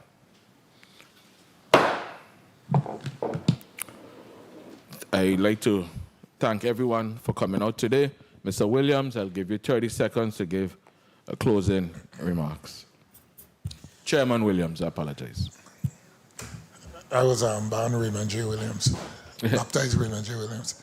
Anyway, Senator, thank you for the opportunity to appearing here today. So I'm just sorry that I couldn't have proffer more testimony because of the fact that we hadn't been able to have the discussions, but it is my fervent hope and belief that the board will move forward.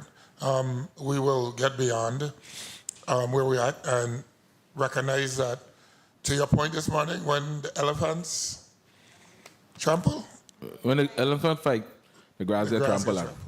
So it is my commitment to continue to work in that vein in getting the membership to recognize that the people's business is what's most necessary as a board. Thank you for the opportunity.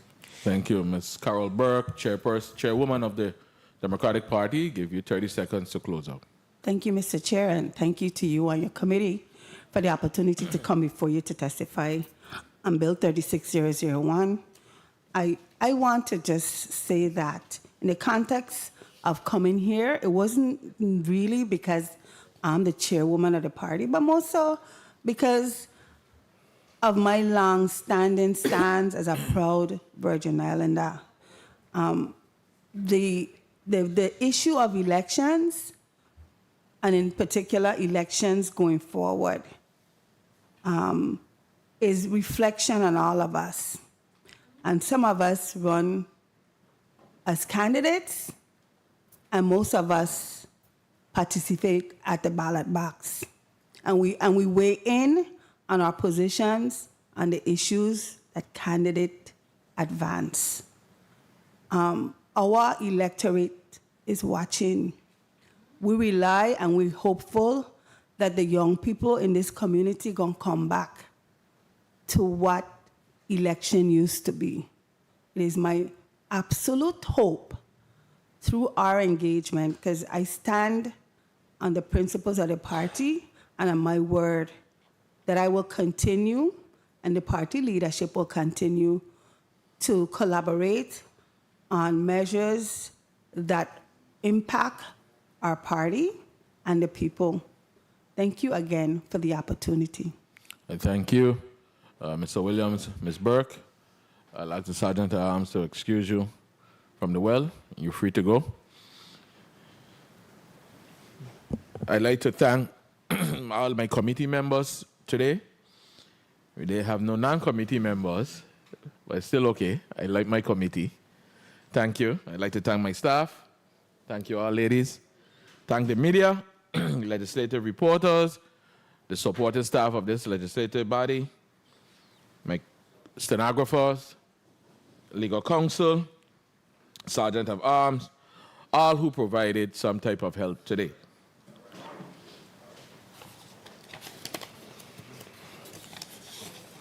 I'd like everyone to have a safe and happy and productive weekend.